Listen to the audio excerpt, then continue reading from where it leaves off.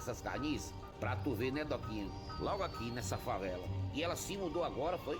Poxinha, faz tempo que a Alcione mora aqui. Pois tá aí que eu não sabia. Nunca imaginei com uma mulher com tanta fama, tanto dinheiro, ainda fazendo tanto show, ia que morar aqui perto desse povo feio.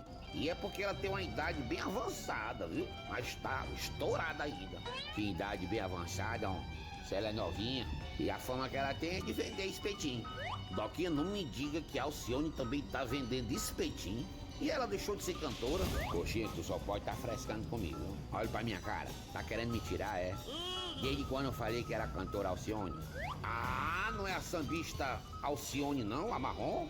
Claro que não, né? Então não sei quem é essa carniça não. Diga logo. Diga.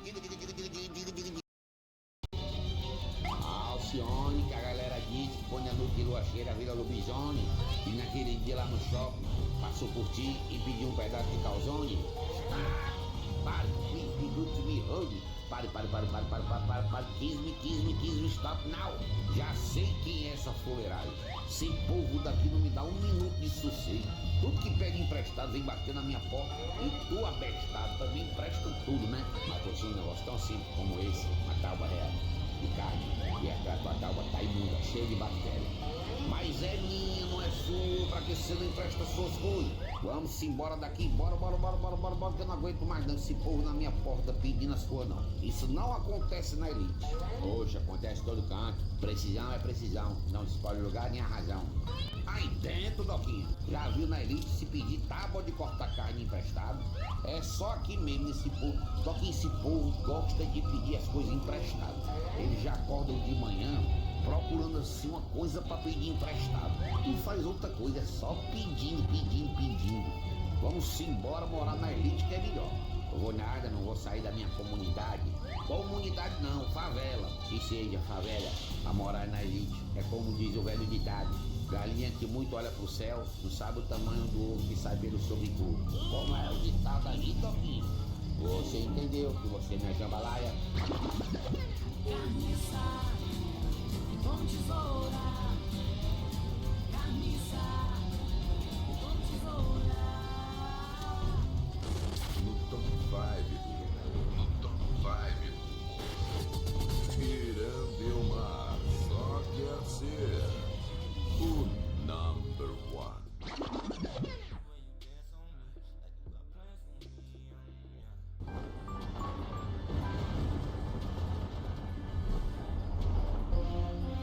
Gotta keep thinking.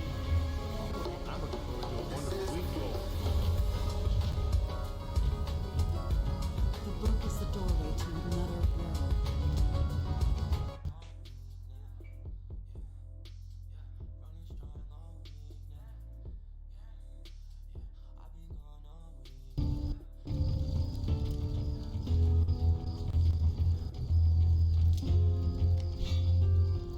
By my hand, the dead shall die again.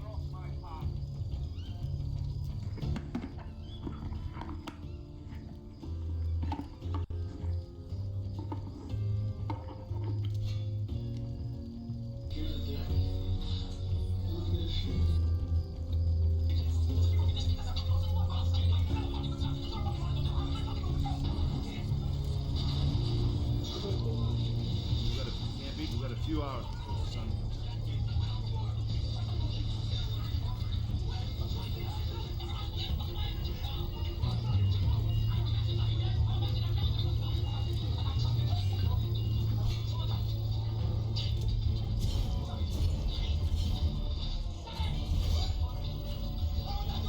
It feels like someone just walked over my grave.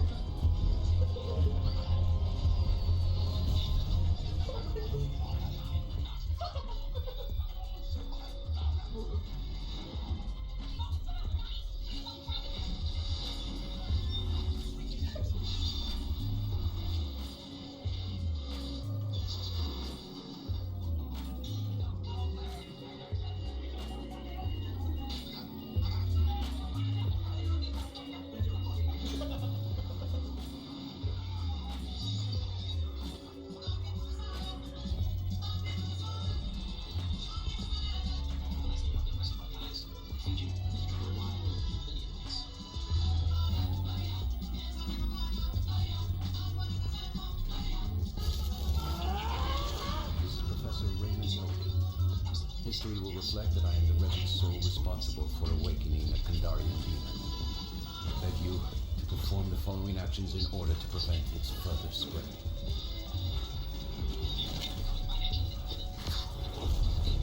I have hidden several pieces of a map nearby. Collect them to reveal the location of the lost pages of the Necronomicon and Kandarian dagger.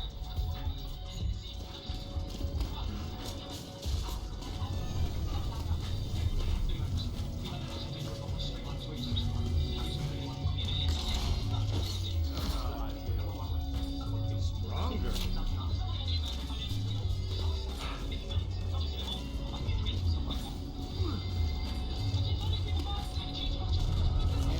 My strength been great.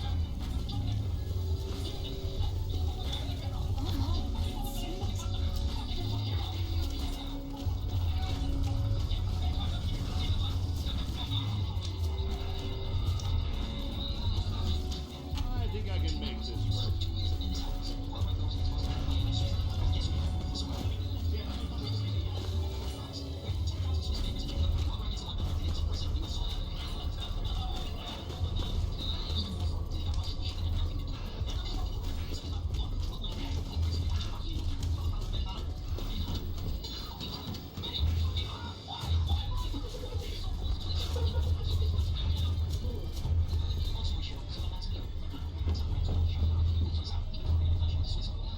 That's right, suckers.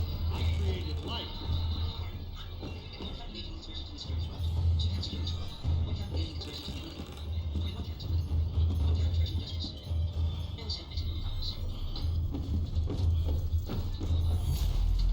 Your team has located the first piece of the map. A solid first step.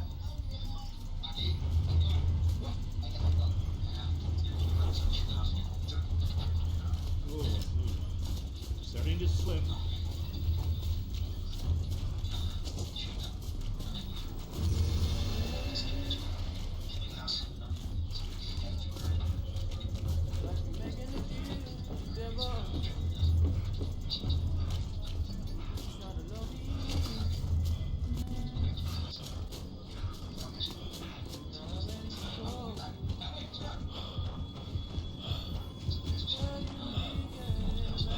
Okay, light.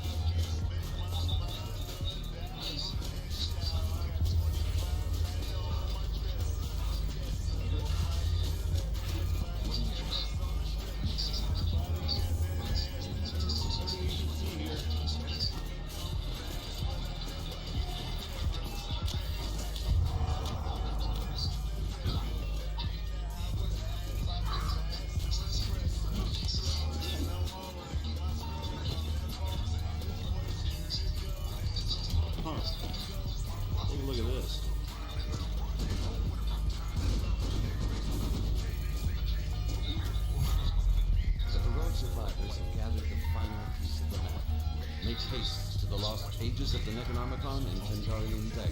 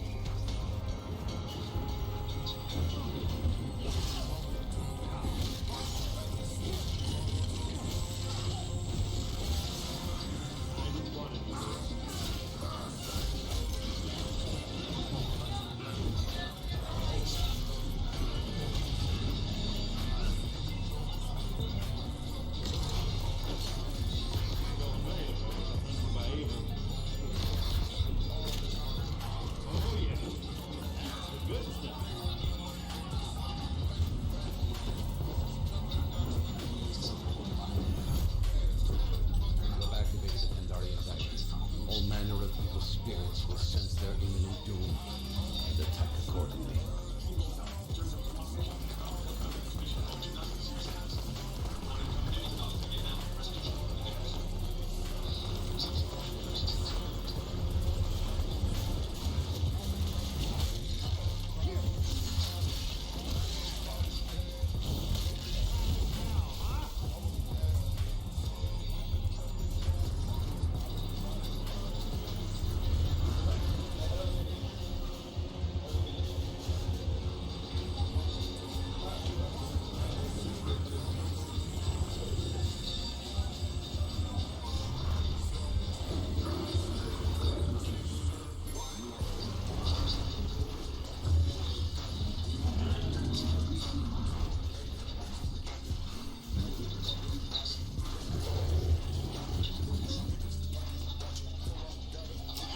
Chuckles. I created it.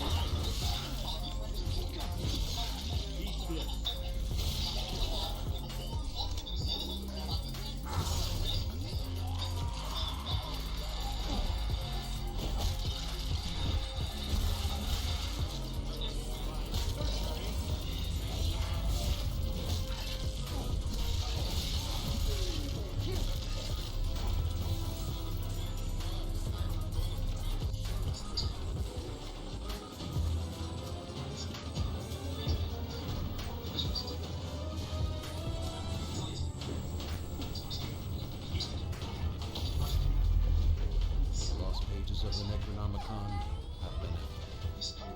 Steel yourself a battle.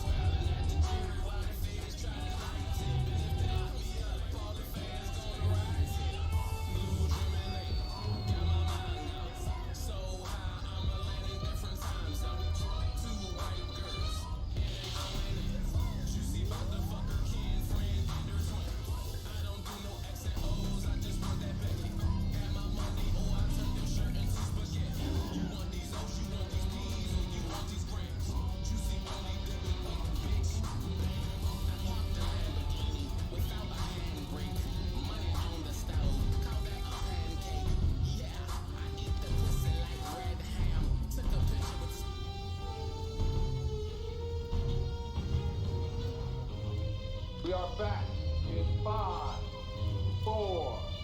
Now, here's Mr. Midnight, Jack Terror! Oh, good evening, Night Owls, and thank you for allowing me into your living rooms once again. Night Owls, we've got a heck of a show in store for you tonight, and I'm very excited for you to see it all unfold before your very eyes. I really hope you love it.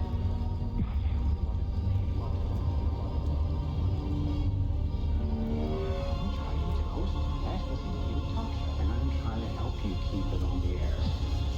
We all know how important it is to keep our sponsors and affiliates happy, but in my humble opinion, there is only one person who really matters in this whole darn crazy business. And that is you, our viewer. You're meddling with things you don't understand. Whoa! Now, as you know, here on Night Owls, we think it's very important to keep an open mind. Please welcome Dr. June Ross Mitchell and Lily, the young subject of the book, Conversations with the Devil. I really don't think it's a good idea, Jack. She's becoming more unpredictable. That's a good thing. That's why we still do live TV. Ladies and gentlemen, please stay tuned for a live television first as we attempt to commune with the devil.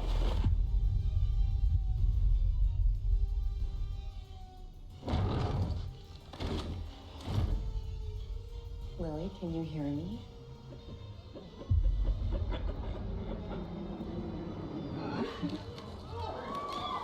Good to see you again, Jack. Lily, return to me. This isn't about ratings anymore. No one's going anywhere. How could you let it happen, Jack? How could you let it happen? Please be warned, anyone with young children in the room. What you're about to see You okay, Jack? is profoundly disturbing and shocking. Get out there, Mr. Midnight. Did you knock us dead? I'm going to end it.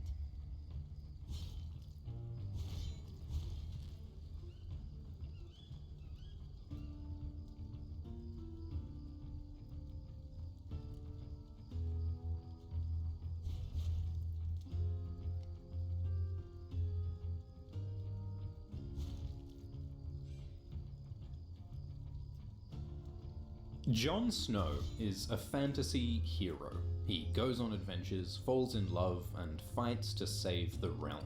As a bastard, Jon feels rejected, so he searches for family and identity, and he struggles to do the right thing in a morally complex.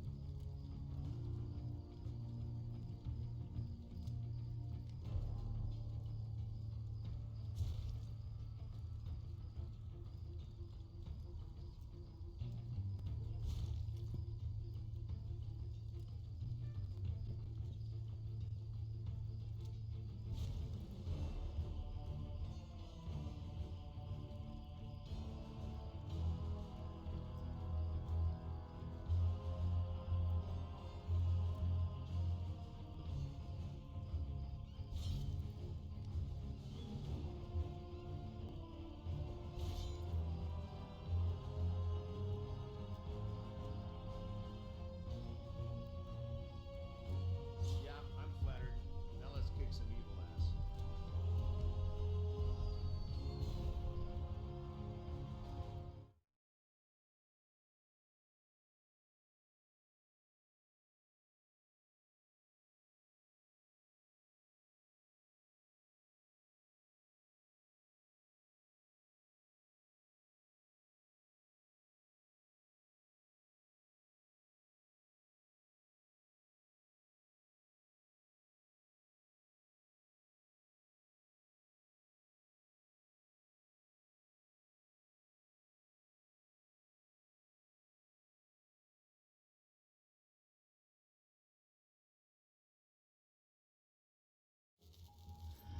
Listen closely. This is Professor Raymond Noby, Department of Ancient History. I know now that nothing can remedy the atrocity I've unleashed, but I believe I can stop it. Follow these instructions.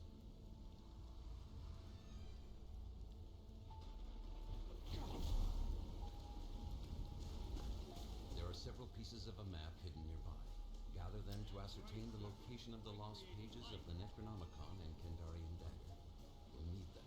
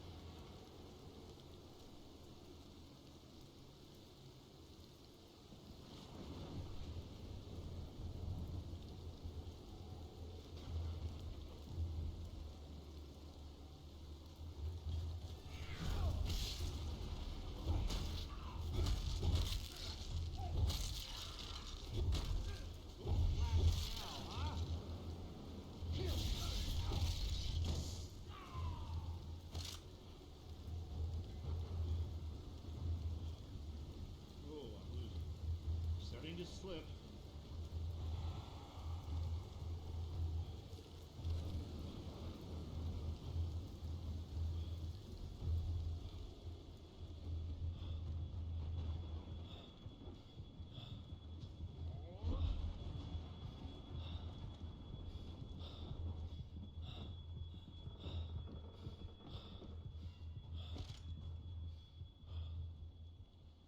Deadites do not like light. I can say that from personal experience.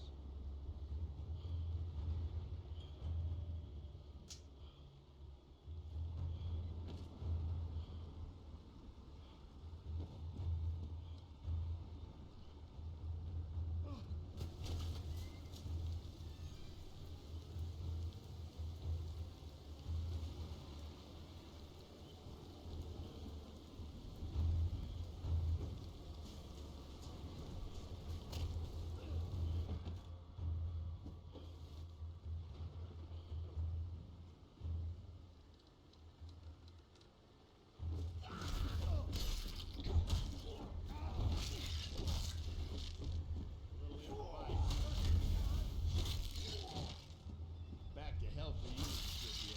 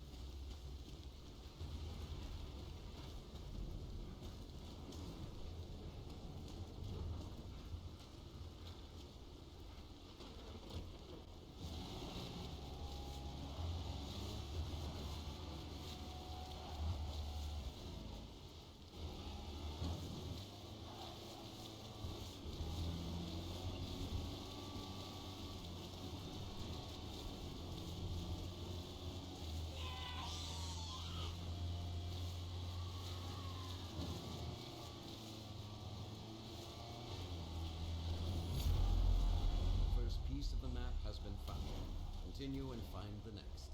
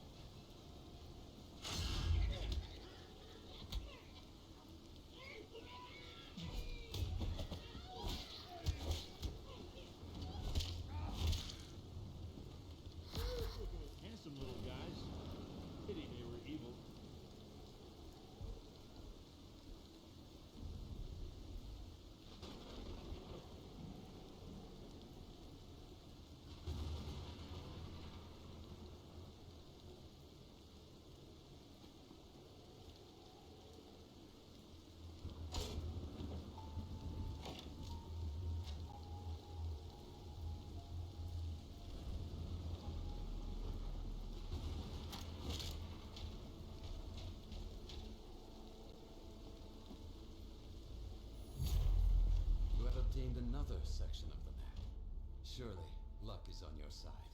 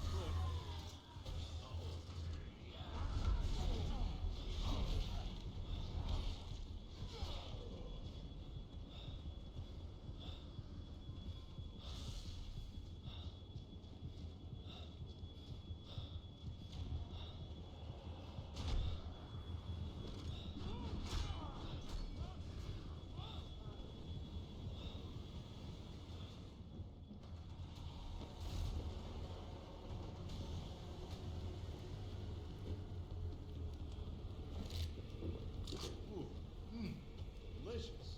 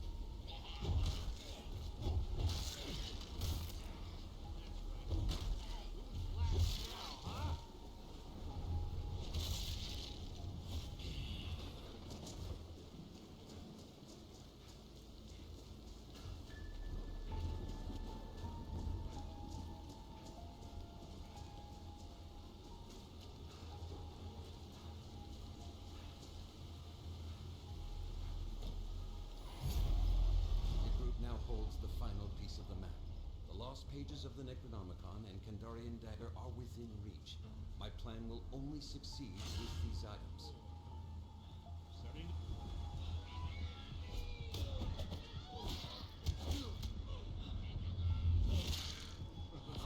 I almost feel sorry for the little guy.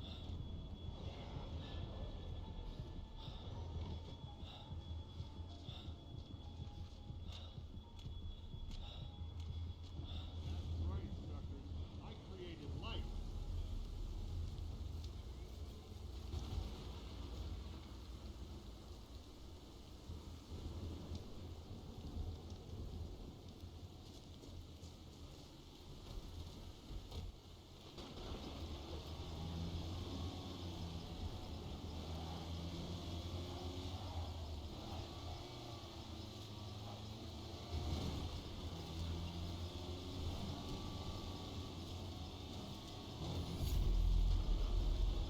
survivors have triggered collection of the Kandarian dagger. Congregate inside its aura to speed the process.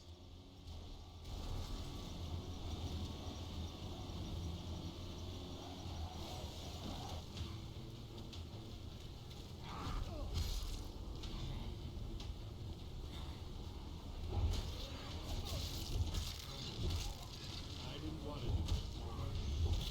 Actually, that's not.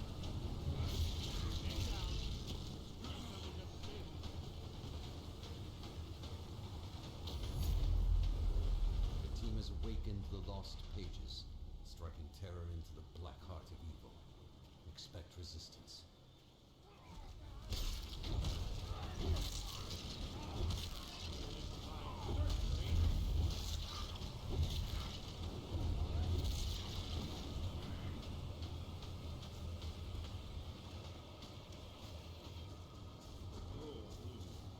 Starting to slip.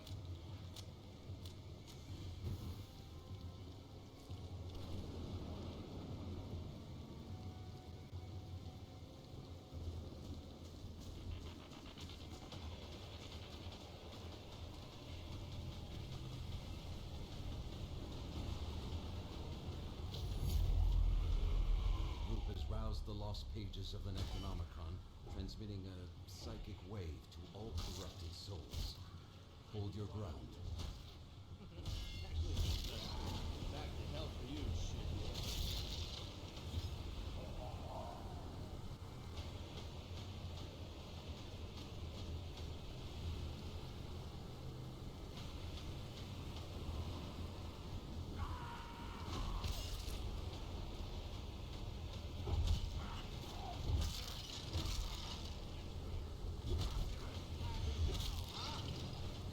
One down. Look to go.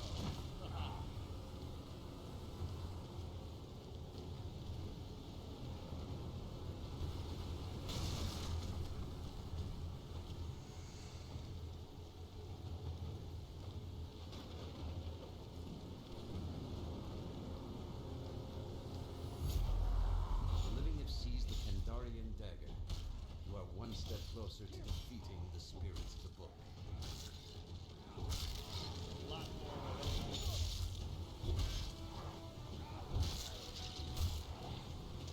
Why, certainly. Good old ships.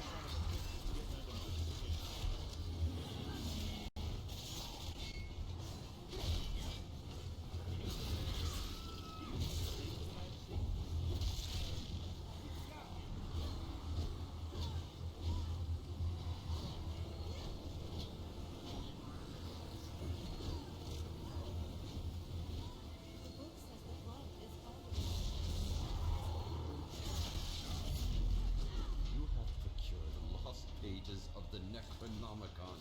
The power of the book is within reach.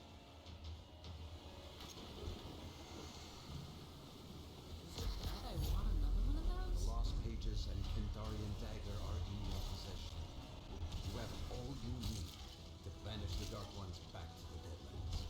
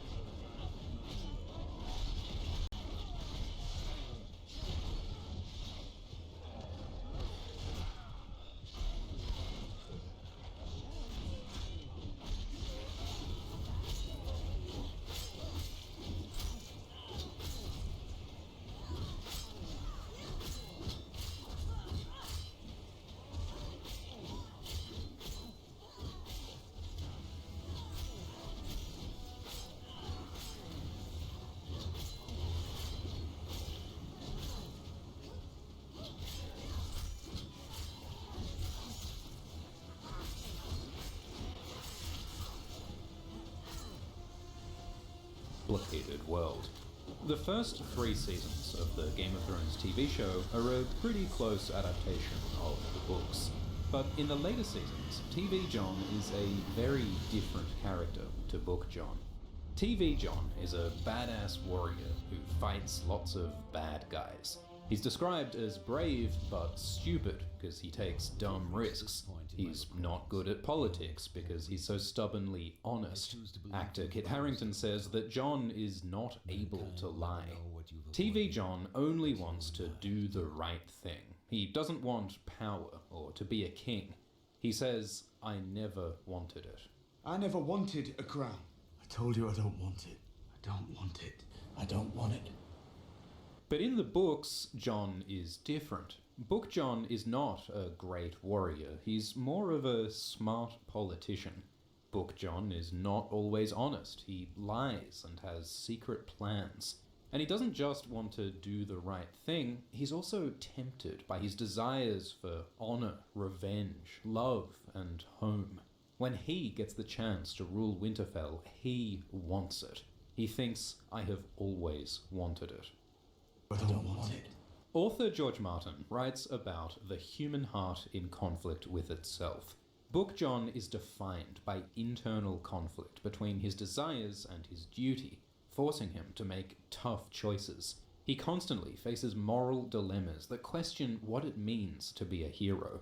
But in the later seasons of the TV show, Jon often has no internal conflict. When he only wants to do the right thing, his choices have no moral or emotional cost. And in the TV show, Jon's big plot twists go nowhere. Like, Jon dies, then comes back to life, but death doesn't much change him, and his resurrection is barely mentioned again. Jon finds out he's a Targaryen, heir to the throne, but Jon doesn't want the throne or to be a Targaryen, so this also doesn't change him. Jon is set up as the prophesied hero who'll defeat the White Walkers, but in the end, Jon just shouts at a dragon while his sister saves the world. After seasons of build-up, these twists and reveals feel pointless. In the books, Jon's resurrection will transform him. His Targaryen blood has power. Jon is deeply connected with prophecy and magic that will change the world of Ice and Fire. Jon's moral and emotional struggles explore the series' central themes of power, family, and heroism. And when Jon collides with Daenerys and Tyrion in the final books, George Martin says it'll be a very different ending to the TV show. So who is the real Jon Snow in the books, and how will his story end? Jon Snow grew up at Winterfell with Lord Eddard Stark, Lady Catelyn, and their children Robb, Sansa, Arya, Bran, and Rickon. But Jon is different to the other kids because he's a bastard. Jon is not Catelyn's son, he's the son of some other woman, and Ned won't tell anyone who Jon's mother is. Some say she was Lady Ashara Dane, others say she was a commoner. The truth is probably that Jon is really the son of Ned's sister, Lyanna Stark, with Prince Rhaegar Targaryen. Ned promised to protect Jon, so that's why he pretends to be Jon's father. That's what was revealed in the TV show, anyway, and there are lots of hints that this is true in the books as well. If Jon is Prince Rhaegar's son, then Jon is arguably the rightful king of Westeros. But everyone thinks he's just Ned's bastard, born outside marriage. So Jon has the bastard name Snow, not the true-born family name Stark. Bastards have lower social status in Westeros and are widely distrusted, so Jon faces prejudice and exclusion. Catelyn feels hurt that Ned cheated on her and raised his bastard in their home. So Cat never accepts Jon. She's cold to him, sometimes cruel, making Jon feel that he's not part of the family. And this is partly for political reasons. Catelyn wants to make sure that her son Robb inherits Winterfell, and she worries that Jon could be a political rival to Robb, so Catelyn always makes it clear that Jon is not a true Stark. Jon even looks different to the Starks. In the books, Robb, Sansa, Bran, and Rickon have auburn hair and blue eyes, like their mother Catelyn. But Jon has dark brown hair and dark grey eyes like Ned. So Jon is the black sheep, who doesn't fit in. The only kid who looks like John is Arya, and she's also a misfit because she's a rebellious tomboy. So John and Arya are close. John musses her hair and calls her little sister. Rob is John's best friend and rival. John is kind to Bran and to young Rickon, though Sansa is distant with John. She calls him half-brother, not brother. So John loves the Starks, but because he's a bastard, he feels he's not part of the family. In Book 1, John is a 14-year-old boy. He's quiet, brooding, sometimes sullen and hot-headed, but he's empathetic and open-minded, willing to listen, learn, and grow. In Chapter 1, the Starks find 5 direwolf pups. Direwolves are mystical creatures, and the symbol of House Stark. Bran wants to keep the pups, so John convinces Ned that the 5 pups should belong to the 5 Stark kids. John excludes himself, says he doesn't get a wolf because he's a bastard. John sacrifices his own happiness out of kindness for Bran. But then John hears a noise that no one else can hear, so he finds one more direwolf pup apart from the others. It's an albino with white fur and red eyes, who he names Ghost. So Ghost and John are both different and apart from their families. Ghost's white fur and red eyes could be a hint of John's real father Rhaegar, because Rhaegar also had pale hair and wore Targaryen red. But it's strange how John finds Ghost, because John hears a noise, but we learn later that Ghost is always silent. Ghost never makes a sound. So what noise did John hear? Maybe John was influenced by Bloodraven. Bloodraven, or the Three-Eyed Crow, was once a Targaryen bastard politician. Now he's a greenseer, a sorcerer with the magic of the old gods. Bloodraven teaches Bran magic later on. And throughout the books, Bloodraven manipulates events from afar by giving people dreams and by controlling animals with skin changer or warg magic. Ghost is connected to this magic. Ghost's white fur and red eyes look like the white and red weirwood trees.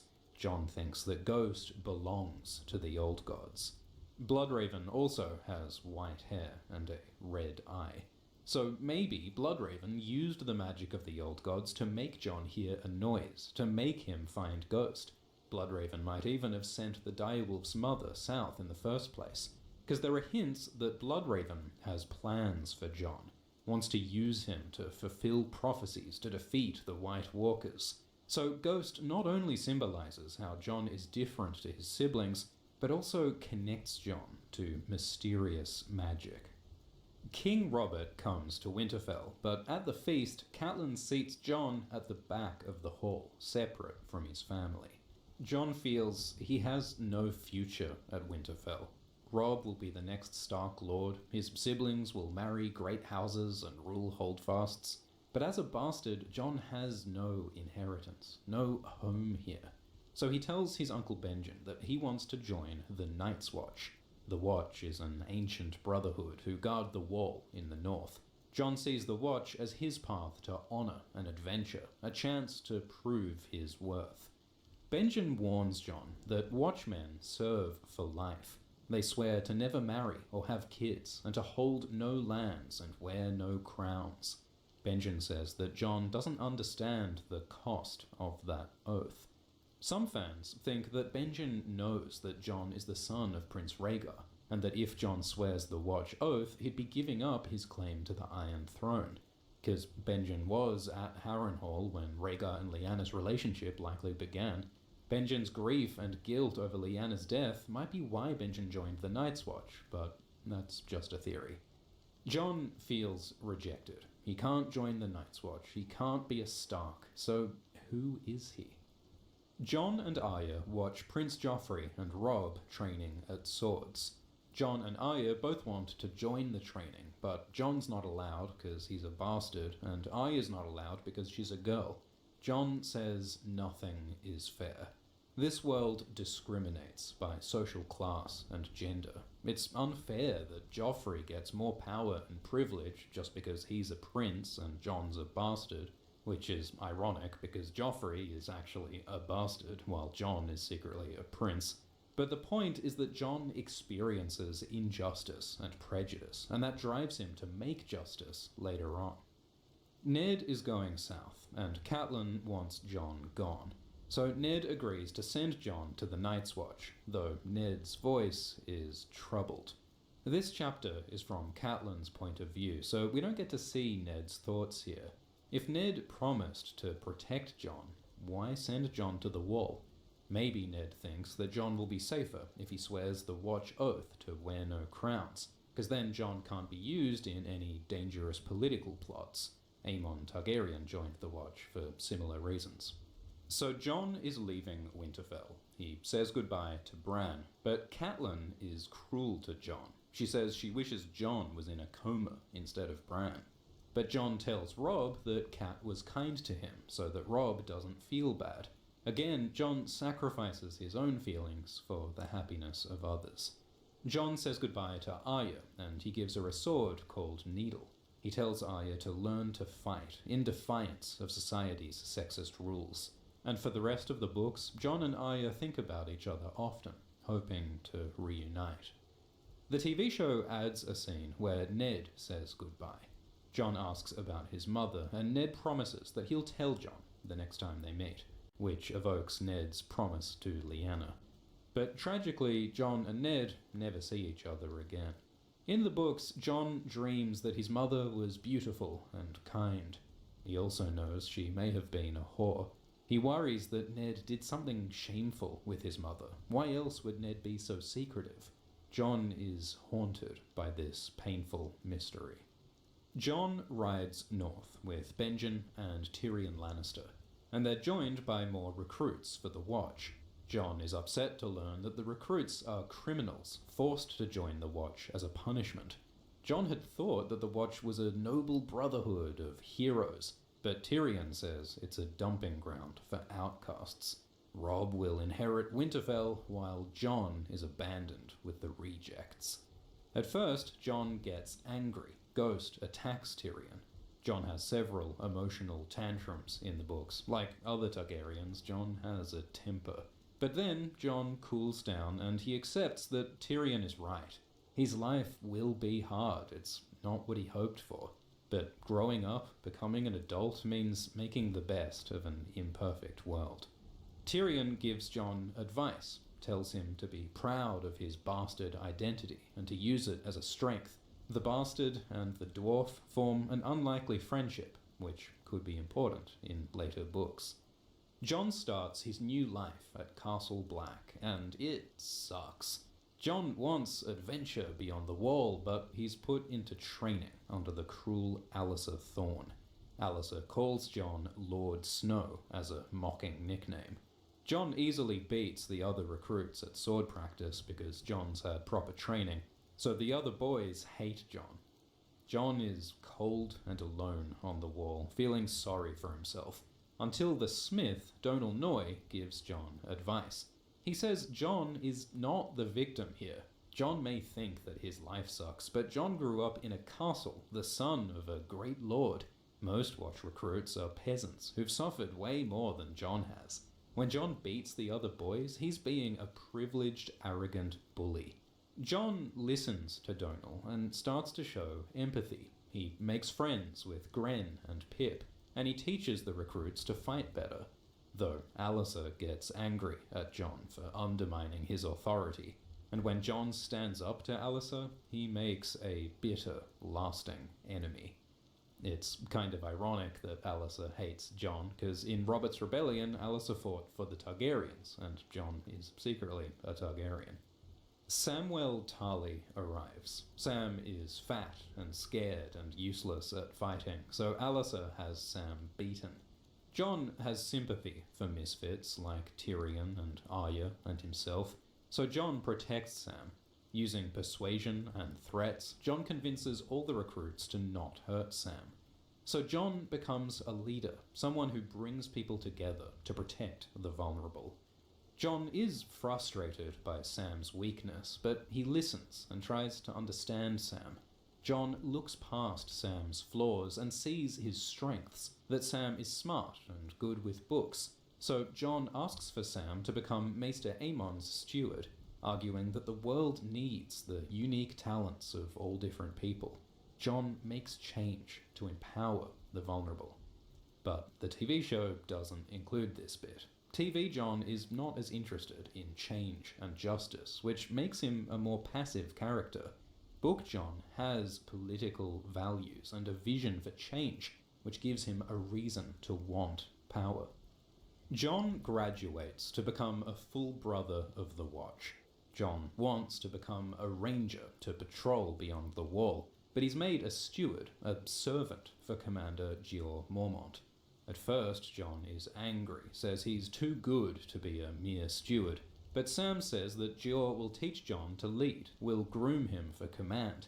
So again, John listens, puts aside his childish arrogance, and accepts his new responsibilities. John swears his Night's Watch oath at a weirwood tree, sacred to the old gods, because he feels connected to the gods of the Starks and the North. He swears to take no wife, no lands, no children, and no crowns, to be the sword in the dark, the fire against the cold, the light of the dawn, to guard the realms of men, until his death.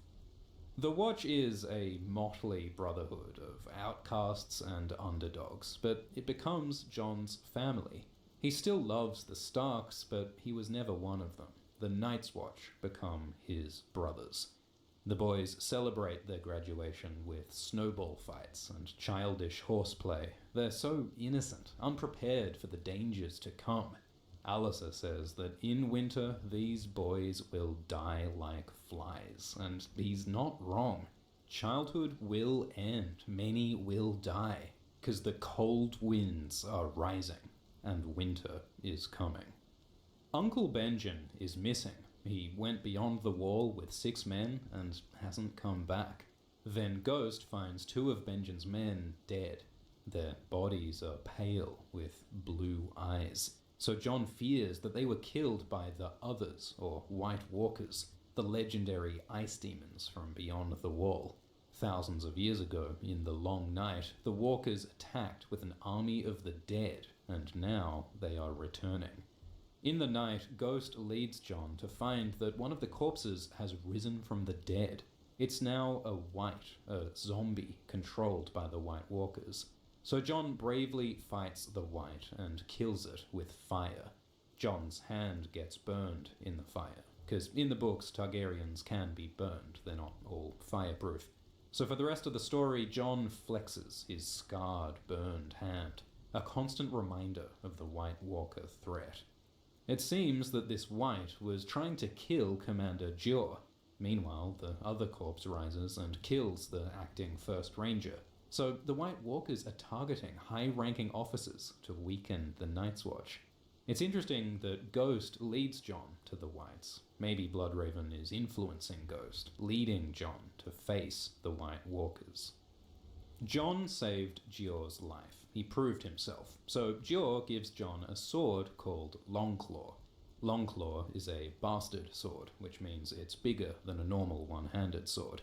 And Longclaw is Valyrian steel, a super sharp blade from Valyria, the ancient Dragonlord Empire, which subtly connects John to his Targaryen Valyrian ancestors. For centuries, Longclaw was held by Jeor's family, House Mormont, passed down from father to son. But Jeor's son Jorah fled the country. So when Jeor gives the sword to John, he symbolically chooses John as his new son. And John has mixed feelings about this. John had once dreamed that his father Ned would give him the Stark family sword. John is loyal to Jeor, and John is desperate for a father figure, but he doesn't want to replace Ned. So he feels torn between the Night's Watch and the Starks, but he accepts the sword. And Longclaw gets a new pommel shaped like Ghost.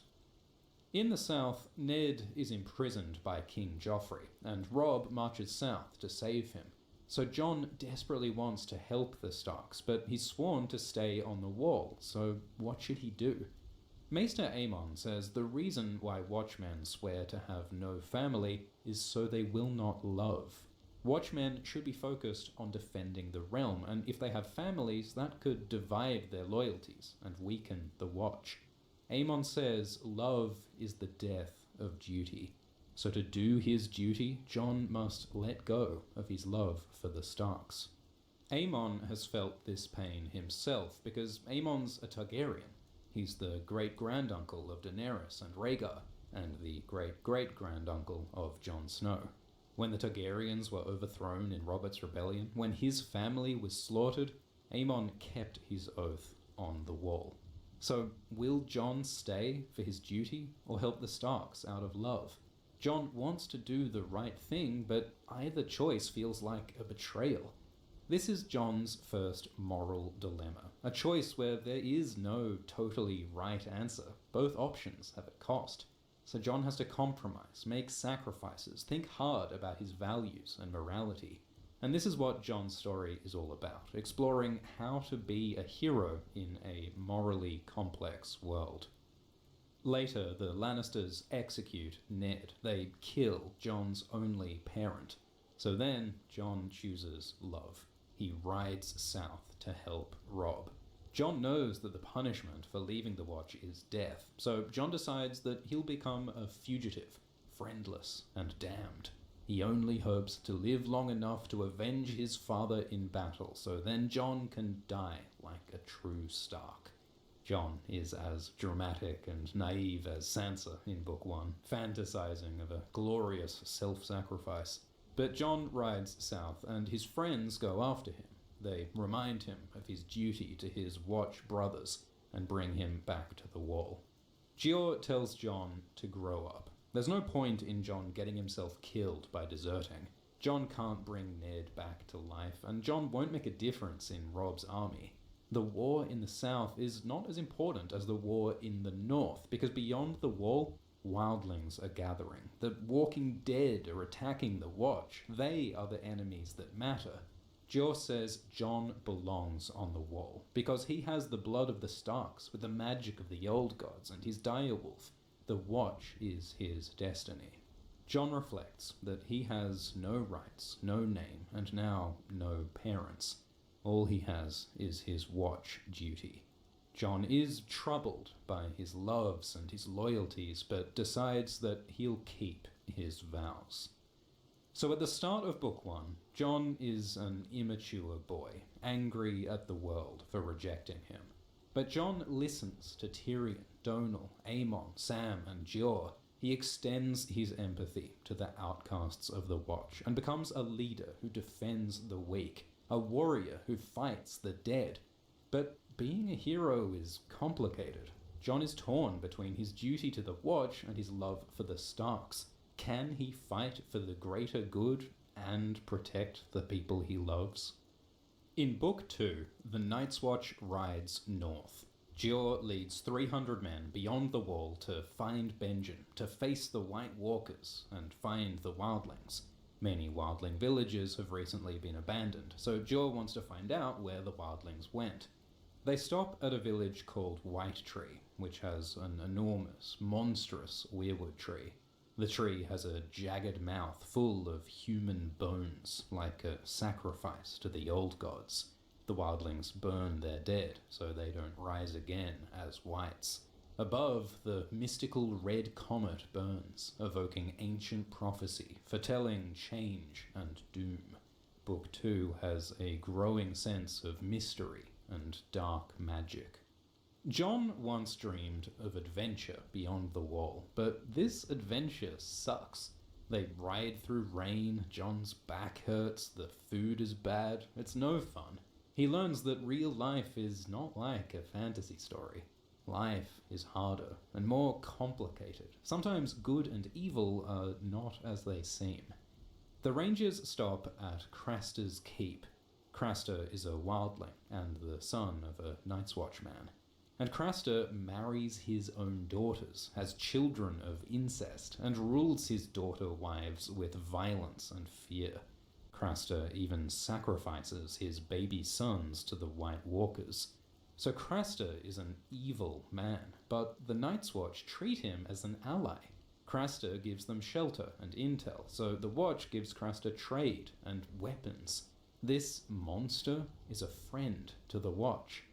One of Craster's daughter wives, Gilly, begs John for help. She's pregnant, and she wants John to take her and her baby to safety. John wants to help her, but the Watch won't protect a wildling girl, and won't defy their friend Craster. So John feels ashamed. He had thought that the Night's Watch were the good guys, but they won't help this innocent girl, and they befriend the evil Craster. Ned taught John that it's wrong to make alliances with evil men, so John questions if the Night's Watch is doing the right thing. Gior says the Watch's only purpose is to guard the realm, not do justice. That sometimes you have to tolerate evil for the greater good. So John wonders if it's right to compromise your morals. If you protect the realm but tolerate evil, what are you saving?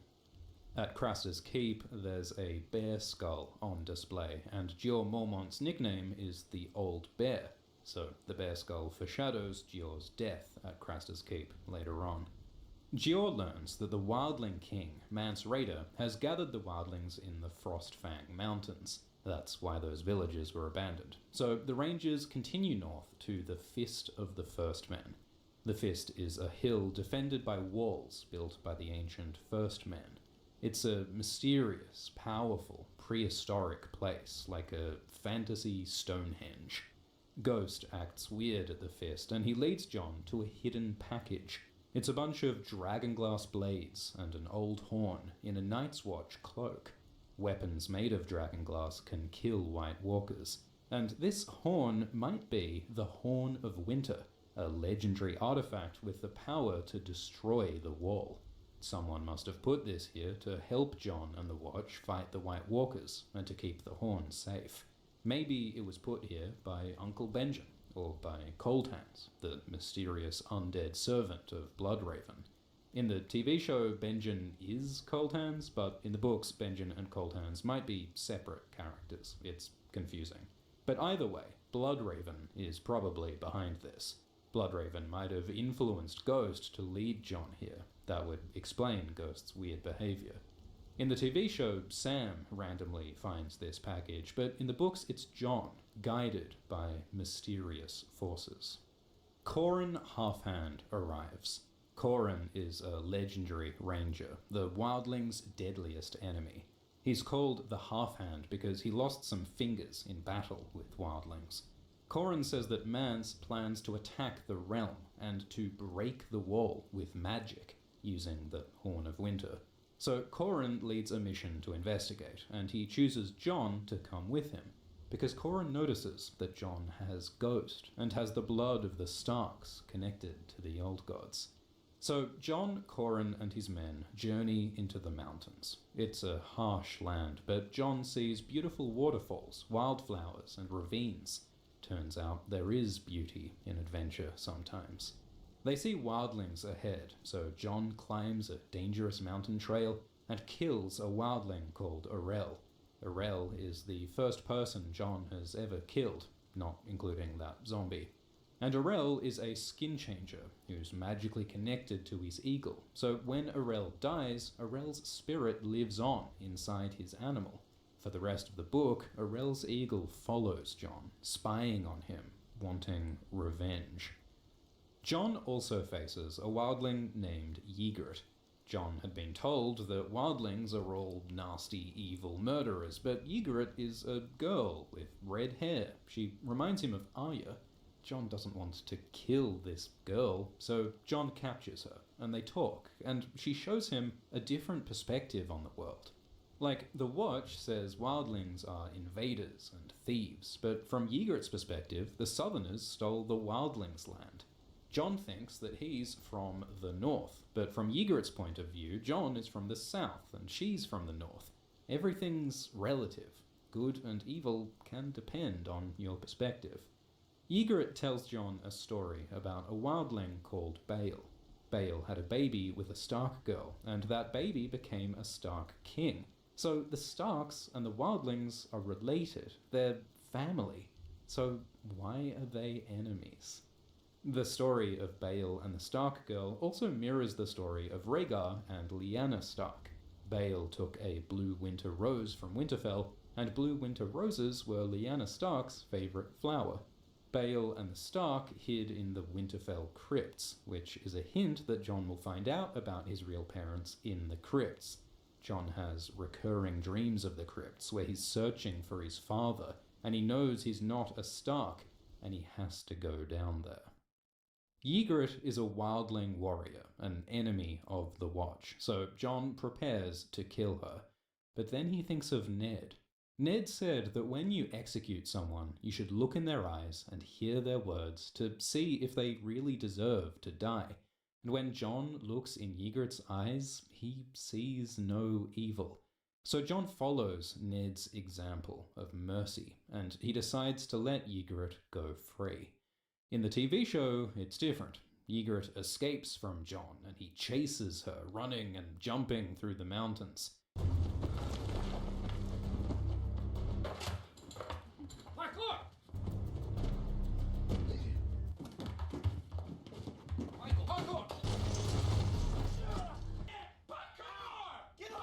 But in the book, Jon chooses to spare Ygritte. He makes a moral decision. He's learning that the world is more complex than Night's Watch good and wildlings bad. People are not just black and white. That night, Jon has a crazy dream. He magically connects with Ghost, and he sees a weirwood tree with Bran's face. Bran connects with Jon and Ghost from afar through the magic of the old gods, and he shows Jon a huge wildling army nearby.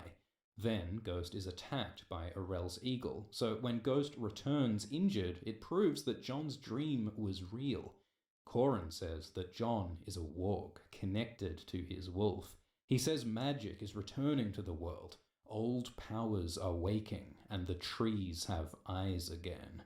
In the TV show, Corran is not interested in magic or in Ghost. The show removes most of the magic from Jon's story.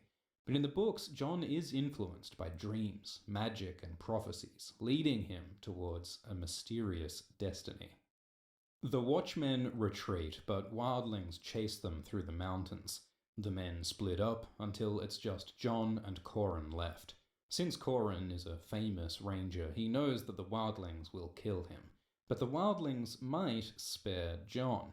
Corran tells Jon to join the wildlings, to infiltrate the enemy and find out their plans. Jon doesn't want to be a spy. He wanted to be an honourable hero, not a sneaky traitor. But sometimes a hero has to sacrifice their honour for the greater good. So when Jon and Corran are caught by the wildlings, Corran pretends to be angry at Jon and attacks him, and lets Jon kill him. With the half-hand dead, the wildlings let Jon live, for now. So, in Book 2, Jon finally gets an adventure beyond the wall, but it's not like he expected. Turns out the Night's Watch aren't all good, because they work with Craster and don't help Gilly. And the wildlings aren't all evil. Some of them are cute redheads.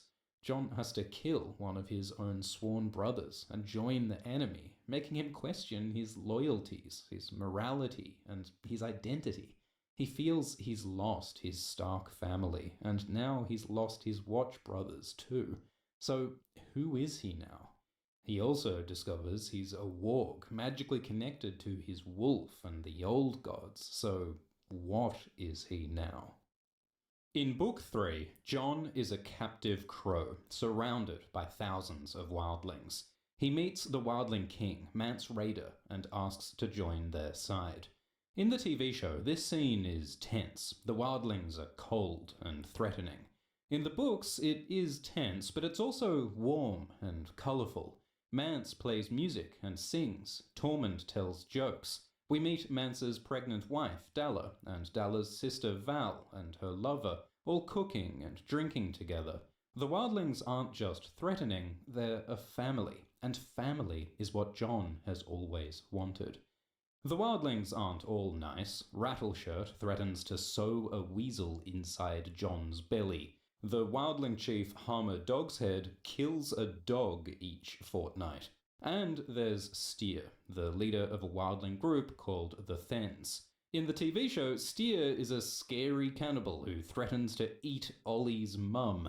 But in the books, Steer is a more reasonable political leader. The Thens are the most technologically advanced and socially organized wildling culture. They forge bronze weapons and have lords and laws, which is important later when Jon tries to integrate the Thens into the realm. So wildlings aren't all the same. Their cultures are unique and colourful. In the TV show, Mance is a tough, proud wildling leader, but in the books, Mance has more layers. He's smart, charismatic, and passionate, with a real philosophy to his motivations. 'Cause Mance was raised by the Night's Watch, but he left to join the wildlings, because Mance wants freedom, individuality, and pleasure. He joined the wildlings for a place where a kiss was not a crime, where a man could wear any cloak he chose. The wildlings call themselves the Free Folk, because they don't kneel to lords or kings. They do sometimes follow kings like Mance, but only by choice. They're always free to do what they want. Free folk are not divided into highborn and lowborn, or trueborn and bastards, and women have more equality, with spearwives like Ygritte fighting alongside men. The wildling life is dangerous, but Ygritte says freedom and pleasure are worth the risk.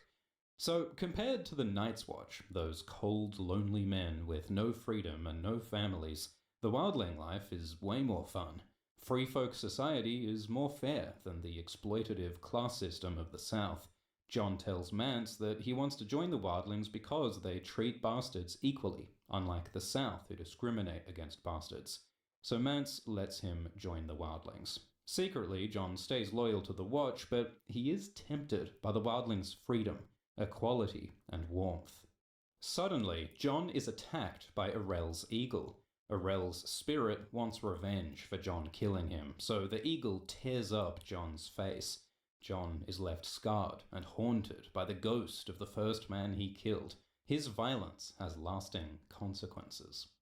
The wildlings go to the Fist, and they learn that the Night's Watch were attacked here by White Walkers. In this battle, hundreds of watchmen were killed, and later Commander Dior is killed in a mutiny. So, with the Night's Watch scattered, now's a good time for the wildlings to attack. Mance sends Steer and Ygritte and Jon and 100 wildlings to climb the wall and attack Castle Black. Mance says if Jon is disloyal, cut out his heart. Ygritte helps Jon be accepted by the wildlings. She's grateful that Jon spared her life, but she also has a big crush on Jon and wants to have sex with him.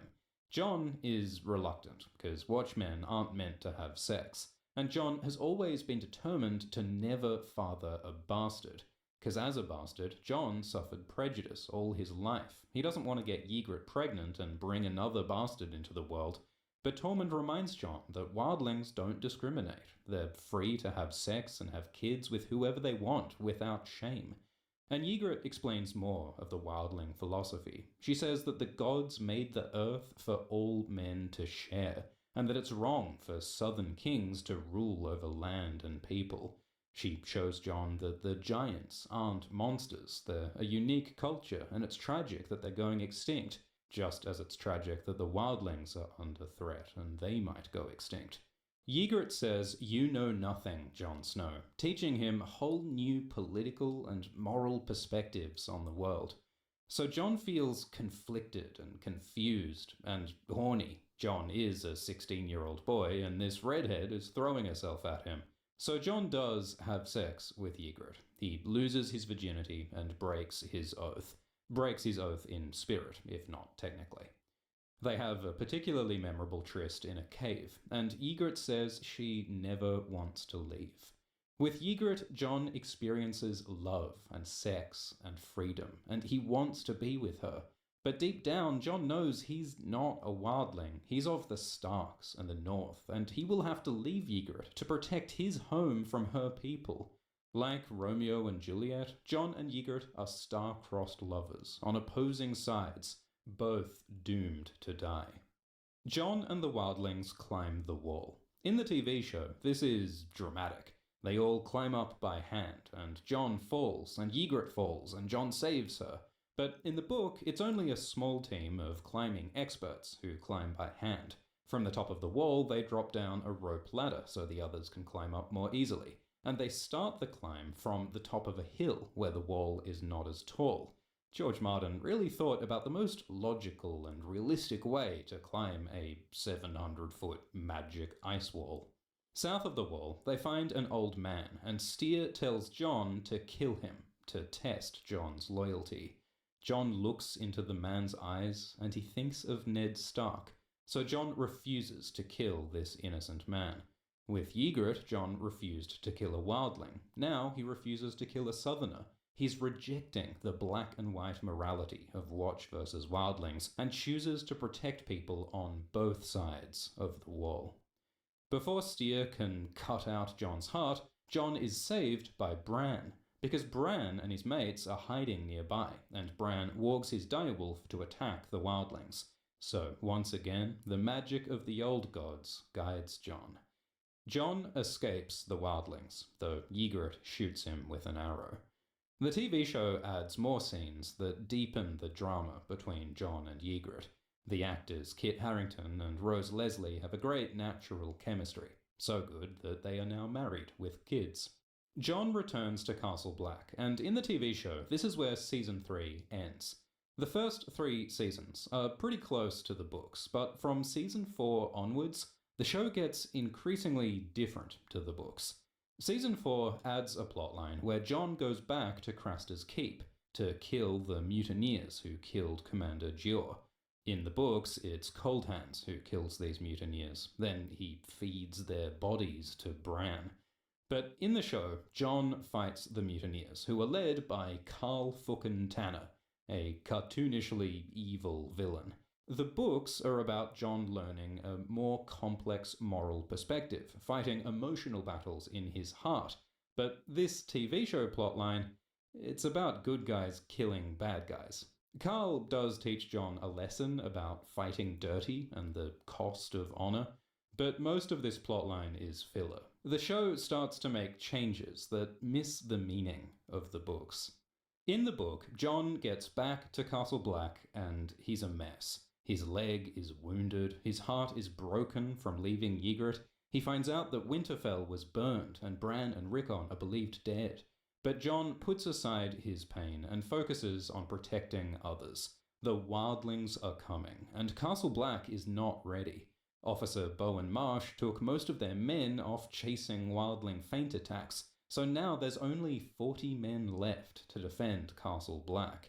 Steer has 100 wildlings south of the wall, so it looks like they're doomed. But Jon and Donal make a plan. In the night, Steer's wildlings attack, and Jon shoots at them with arrows. Jon knows these wildlings. He travelled with them, climbed the wall with them, and now he has to kill them.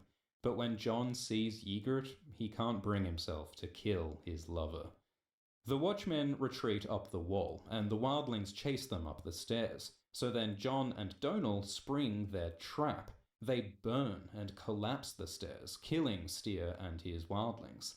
So, in the TV show, Jon has an epic sword fight with Steer, but in the book, Jon uses a smart plan to win.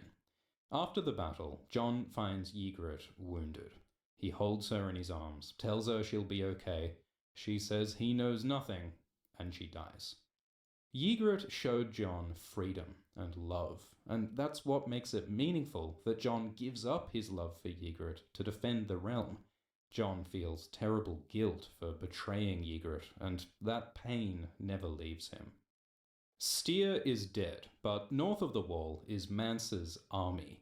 Tens of thousands of wildlings, with cavalry and chariots, and 100 giants riding 100 mammoths. Some mammoths have towers full of bowmen on their backs, like the Oliphaunts in Lord of the Rings. This is the full strength of the free folk, the fury of the wild, come to smash their way south. Jon looks at the wildlings and thinks, "There is no place for you here, go away." And this same line is also in a dream Jon has about Winterfell. The Stark statues tell Jon, "There is no place for you here, go away."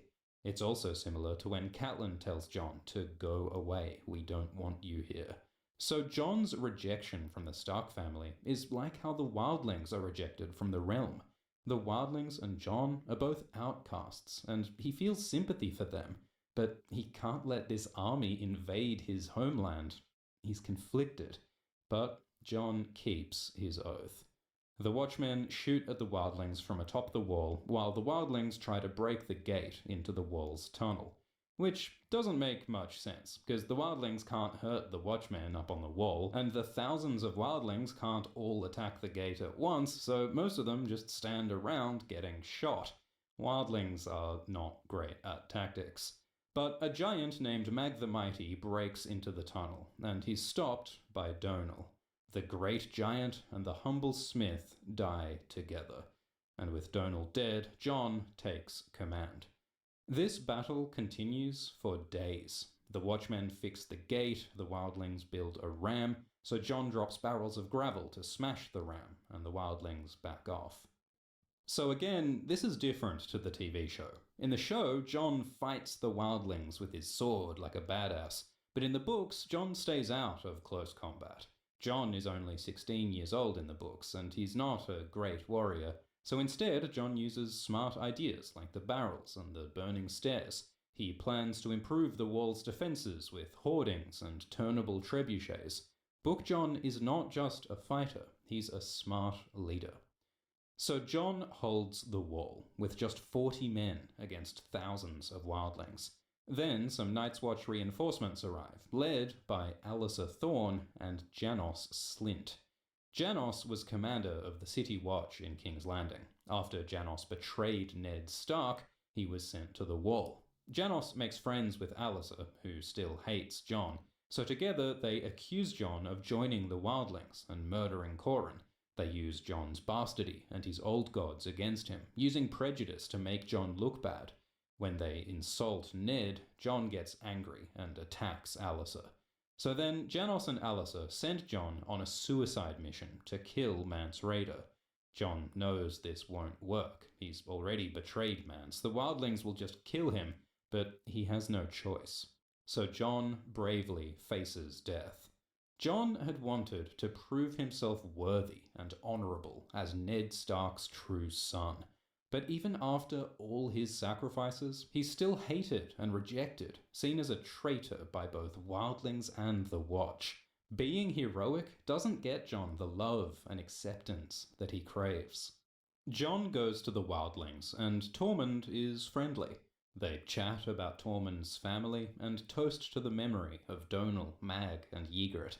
There are good people on both sides of this war, so the conflict feels tragic and pointless. Was Jon's victory over the wildlings truly right? Then Jon faces Mance. Mance wants the fighting to end. He says his people have bled enough. The White Walkers have been attacking the wildlings for years, driving them from their land. So the wildlings need to get south of the wall to escape from the dead. The wildlings aren't just invaders, they're refugees. Though Jon knows that some of the wildlings are brutal raiders, so it's not easy to just let the wildlings in. Mance says he has the Horn of Winter and threatens to use it to destroy the wall, though this horn is probably a fake. Jon considers sacrificing himself to break the horn, but at the last moment the wildlings are attacked by Stannis Baratheon's army. The Night's Watch sent letters to every king in the realm, begging for help against the wildlings, and the only one who shows up to protect the realm is Stannis. Stannis' knights quickly defeat the disorganized wildlings, and Jon protects Mance's wife Dalla as she dies giving birth to a baby. So Stannis saves the Night's Watch. He wants to defeat the White Walkers and to win the Iron Throne. So he needs to take the North, which is currently ruled by the Boltons. Stannis needs a northern leader loyal to him, so Stannis offers to legitimize Jon, to make him legally trueborn, not a bastard. Jon Snow would become Jon Stark, the Lord of Winterfell. This is what Jon has always wanted, to be a true Stark, Ned's heir, to defy the rejection of Catelyn and his envy of Robb, and to claim Winterfell as his home. Stannis also wants to marry Jon to Val, the sister-in-law of King Mance, so that Jon and Val might form an alliance between the North and the Wildlings. Jon is attracted to Val. She's beautiful, capable, and witty. She flirts with Jon, and Jon fantasizes about having children with her at Winterfell. Jon wants this more than anything. But to rule Winterfell, he'd have to leave the Night's Watch, desert his sworn brothers. And Stannis' priestess Melisandre wants Jon to burn the Winterfell weirwood tree and to worship her fire god R'hllor. Jon can't betray his father's gods, the gods of Ghost and of his dreams. So Jon is tempted by Stannis' offer to become a Stark, but the Night's Watch needs Jon. With Commander Jeor dead, the Watch holds an election to choose a new leader. Janos Slynt almost wins the vote, but then Sam does some sneaky political manipulation to help Jon win. Jon doesn't want to be commander, and some Watchmen see Jon as a traitor, a bastard, and a warg. But others think that Jon is a good choice because he was Commander Jeor's steward and Ned Stark's son and Benjen's nephew. He stopped the Wildlings in battle, and Jon also gets support from a raven. Because Jeor Mormont had a talking pet raven, and at the final vote, this raven reappears and says, "Snow, snow," and lands on Jon's shoulder. It's like a sign that Jon should be the next commander. So Jon wins the vote and becomes the 998th Lord Commander of the Night's Watch. It's pretty weird that a talking raven helps Jon win an election. This raven often seems intelligent throughout the books, as though it understands human language. Later, the raven seems to give Jon a dream about fighting the dead with a flaming sword and black ice armor, and the raven says King Snow, Jon Snow, then wakes Jon with a gnarled hand. So some fans think that this raven is magically controlled by Bloodraven. We know that Bloodraven can magically control animals, and he has used ravens to spy in the past, so maybe Bloodraven uses this raven to spy and influence the Watch. It looks like he's guiding Jon to lead the Watch to defeat the White Walkers, and perhaps to become a king. The TV show removes the talking raven and removes Sam's sneaky politics. It takes away the magic and the moral ambiguity and just has Jon win because he's a cool guy. But in the books, Jon becomes commander of the Watch. The wall is his, the night is dark, and now he's got Stannis to deal with too. In Book 3, Jon tastes freedom and love with Ygritte, but he gives that up for his duty to protect the realm. Stannis offers to make Jon the Stark of Winterfell, his deepest desire, but again Jon sacrifices his desires for the greater good. Jon wants to do the right thing, but it's hard to know which choice is right. The Wildlings show him a whole different perspective on politics and morality. Good and evil are more complex than he thought, and every choice Jon makes has a painful cost. He's lost the Starks, he's lost Ygritte, he's lost friends in battle, leaving Jon wounded and traumatized. He becomes more withdrawn, sad, and isolated, as he struggles to do the right thing in an impossibly complex world. In Book 5, Commander Jon Snow walks a dangerous political tightrope. Jon has to help Stannis, or else Stannis will destroy him. But if he helps Stannis too much, the Lannisters will destroy them. Cersei actually plans to assassinate Jon in the books, but she fails. Jon also needs to make peace between the Night's Watch and the Wildlings before the White Walkers come and kill them all. Can Jon unite everyone to survive this winter? In Book 5 and Season 5, Jon's plotline becomes very different in the books compared to the TV show. In the book, Maester Aemon says, "Kill the boy and let the man be born." Jon must let go of his innocence and weakness, must make hard choices and do the things that must be done. So Jon makes tough decisions. He sends his best friend Sam far away to the south to become a maester. Sam doesn't want to go, so Jon forces him to leave. Sam feels that Jon has changed. He's not Jon anymore. He's become Lord Snow, a harsh, cold leader. Many characters call him Lord Snow now. It started as Alice's mocking nickname, but now the name is a source of strength, just like Tyrion suggested. Jon also sends Aemon south, because Melisandre wants people with king's blood so she can burn them in magic rituals. Aemon has king's blood because he's a Targaryen, so Jon sends Aemon south to save him from Melisandre, even though Jon knows that Aemon is so old that he might die on this journey, and he does. And Jon makes another harsh decision. He sends Gilly south, but he secretly forces Gilly to abandon her baby, and to instead take Mance and Dalla's baby south, because King Mance's baby also has king's blood. Melisandre might burn him. So to save him, Jon secretly swaps the babies. Gilly begs Jon to let her keep her child, and Jon does feel terrible, but Lord Snow stays strong and cold, and does what must be done.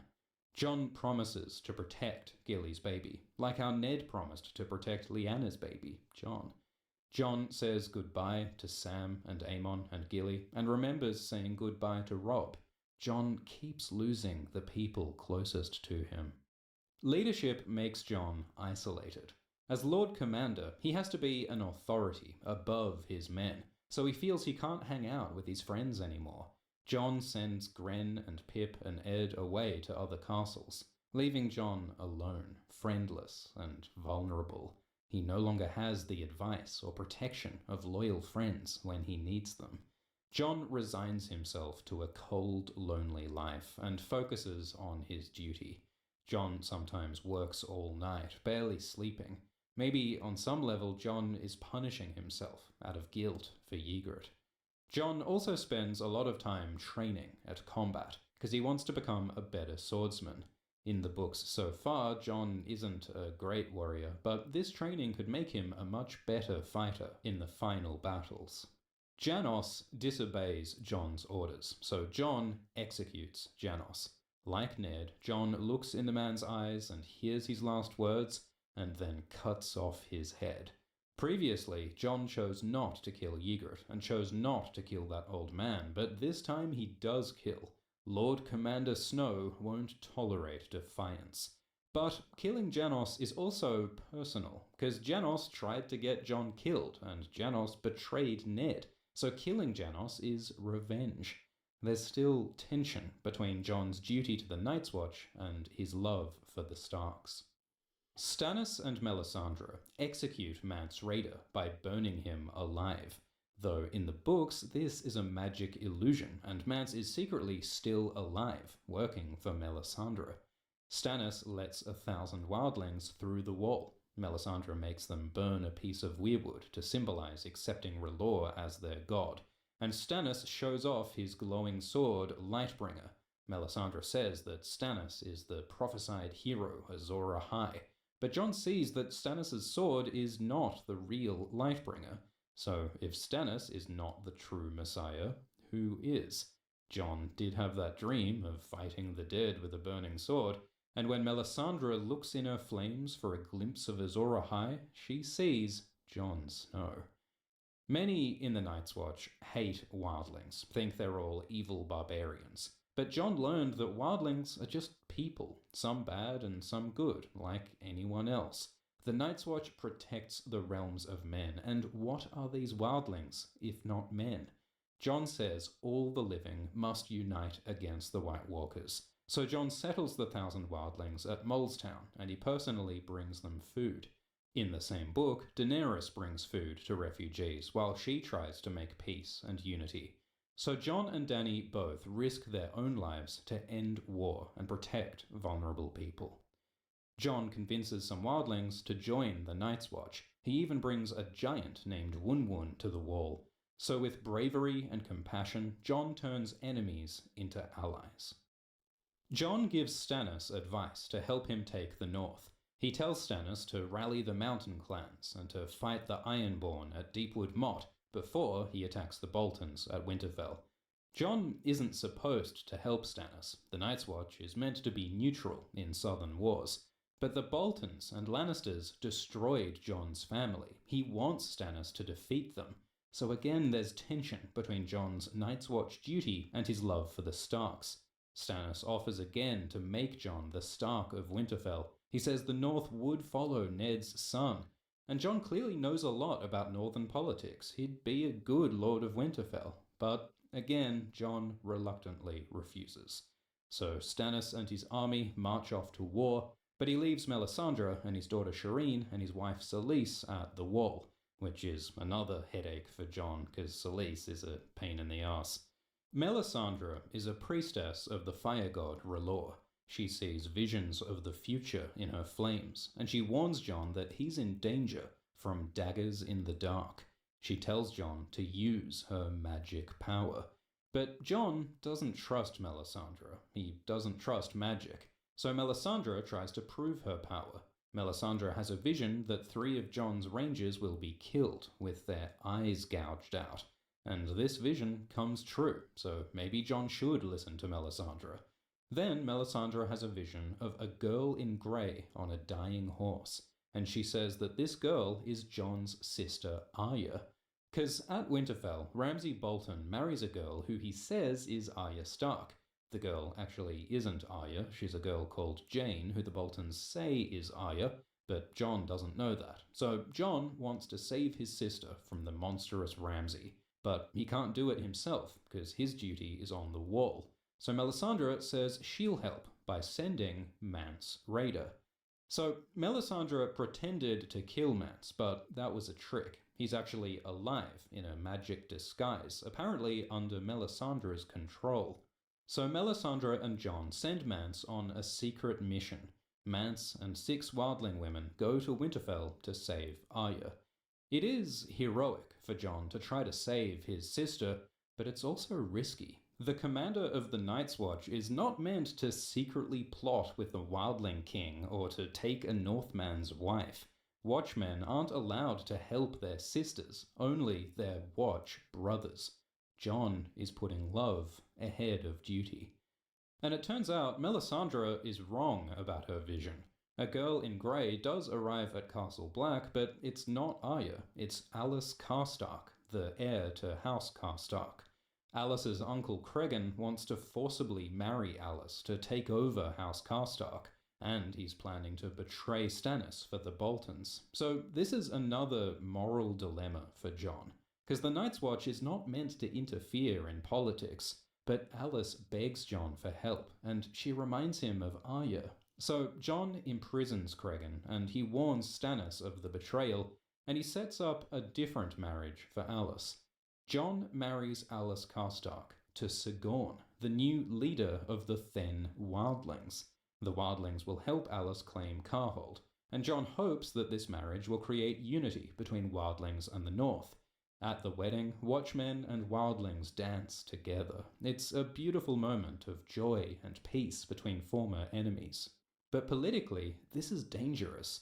Many Northmen will be outraged that the Watch married a northern girl to a Wildling and helped Wildlings take over a northern castle.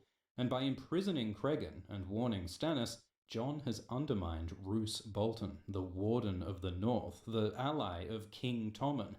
Jon has to make bold changes to prepare for the White Walkers, but his radical decisions, his political interference, and his personal biases put the Night's Watch in serious danger.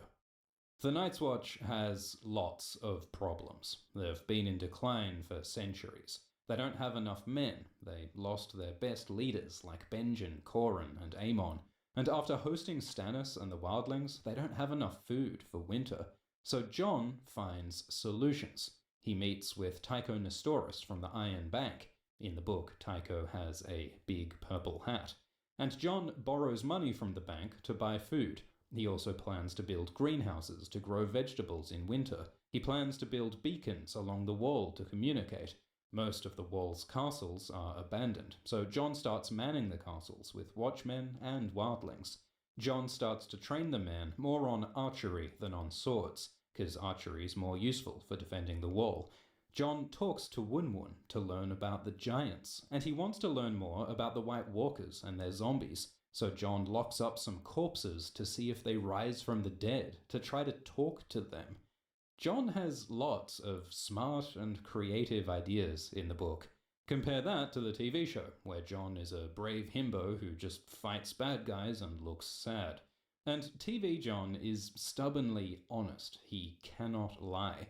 But book Jon does lie and has secret plans, like when he swaps the babies, and when he sends Mance to Winterfell. He also sends Val to go and find Tormund, even though Jon promised Stannis that he wouldn't. Jon doesn't like breaking his word, he wants to be honourable, but he feels that saving the realm is more important than his honour. Sometimes a lie is the right thing to do. The TV show gives Jon morally uncomplicated conflicts, battles against evil, but book Jon grapples with difficult, ambiguous moral questions. Jon also makes change and justice, because Benjen said that everyone in the Watch has equal opportunities. You get what you earn. But we see that's not true. Waymar Royce gets special privileges because his dad is a lord. Most of the powerful positions in the Watch go to true-born men from noble families. The Watch isn't fair.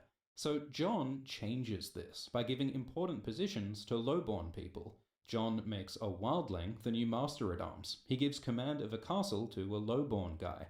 And Jon mentors a boy named Saturn. Saturn was a sex worker, and some men hate him for being a boy whore. But Jon sees that Saturn is smart and brave, so Jon makes Saturn his personal steward, potentially training Saturn for command. Because as a bastard, Jon experienced prejudice and injustice. He saw how people like Arya and Sam are discriminated against for being different. So as commander, Jon makes the Watch more fair and more effective, judging people on their ability instead of their social class. These changes anger the more traditional men in the Watch. Bowen Marsh complains. Making change also makes enemies. Beyond the Wall, Tormund leads thousands of wildlings desperate to escape the White Walkers. So Jon plans to let them through the wall. He'll house them in castles along the wall to help fight the White Walkers. He takes all the wildlings' wealth, including a fancy ivory dildo. And to keep the wildlings loyal, he'll take 100 boys as hostages. So the wildlings are angry at Jon's price. And the Watch officers are also outraged. These men dedicated their lives to fighting wildlings. Bowen was recently wounded by wildlings in battle. So Bowen says it's treason to let the enemy through the wall. But Jon insists that they must unite everyone against the White Walkers. So he'll let all the wildlings through, even the brutal raiders who gouged the eyes out of those rangers.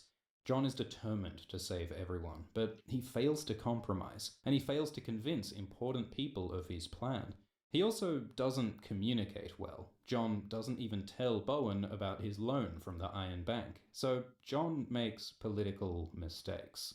There are also thousands of wildlings at a village called Hardhome. In the TV show, Jon leads a mission to save them, and he kills a White Walker, but that doesn't happen in the books. In the book, Jon sends some men to save the wildlings, and we hear it goes badly. There's dead things in the woods, and dead things in the water. Ultimately, Jon lets the wildlings through the wall, and in the TV show, that's why Alyssa and the Watchmen kill Jon. Jon does the right thing, and he dies for it. It's morally uncomplicated in the show. But in the book, there's more to it. In the book, Jon gets a letter from Ramsay Bolton. Ramsay says that Stannis is dead, defeated in battle. Ramsay says he has Mance prisoner and accuses Jon of stealing his bride, because with the help of Mance's wildlings, the fake Arya escapes Winterfell. So Ramsay demands that Jon give him Arya and Val and Selyse and Melisandre, or else he'll cut out Jon's bastard heart and eat it. There are lots of theories about this letter, like that Stannis isn't really dead, and that maybe someone other than Ramsay may have written this letter. But the letter is a huge threat to the Night's Watch, and it's kind of Jon's fault, because as commander of the Watch, Jon was meant to be politically neutral, but Jon helped Stannis and helped Alice and sent Mance to take Ramsay's wife. Because of Jon's bias for Stannis and the Starks, he brings the wrath of the Boltons upon the Watch. All through Book 5, John tried to balance love and duty, but this letter forces him to choose. Will he submit to Ramsay to save the Watch, or will he fight for Arya and Winterfell? John thinks about Robb and Bran and Rickon and Sansa and Arya, and he decides to fight. John publicly reads Ramsay's letter, revealing his secret Mance plot, and John declares that he'll ride south to fight Ramsay at Winterfell. He also says that Tormund will lead the Night's Watch on another wildly dangerous mission to Hardhome. So the wildlings rally behind John, but the Night's Watch are furious. John is publicly breaking his oath, deserting the Wall, involving the Night's Watch in a war, and that's why John is killed in the books. First, there's a distraction. The giant Wun kills a knight called Sir Patrick. And this is a hidden reference to football. The giant represents one of George Martin's favourite teams, the New York Giants. And Sir Patrick represents George's friend Patrick St. Denis, who supports the Dallas Cowboys. The Cowboys' logo is a blue star, so Patrick's heraldry is a blue star. And this football Easter egg happens right before John is killed. John tries to calm everyone down and stop the violence, but in the chaos, Bowen Marsh and 3 others stab John, and John falls, bleeding, into the snow. The killing of Jon Snow is similar to the killing of ancient Roman leader Julius Caesar. John and Caesar are both seen as a political threat, so they're stabbed to death by their own men. Even small details of these attacks are the same. And George is a fan of Roman history and of Shakespeare's Caesar play, so he was clearly taking inspiration here. Caesar was killed on the Ides of March, and John is stabbed by Bowen Marsh, so some fans call John's killing the Ides of Marsh. In the TV show, John's assassination is led by the cruel and vindictive Alliser Thorne, but in the books it's led by Bowen, and Bowen doesn't hate John. Bowen is not evil. Even John thinks that Bowen is a good man. When Bowen stabs John, Bowen cries. He feels that he's forced to kill John for the Night's Watch, because John did break his oath and endanger the Watch out of love for the Starks. So, in Book 5, John makes tough moral choices, plotting and politicking to save lives, make peace, and protect the realm. He tries to balance duty with love, helping Arya and Alice and Stannis. But when John is forced to choose between the Watch and the Starks, he chooses love. Love is the death of duty, and it's the death of Jon Snow. So what happens next? George Martin is still writing the next books to finish the series, but there's lots of foreshadowing and theories about what will happen in the Winds of Winter. In the TV show, John gets resurrected. When he comes back to life, he's tired and sad, borderline suicidal for a while, but his personality stays mostly the same. In the books, death will change John. George Martin says death is a transformative experience. His characters who come back from death have lost something. When Beric Dondarrion dies and is resurrected, he loses his memories and his identity. When Catelyn dies and is resurrected, she becomes a scary zombie called Lady Stoneheart, who's consumed with hate and revenge. George says that if someone suffers a violent, traumatic death, they're not going to come back as nice as ever. So, how will death change John? In the TV show, John's resurrection is simple. Melisandre gives him a prayer and a haircut, and he comes back to life. But in the books, John's resurrection will be complicated, because there are hints that John's soul will go inside his direwolf, Ghost. The books explain that when a skin changer dies, their spirit can live on in their animal. It's called a second life. We saw Arel live on in his eagle after he died. Then we see the skin changer Varamir live on in his wolf. Varamir thinks that John is a powerful warg, and that Ghost would be a second life worthy of a king. Melisandre has a vision of John being a man, then a wolf, then a man again. hinting that John will live inside Ghost for a while, then will come back in his human body. In Book 5, John's connection with Ghost gets stronger. He feels that he and Ghost are one, and when John is stabbed, his last word is Ghost. So these are strong hints that John's ghost will live on in Ghost for a while. But why? The books say that skin changing changes your personality. It makes you more like your animal. When someone has a second life in their wolf, their human memory slowly fades till only the beast remains. So being in Ghost could make John less human and more wolfish. Ned says that Brandon and Lyanna Stark had the wolf blood, making them wild and reckless. John is sometimes aggressive and impulsive in the books. He attacks Alyssa twice and has a violent outburst in training. Usually, John controls these emotions, suppresses his desires. He thinks, I am a man, not a wolf. But being murdered and then soul-merged with his beast might finally unleash John's wolf blood, making him a more reckless, dangerous character, more focused on his own desires. And this would be similar to Daenerys' storyline, because in Book 5, like John, Daenerys tries to make peace. She suppresses her own desires for the sake of politics and the greater good. But at the end of the book, like John, she has a downfall, and this crisis changes her.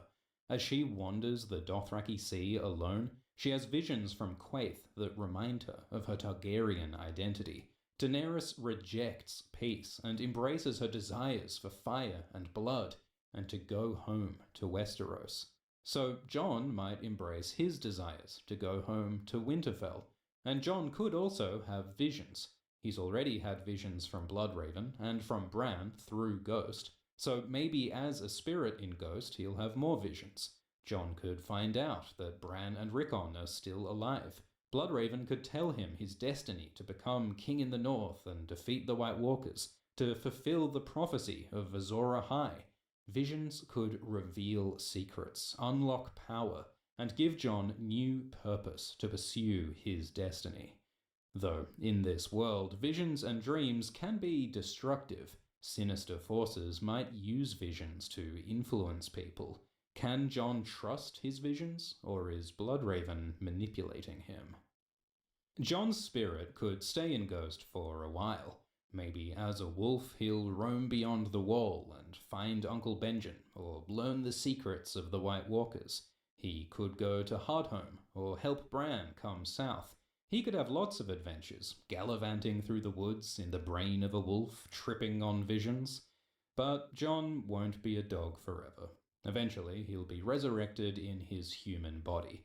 And like in the TV show, it'll probably be Melisandre who does it. In the book, Melisandre says, "You'll have grave need of me, and I am your only hope." When John is resurrected, there might be a cost. Because when Beric resurrects Stoneheart, Beric dies. When Miri heals Drogo, Daenerys' baby dies. When Daenerys hatches dragons, Miri dies. Melisandre says only death can pay for life. A great gift requires a great sacrifice. So what sacrifice will pay for John's life? Maybe Melisandre will sacrifice herself, or maybe Ghost will die. If John and Ghost's spirits are merged together, will there be anything left of Ghost to live in Ghost's body? Melisandre says King's blood is a particularly powerful sacrifice, so maybe the sacrifice will be King Mance, or King Stannis, or Princess Shireen. Melisandre prophesies that King's blood will wake a dragon from stone, and Shireen has stony grayscale, so maybe the dragon is Jon Targaryen, awoken from the sacrifice of stony Shireen. It's also possible that no one will die, because when Thoros resurrects Beric, no one dies. Instead, the cost is Beric's humanity. He loses his memories and identity, so maybe it'll be the same with John. He'll come back to life, but at the cost of his soul. In the TV show, after his resurrection, John looks the same, just with some sexy new scars. But in the books, John's appearance might change. Because when Catelyn is resurrected, her hair goes white and her eyes go red. Theon's hair goes white after his symbolic death and rebirth. So maybe John will also get white hair and red eyes, because that would have a lot of symbolic meaning. Ghost has white hair and red eyes, like Bloodraven and the Weirwoods. White hair would make John look more like a Targaryen, like his father Rhaegar, and red eyes would be like Melisandre's red eyes, connecting John to the fire god R'hllor. George says that Beric is a white animated by fire instead of by ice. So will John be a fire white, or will he be an ice white like Cold Hands? Maybe Bloodraven and Melisandre's magic could both help resurrect John, combining the old gods and R'hllor, Stark and Targaryen, making John a white of ice and fire. Patchface calls John the Crow and says under the sea the crows are white as snow. Under the sea is a metaphor for death, so this could be a hint that undead John will have white hair and pale skin.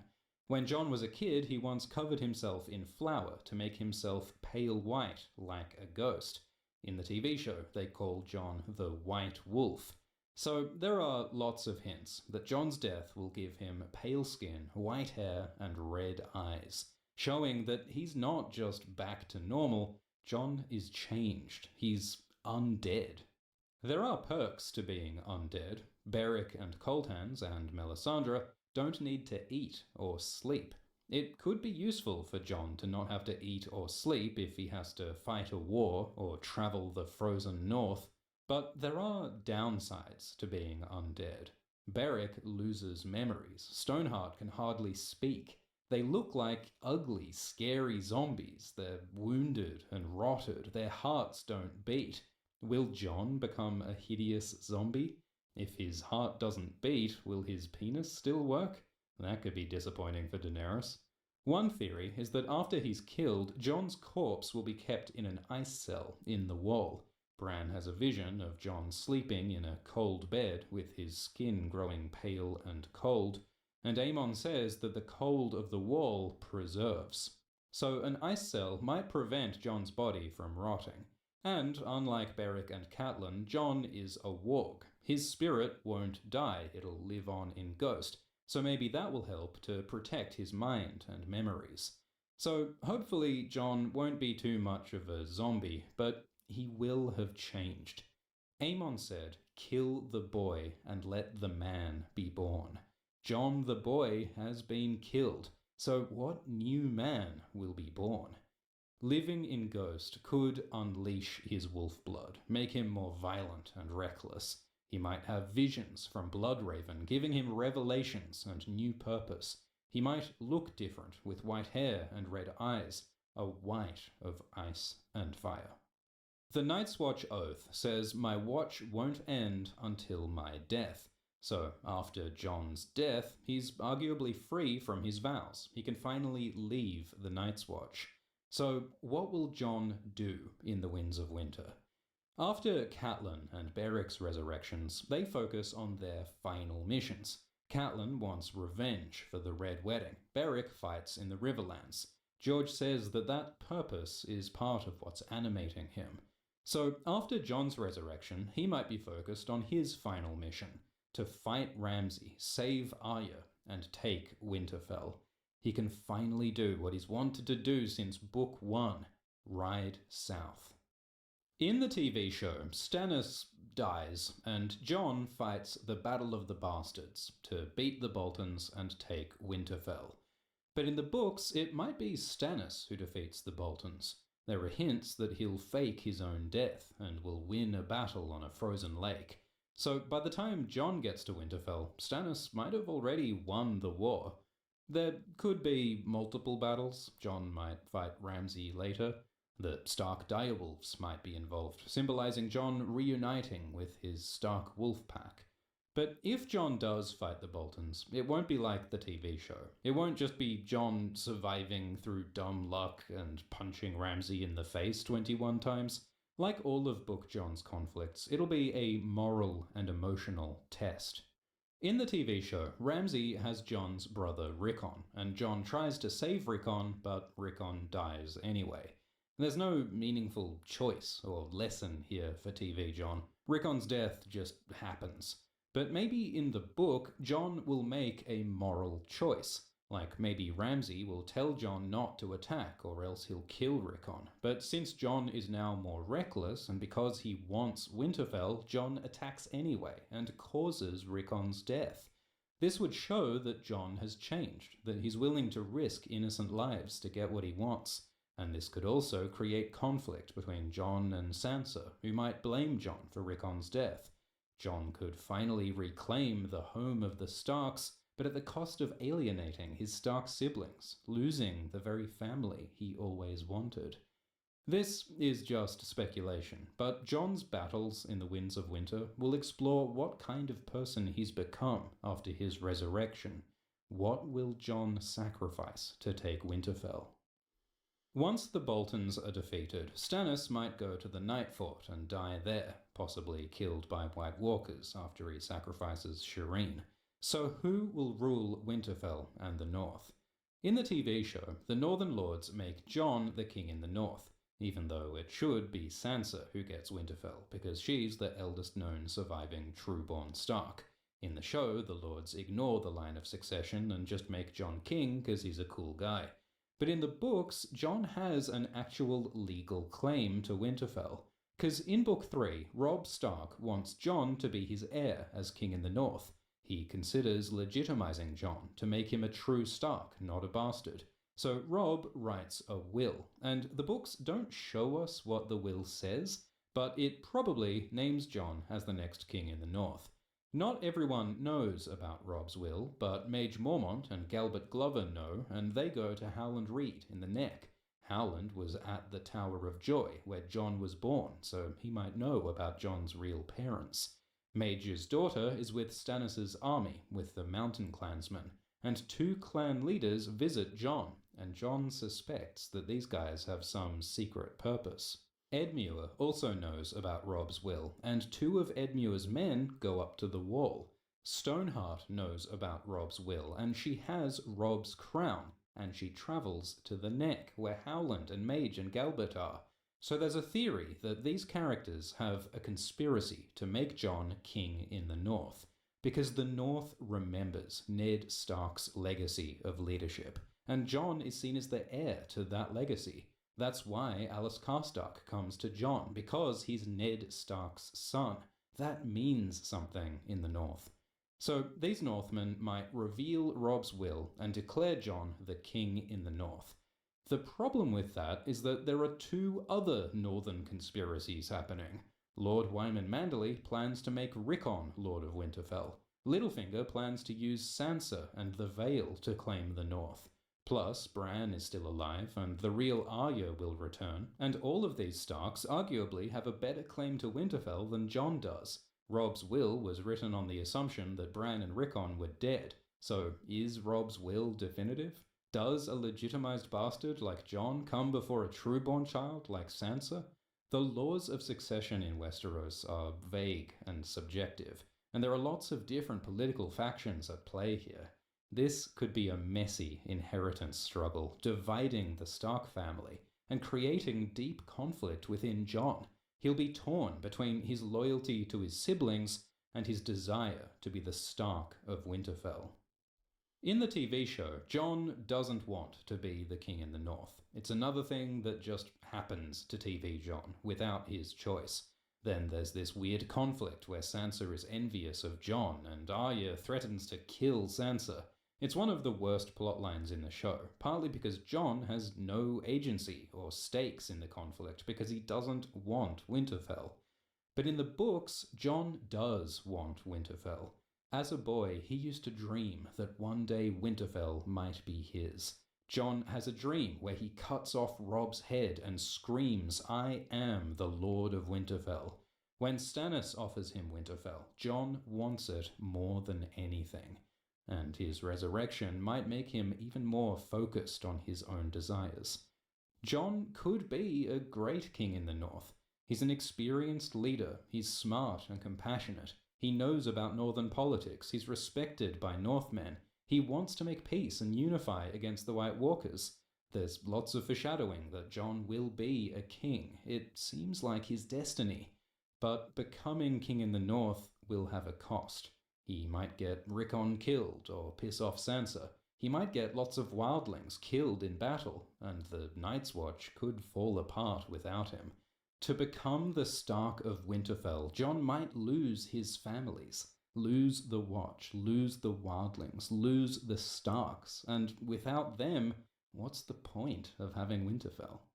Jon was never close with Sansa or Rickon, but he loves Arya. Throughout the books, Jon and Arya miss each other often and try to reunite. Jon dies largely because he wants to save Arya, so it'll be super emotional when they finally get back together. In the TV show, this is a mostly happy reunion, but in the books, it could be darker and sadder. Because Jon and Arya have been through so much. Arya suffered at Harrenhal, joined a death cult, murdered people, and she's still just 11 years old. Jon lost his lover, fought in battles, got murdered. They're both traumatized by death and have lost their identities. Jon is not just Jon the Bastard anymore. He's now an undead Stark king. He's Lord Snow, not Jon. And Arya has changed her name and her face so many times that she's not Arya, she's no one.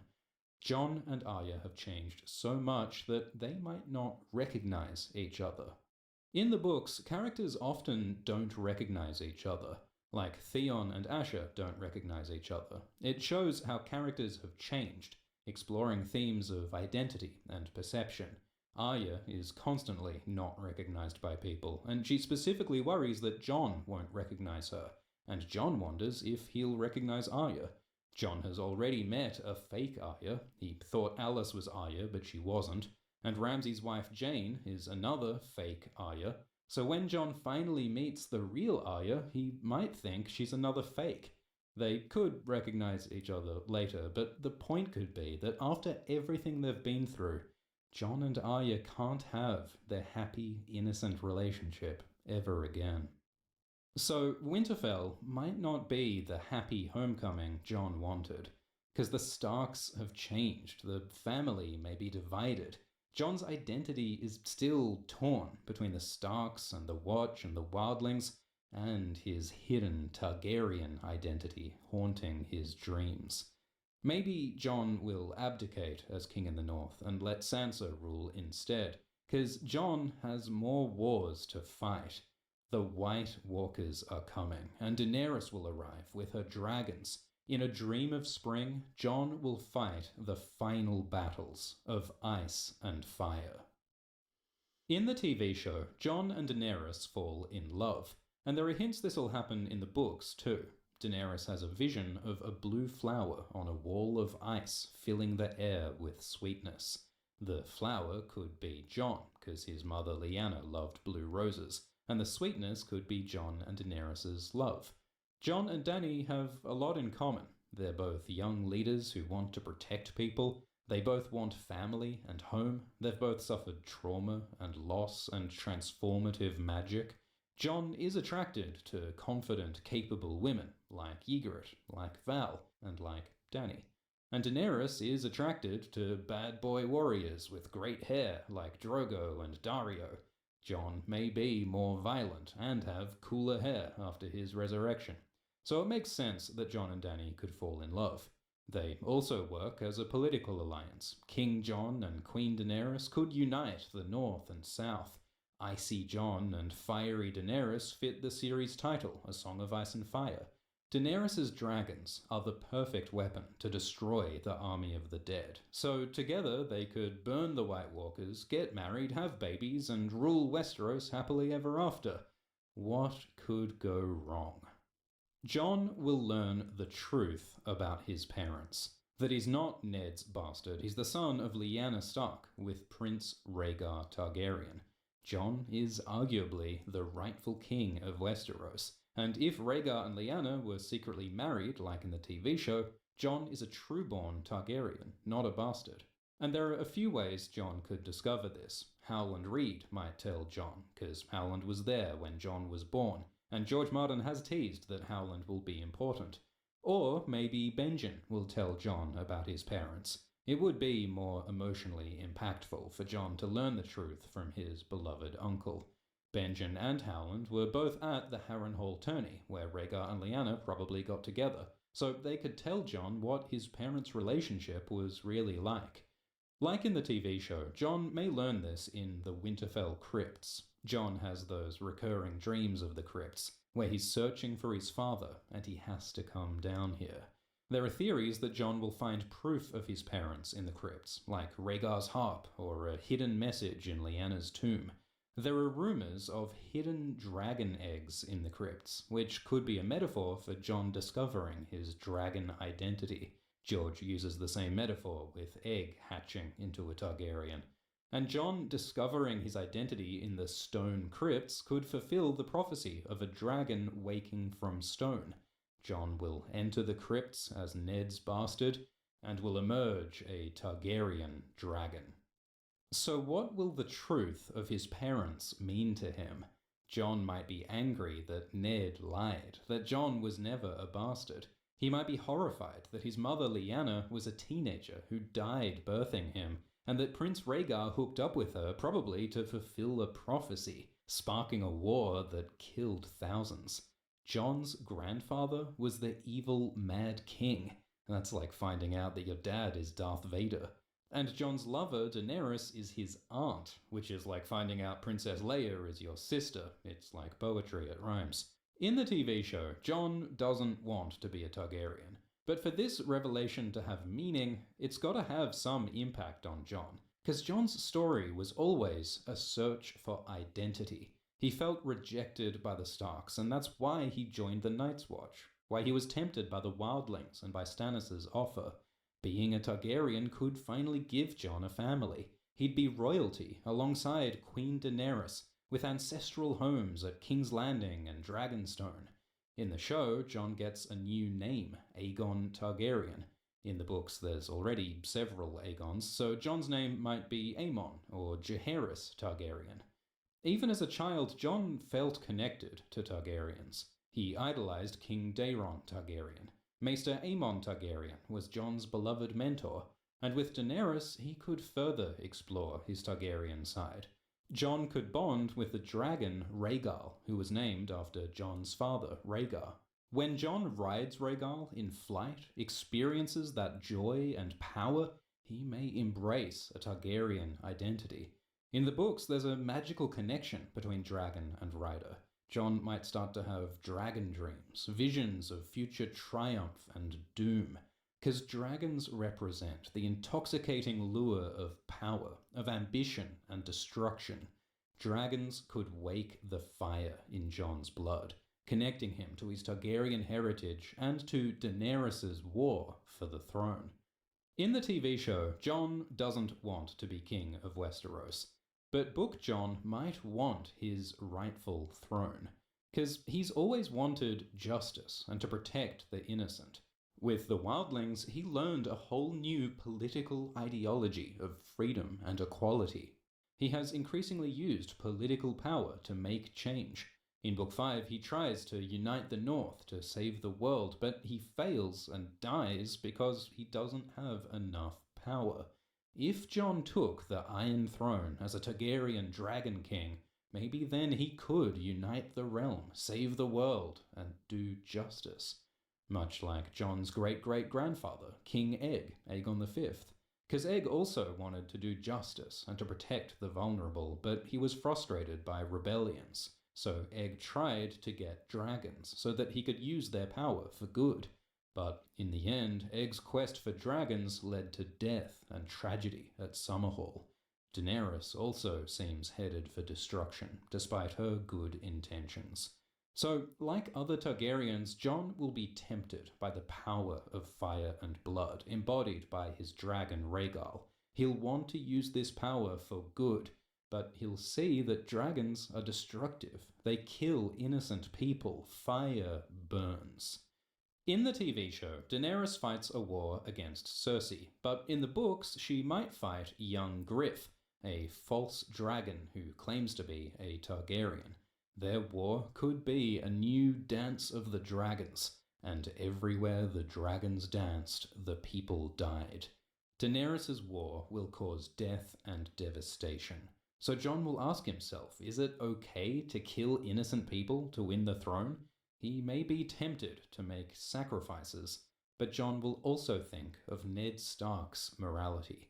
Ned taught justice, mercy, to protect the innocent. Donal taught Jon empathy for common folk. The wildlings taught him the precious, fleeting beauty of life. If Jon burns thousands to save the realm, what has he saved, and what has he become? This is a moral struggle, and it's also a question of identity. Is Jon destined to be a fiery Targaryen because he has Rhaegar's blood? Or can he choose to be like Ned, the father who raised Jon? This is the song of ice and fire, the battle within Jon's heart. Jon might also be tempted by Melisandre, because in Book 5, Melisandre urges Jon to use her magic and visions. Jon doesn't trust Melisandre at first, but throughout the book she gradually wins him over. She makes a bunch of correct predictions, so in his last chapter, Jon wants to use Melisandre's visions. When Jon is killed by daggers in the dark and then resurrected by Melisandre, that will prove her power even more. In the TV show, after Stannis dies, Melisandre says that Jon is the prophesied hero, Azor Ahai.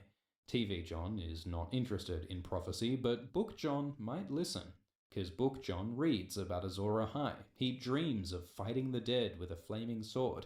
After he's reborn as a fire wight with the magic of R'hllor, he may believe that he's destined to save the world, like Rhaegar did before him. So Jon may accept Melisandre's help. She could help him understand the prophecy and how to use its power.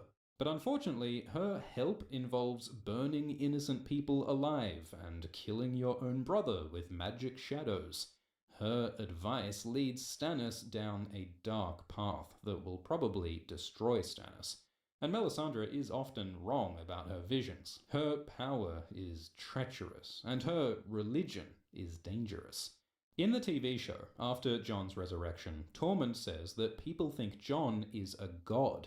Then the TV show drops that idea.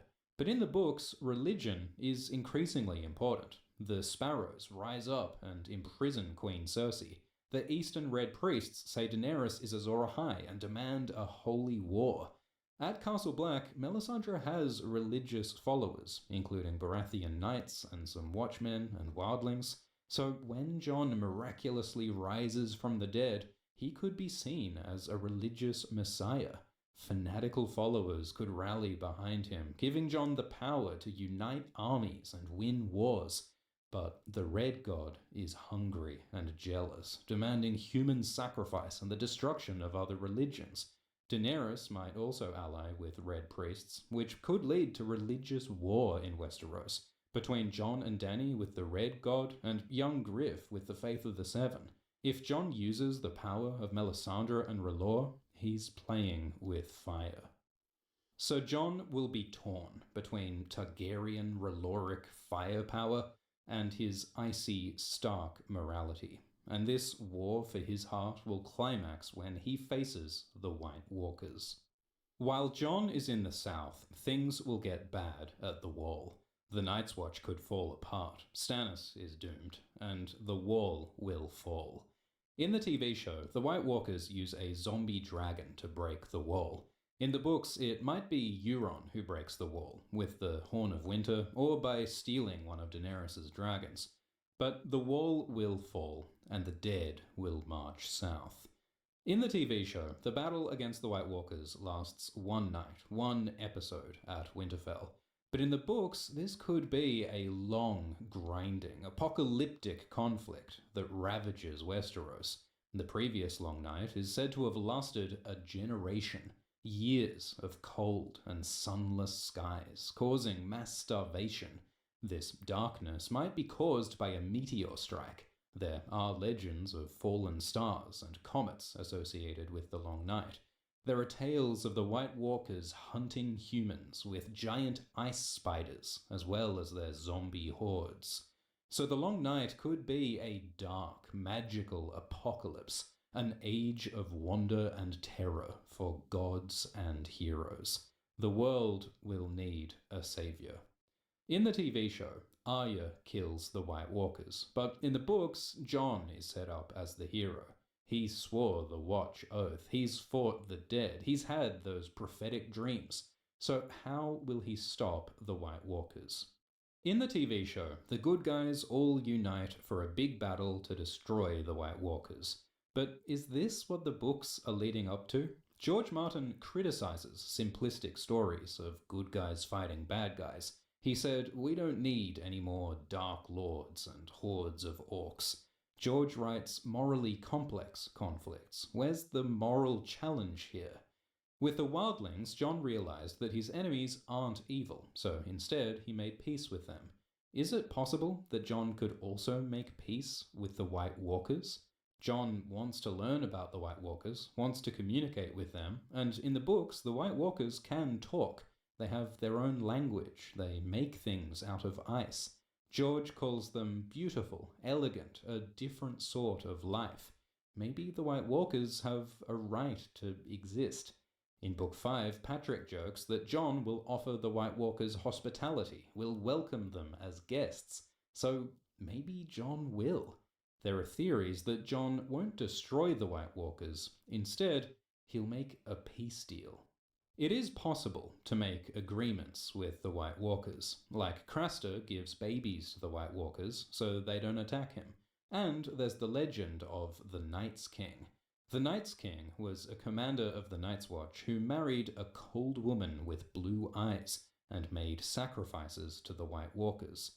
So there are theories that the previous Long Night ended not with a war, but with a marriage pact, where the Night's King married a White and the Watch agreed to give them babies. There are theories that the Starks are descended from the Night's King and his queen, and that Jon is owed or promised to the White Walkers, that they want him to become a new Night's King. Maybe while Jon is dead, the White Walkers will take over Jon's body, just like they raised those Whites in Book 1. Jon does have a dream where he's armored in ice. Maybe his body will be influenced or marked by the White Walkers. The Night's King fell in love with a pale woman with blue eyes, so maybe the Walkers will tempt Jon with a pale blue-eyed woman, like the wildling Val.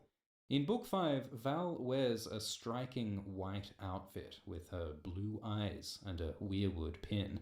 If she dies, maybe she could then become a zombie seductress to Jon. Jon might get visions from the White Walkers telling him to marry her, that this is the only way to end the Long Night. Jon could become Lord Snow of the Nightfort, and by giving Val his magic seed and sacrificing a few babies, he could make peace between the White Walkers and humanity. This could be tempting, but marrying a zombie and sacrificing babies to ice demons is maybe not a good peace agreement. It's really a moral corruption, a deal with the devil. The Night's King and Craster's deals didn't permanently stop the White Walkers, so whatever temptation the White Walkers offer, Jon should refuse them. Because the White Walkers might not be evil Dark Lords, but they're also not misunderstood moral people. They seem more like a destructive force of nature, an imbalance in the seasons. They are a contrast to humanity, and a reason for humanity to unite. Unlike the petty, destructive wars of lords, the war against the White Walkers really is worth fighting, for the survival of life itself. George Martin writes about the evil of war, but he does say some wars are necessary, like stopping the Nazis in World War II. So Jon should not make a deal with the White Walkers. It's prophesied that the hero must fight this darkness. The prophecy says that Azor Ahai, or the prince that was promised, will be reborn to lead the fight against the darkness. When Melisandre looks in her flames for Azor Ahai, she sees Jon Snow. As a Stark and a Targaryen, Jon is of ice and fire, and Rhaegar says of the hero that his is the song of ice and fire. Jon is literally a prince who was promised when Ned promised Lyanna. It's prophesied that Azor Ahai will be descended from Aerys Targaryen, and Jon is Aerys's grandson. It's prophesied that Azor Ahai will wake dragons from stone, and Jon will wake his dragon identity in the stone crypts. It's prophesied that Azor Ahai will be reborn beneath a bleeding star, amidst smoke and salt, and there are bloody stars and smoke and salty tears when Jon is killed. It's said that Azor Ahai will wield a flaming sword called Lightbringer. This could be a metaphor for dragons, but it could also be a literal flaming sword. Undead Beric can light a sword on fire with his blood, so maybe undead Jon will light his sword on fire with his blood. It might be that the Dane sword, Dawn, is the true Lightbringer, so maybe Jon will get Dawn and will light it on fire to make it Lightbringer. It all fits. Jon could be Azor Ahai reborn. Daenerys also fits the prophecy pretty well, so Jon and Daenerys might both play a role. The original Azor Ahai forged Lightbringer by sacrificing his beloved wife. In the TV show, Arya destroys the White Walkers by killing their leader, the Night King. In the books so far, there is no Night King, but Melisandre says the White Walkers are controlled by the Great Other, the god of ice and darkness, whose name may not be spoken. This nameless White Walker god sounds like the old gods, the gods of the weirwood trees, who are also described as nameless. In the show, and probably also in the books, the White Walkers were created by the Children of the Forest with the magic of the old gods, and the White Walkers are often associated with trees. So maybe the Great Other is some kind of evil offshoot of the old gods. In the TV show, we see a frozen weirwood tree where the White Walkers were created. In the books, Bran sees the Heart of Winter, which seems to be the center of White Walker power in the far, far north. So maybe the Great Other is here, at the Heart of Winter, an evil spirit in a frozen tree controlling the White Walkers. And to defeat them, Jon has to destroy this tree. YouTuber David Lightbringer has videos on this theory. He points out that in the TV show, Beric stabs a spiral of corpses with his flaming sword, which could represent burning the spiral frozen tree. This could be Jon's destiny, and to destroy the Great Other, he must journey north. George Martin said that in the final books we'll see further north than ever before. The journey could be similar to the legend of the Last Hero. The last hero set out into the Deadlands with a dragon steel sword and a dog and his friends, and got the help of the Children of the Forest to defeat the White Walkers. So maybe Jon will journey north with his sword and his dog, guided by Bran's magic. He could assemble an all-star team of badass rangers to join them, fighting the dead, dying one by one. For the final stretch north, beyond the curtain of light at the end of the world, Jon and Daenerys might fly north on their dragons. Maybe Jon will convince Daenerys that the war against the White Walkers is more important than her war for the Iron Throne, that their duty to the realm matters more than their desires. So Jon and Daenerys will face the Heart of Winter, and to destroy the White Walkers they'll need to do more than just burn a tree, because the legends of Azor Ahai and the themes of Jon's story emphasize sacrifice and tough moral choices. The original Azor Ahai killed his wife as a sacrifice to make the sword Lightbringer. So maybe Jon has to kill Daenerys to get her fire into his sword to burn the Great Other. Maybe Daenerys will willingly offer her life to save the world. Will Jon kill his lover? Jon has made sacrifices. He sacrificed Ygritte to protect the realm. He took Gilly's baby to save another. He risked the Night's Watch to save Arya. This could be Jon's ultimate choice between duty and love. Will he kill Daenerys to save the world? Bloodraven and Melisandre might tell Jon that it's worth sacrificing one person for the world, that Jon must take this fiery power and rule as the last Dragon Lord, that it's his destiny because of the prophecy and his magic blood. But this series questions fantasy tropes like destiny, prophecy, and special bloodlines. The magic Targaryen dynasty was often a disaster. Their flawed personalities and their dragons caused terrible destruction. They're bonkers, aren't they? They are bonkers. They're absolutely mad, the Targaryens. They're a right old bunch. Special bloodlines put awful kings on the throne. The whole feudal class system is a horrific injustice. The moral of this story is not going to be that Jon deserves power because of his Targaryen blood. And prophecy often backfires, like at Summerhall and with Rhaegar and with Stannis. Prophecy will bite your prick off every time. So Jon should not blindly follow prophecy, especially not the prophecy of Azor Ahai. That dude killed his wife to get a sword. Is he really a hero? There's a suspiciously similar legend about the evil Bloodstone Emperor who killed the Amethyst Empress to steal her power. The legendary Grey King killed a female dragon and stole fire power. The Wind Knight married a child of the forest who then died in childbirth, and he rode a dragon. All these legends are of a man who killed a woman and got magic power, and half these guys seem like evil tyrants, not saviors. It might be that the original Azor Ahai actually caused the Long Night, not ended it. Killing some magic woman might have been the original sin, the fire stolen from the gods that unbalanced the cosmos in the first place. Whatever the original Azor Ahai did, it didn't destroy the White Walkers. They came back. So why should Jon repeat this cycle of violence by sacrificing Dany? This choice will define Jon's morality and his identity. Because Jon has the magic blood, he could fulfill the prophecy, sacrifice Daenerys, and rule. But what makes Jon special, what makes him a worthy hero, is not his blood or a prophecy. Jon is a hero because of his choices. Jon learned humility and compassion at the Watch. He was raised as Ned Stark's bastard, and Ned taught him justice and mercy.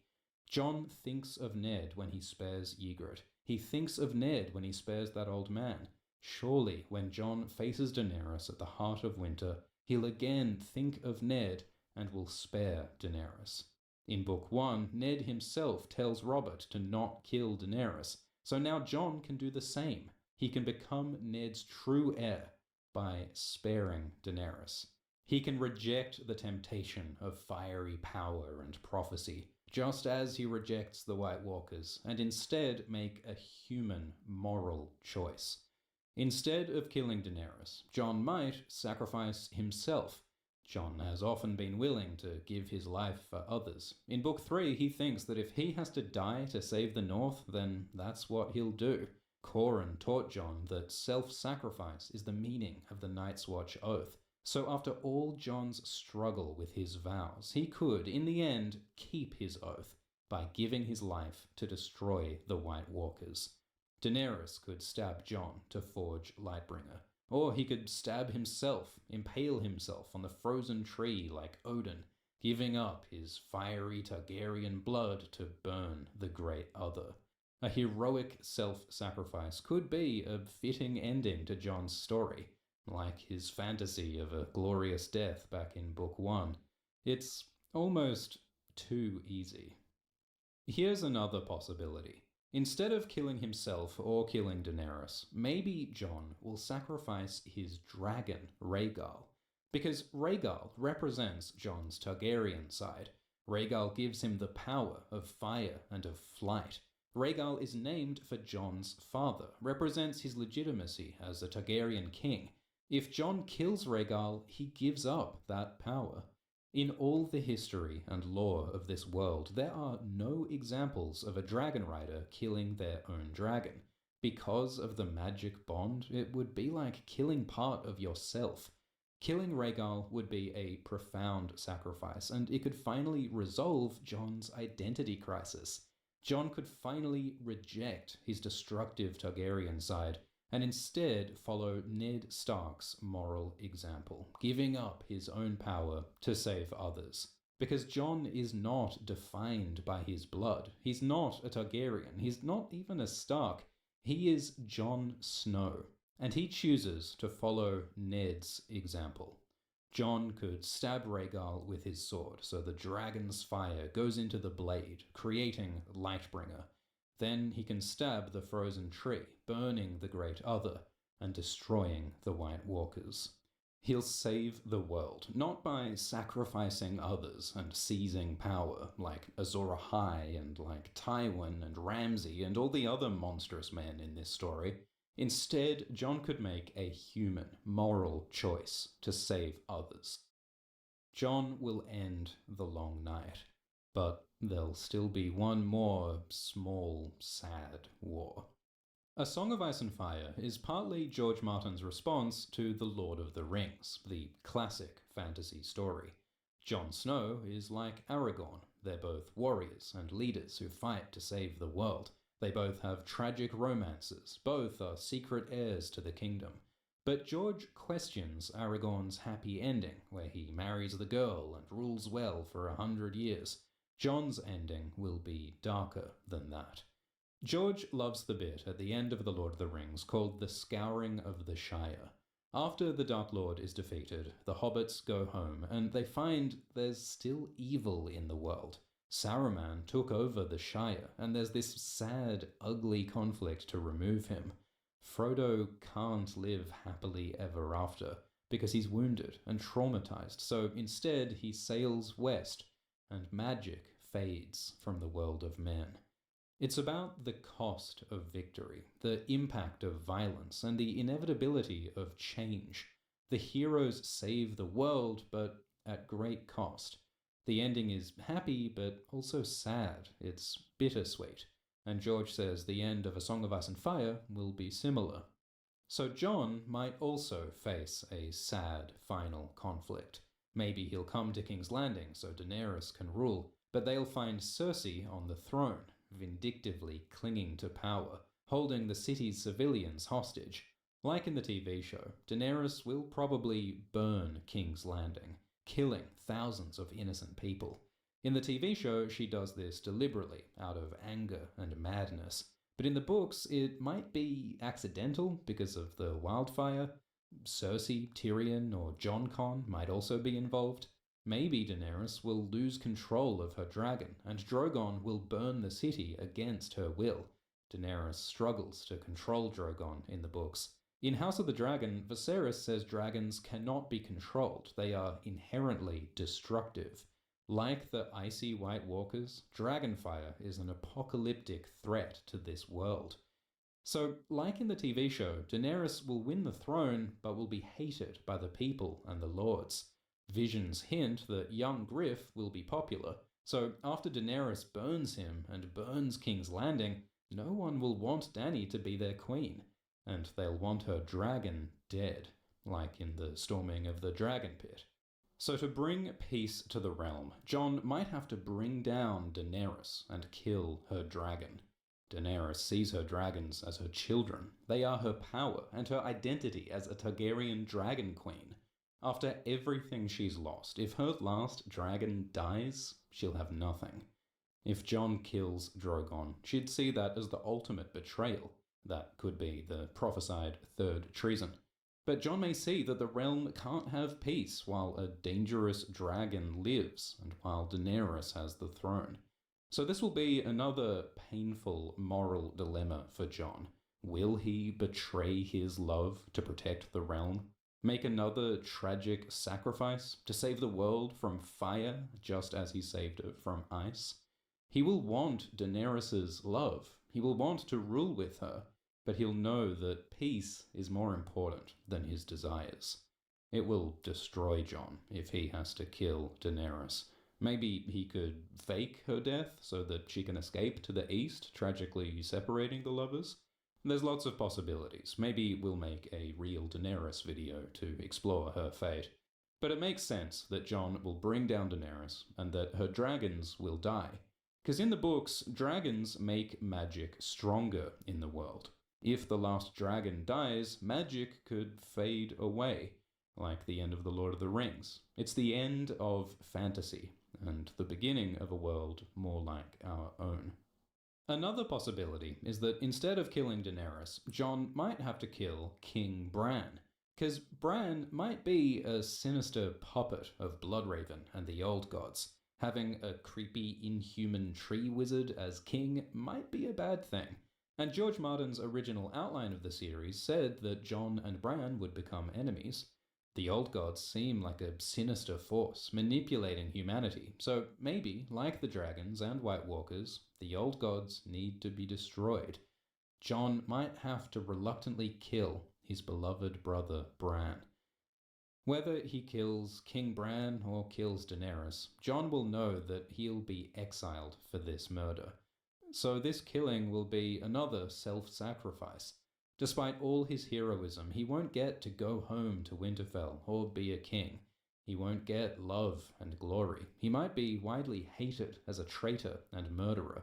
Jon will give up everything to save a world that rejects him. In Book 1, Benjen said Jon didn't know what he was giving up by joining the Watch. But now Jon has experienced love with Ygritte and Daenerys. He's experienced power at the Wall and on Dragonback, tasted glory in battle. He's no longer a boy, he's a man. He's lived, and now he understands what he's giving up. That's what makes his sacrifice meaningful. So like in the TV show, Jon may be exiled beyond the Wall. He'll be separated from the Starks.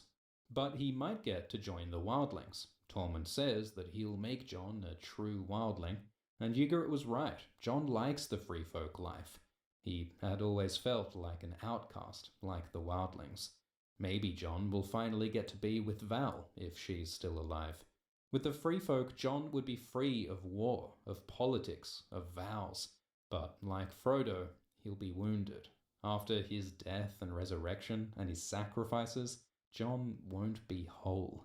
Maybe he'll be a husk, like Cold Hands and Beric, unable to feel or enjoy life. Maybe zombie Jon will wander to that cave where Ygritte wanted to stay, and there he'll remain, with his memories of warmth, with his loves and losses, forever. George Martin loves fantasy, heroes, romance, and magic, but he sees that the real world is more complex than that. So his characters grow up, they are disillusioned, they learn that the world is not a fairy tale. Good and evil are not black and white, and we can't rely on prophesied noble princes to save the world. So in a complex, real world, what does it mean to be a hero? Jon Snow is a deconstruction of the classic fantasy hero, because he is a secret prince, heir to the kingdom, prophesied to save the world, but he rejects destiny, rejects his birthright, rejects the fantasy tropes. His heroism is realer and more human, because Jon struggles to do the right thing. He makes morally grey choices. He has doubts, temptation, conflicted desires, but he persists and chooses to save others. That's what makes him heroic. It's not because of prophecy or magic, but because people's lives matter. In a complex, cynical, real world, that's the heroism we need. At the end of the series, there'll still be evil in this world, darkness and weakness in every heart. But Jon embodies the eternal human struggle for light in a dark world. A dream of spring. Thanks for watching. We're making more videos about A Song of Ice and Fire and House of the Dragon and Dune, so press like and subscribe. We've already made videos about Bloodraven, Rhaegar, Ancient Stark Mysteries, the Grand Northern Conspiracy, and more, so check out those videos. Thank you to Bella Bergholtz, Urtach Altanuz, and Sanrixian for making illustrations for this video. Shout out to the Song of Ice and Fire experts linked below, whose excellent analysis helped inform this video. And thank you to the patrons. Support Alt-Shift-X on Patreon to get extra updates and monthly live streams. Thanks to patrons Stanislav Kolontev, Jack J. Moore, Andrew, Aaron Shackle, Rosemary Walsh, Ben Warner, and Aurora. Cheers.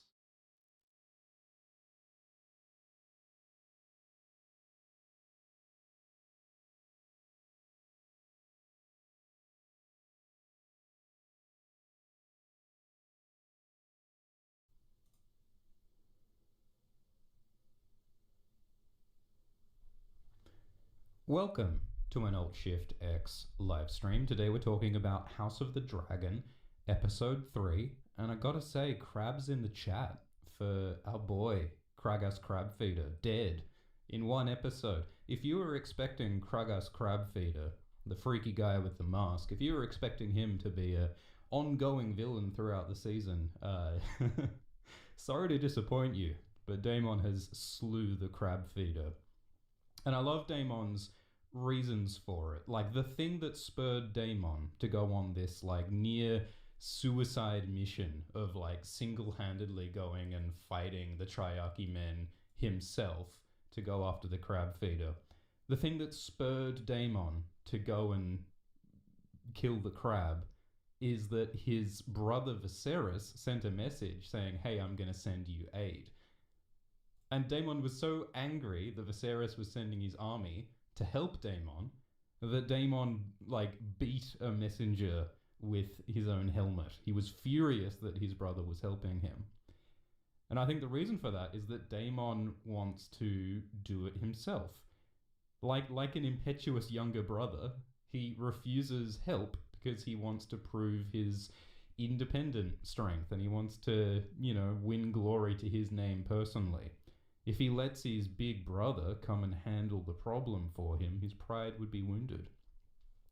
And Daemon did this not only in like a suicidally risky way, but he did it in a dishonorable way. Daemon came to the Crabfeeder with a white flag. He came under a peace banner, and yet he betrayed the men who came to accept his surrender and attacked them instead, which is what is called a dick move.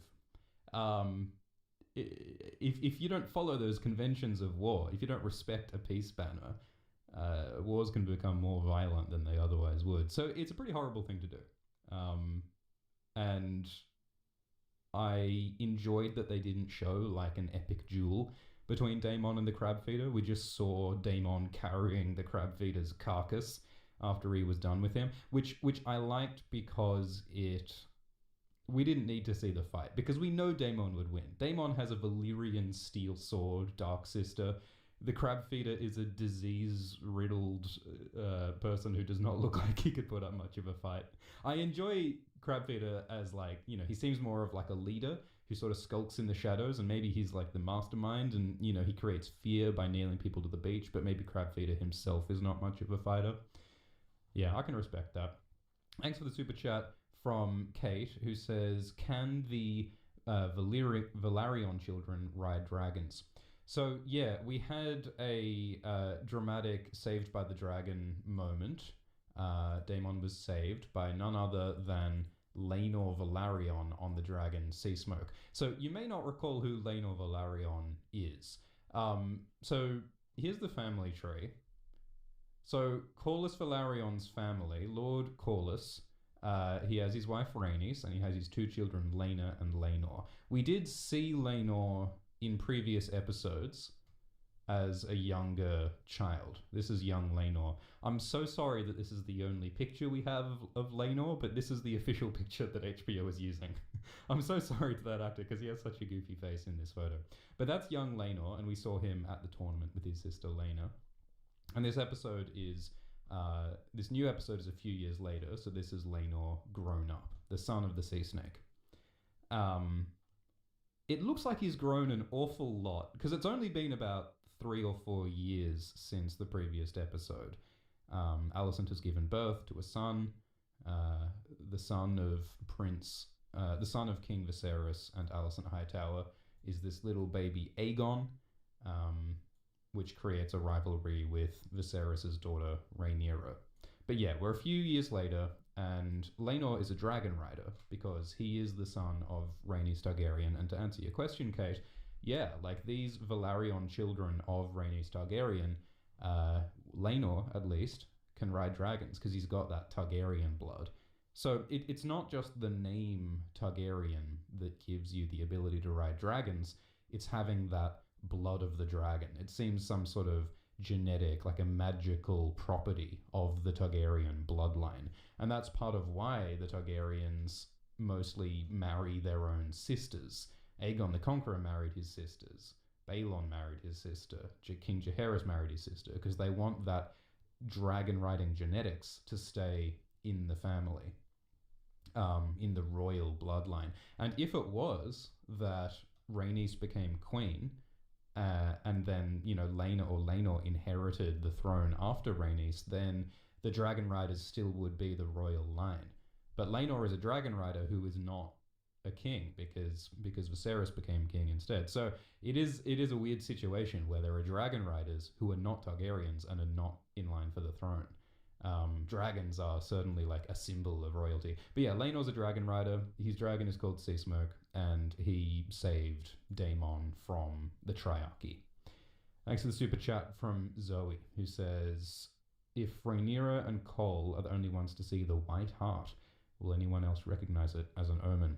Yeah, so we had King Viserys going on a hunt, a big fun festival where everyone got together and went hunting with the king in celebration of his son, the little baby King Aegon, his second name day, I think it was. So we see that Alicent and Viserys have had a baby, and there's this big festival, and I love how Viserys is saying, you know, I came here to hunt, I'm here to just have fun, but while he's like scooping onions onto his plate, everyone's saying, oh, we've got to deal with this war, we've got to deal with the succession, but like Viserys is like, I just want to eat my onions.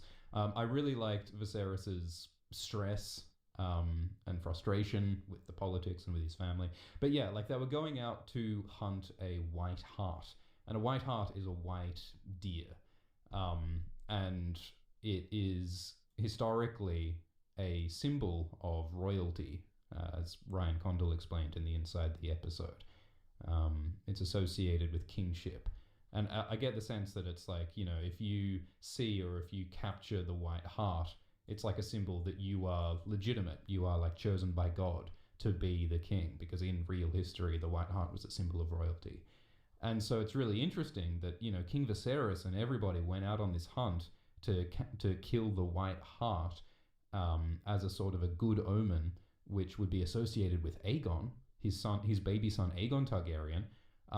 But in the end, Viserys only found a normal stag, a normal brown deer. It was Rhaenyra who finds the white hart. And the way the white hart appears to Rhaenyra, you know, it's so majestic and it's peaceful. And, you know, she doesn't try to kill it, she respects it.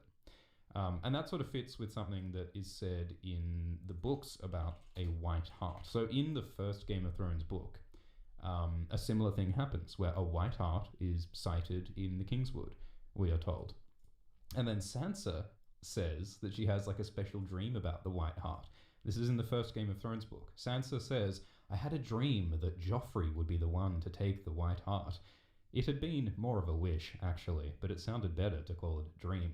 Everyone knew that dreams were prophetic. White harts were supposed to be very rare and magical, and in her heart she knew her gallant prince was worthier than his drunken father, Robert. But when they do find the white hart in the Game of Thrones book, the white hart has already been killed by wolves. So that itself is sort of a bad omen about Joffrey and about Robert at the time. So, you know, so my point is that the fact that Rhaenyra sees the white hart, you could see that as a sign that Rhaenyra is the true legitimate heir, chosen by God or whatever. So this might inspire Rhaenyra to think, yeah, I am the true heir, not Aegon, the baby Aegon, who was only represented by this normal deer. And I loved the scene where Viserys killed the deer because it's so dark and ominous and horrible. Like, we just feel awful for this deer. And everybody applauds after Viserys kills it. But it just feels so, like, false and bad and ominous, which is a bad omen for, you know, Aegon, the baby. Yeah, really dark. Thanks for the super chat from Shwami, who says, no spoilers here. Thanks for the super chat from Sean, who says, George Martin finally got his realistic royal boar hunt party. Must be HBO's way of apologizing for his least favorite got scene. Yeah, so in Game of Thrones season 1, the original TV show, we did have a quote-unquote hunting scene where Robert went out on a hunt. But that scene was considerably less fancy than this big hunt we had.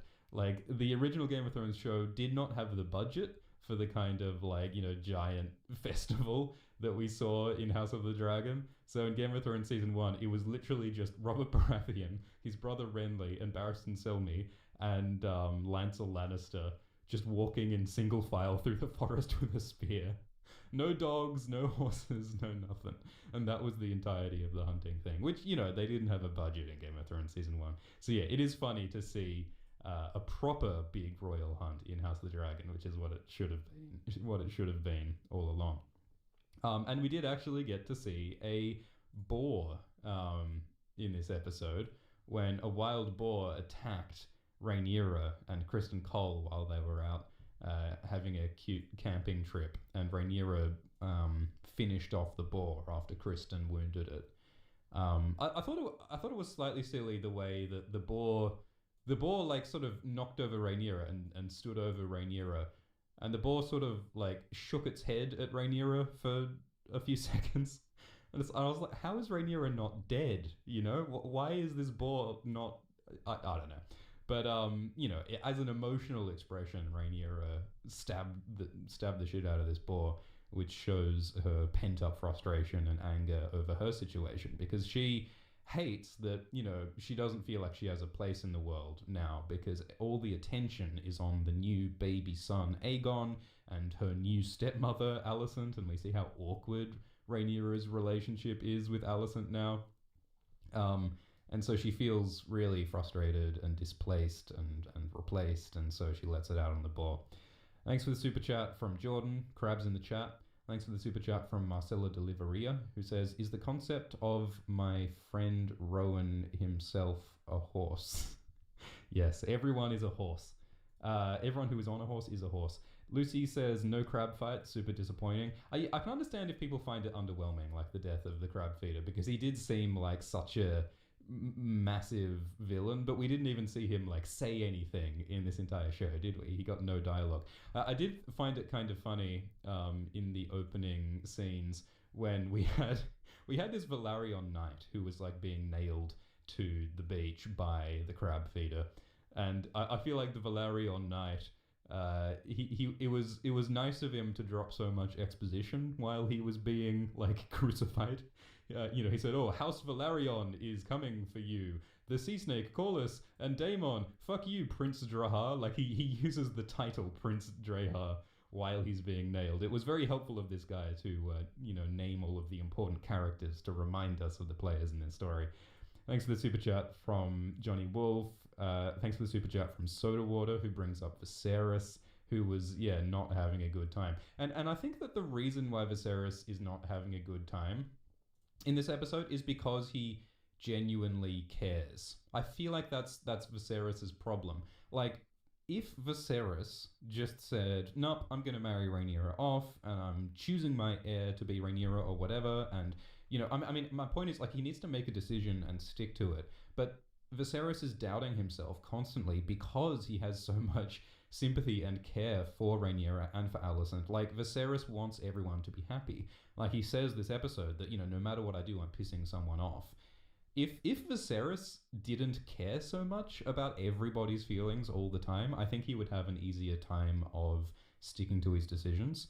But Viserys doesn't just want his house to be strong. He wants his house to be strong, and he wants his daughter Rhaenyra to be happy, and he wants Daemon to be happy, and he wants Corlys to be happy, and he wants Otto to be happy, and you can't please everyone at once. And I think that is Viserys' problem. And, you know, we see Viserys drinking a lot this episode, which is not a great coping mechanism, and it is reminiscent again of Robert Baratheon. Robert Baratheon's drinking while he was on a royal hunt is what got him killed in Game of Thrones Season 1. Robert was killed by a boar. So, you know, it does feel kind of ominous to see Viserys echoing Robert in this way. I liked how in Game of Thrones Season 6 we did get a little scene of we got to see this play where Robert was on his hunt, and then the boar killed Robert in Season 6 Episode 5. So we've seen many iterations of royal hunts and boars and things. Thanks for the super chat from Night King, who says, why was Daemon touching Crabfeeder? He's going to get grayscale. Yeah, I thought like the last shot of the episode, Daemon was covered in the crab feeder's blood, which seems like a terrible idea given that the crab feeder has grayscale, which is like a highly communicable disease. The grayscale thing is not in the books. The books don't mention crab feeder having grayscale. I think they just added that to the show to, give the crab feeder something interesting visually. And I do like the idea. We talked in our video last week that the idea that grayscale might make a person more dangerous and more crazy because they've got nothing to lose, and the grayscale disease can affect people's brain. But the thing about grayscale is that it comes in several different forms. So there is the grayscale version that will, turn you into a zombie man and make you a monster. But there's also the form of grayscale that doesn't kill you. It just disfigures you and then stops. And so an example of that is Shireen Baratheon. So Shireen Baratheon in Game of Thrones had a case of grayscale when she was very young. But the form of grayscale that she had was one which eventually goes dormant and it stops killing you at a certain point. So Shireen is no longer contagious at this point. So I guess you could speculate that maybe the crab feeder also has that form of grayscale, which is no longer contagious. But the interesting thing about Shireen in the books is that, everyone, no one's worried about her grayscale anymore, except for the character Val. And Val is a book-only character. Where is she? Here's some artwork of Val by Drzenka Kimple. Val is a wildling princess, is what she's called. She is the sister of Dalla, who is the wife of Mance Rayder, who's the wildling king. And Val is this sort of badass wildling chick who has a potential romance with Jon Snow going on in the books. Maybe she'll appear in the Jon Snow sequel show if that happens. But Val says about Shireen, she says Shireen is not clean. The girl has death inside her. The grey plague sleeps only to wake again. So Val says that grayscale, even if you think that the grayscale is no longer contagious, it actually can still come back and kill you or something, is what she seems to be saying. This is sort of a tangent, but my point is that if I was Daemon, I would not be bathing in the blood of the diseased crab feeder. Thanks for the super chat from Neon Taster, who says Viserys wasn't missing one finger, he was missing two. Yeah, so I'm not sure which shot. Maybe maybe here.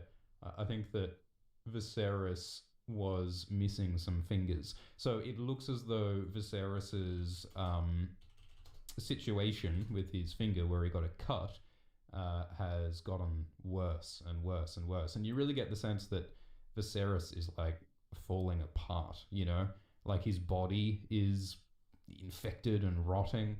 And also just psychologically, we see him drinking a whole lot. He's in a real sorry state in this scene at the bonfire with Alicent. He's just doubting himself. He's really suffering under the weight of his responsibilities. And of course, yeah, it's a very bad omen that his fingers are falling off because of the cut from the throne. Thanks for the donation from Ranark, who says Daemon definitely should have gotten grayscale. Look, maybe it was the dormant form. Maybe it's fine.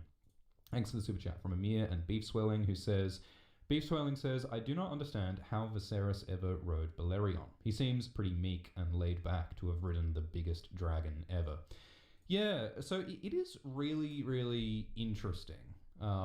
Here's some artwork by Jordi Gonzalez Escamilla of Balerion the Black Dread. So Balerion was the biggest, baddest, toughest dragon in the world. And Balerion was the dragon of Aegon the Conqueror, who was the guy who created the Iron Throne all those years ago.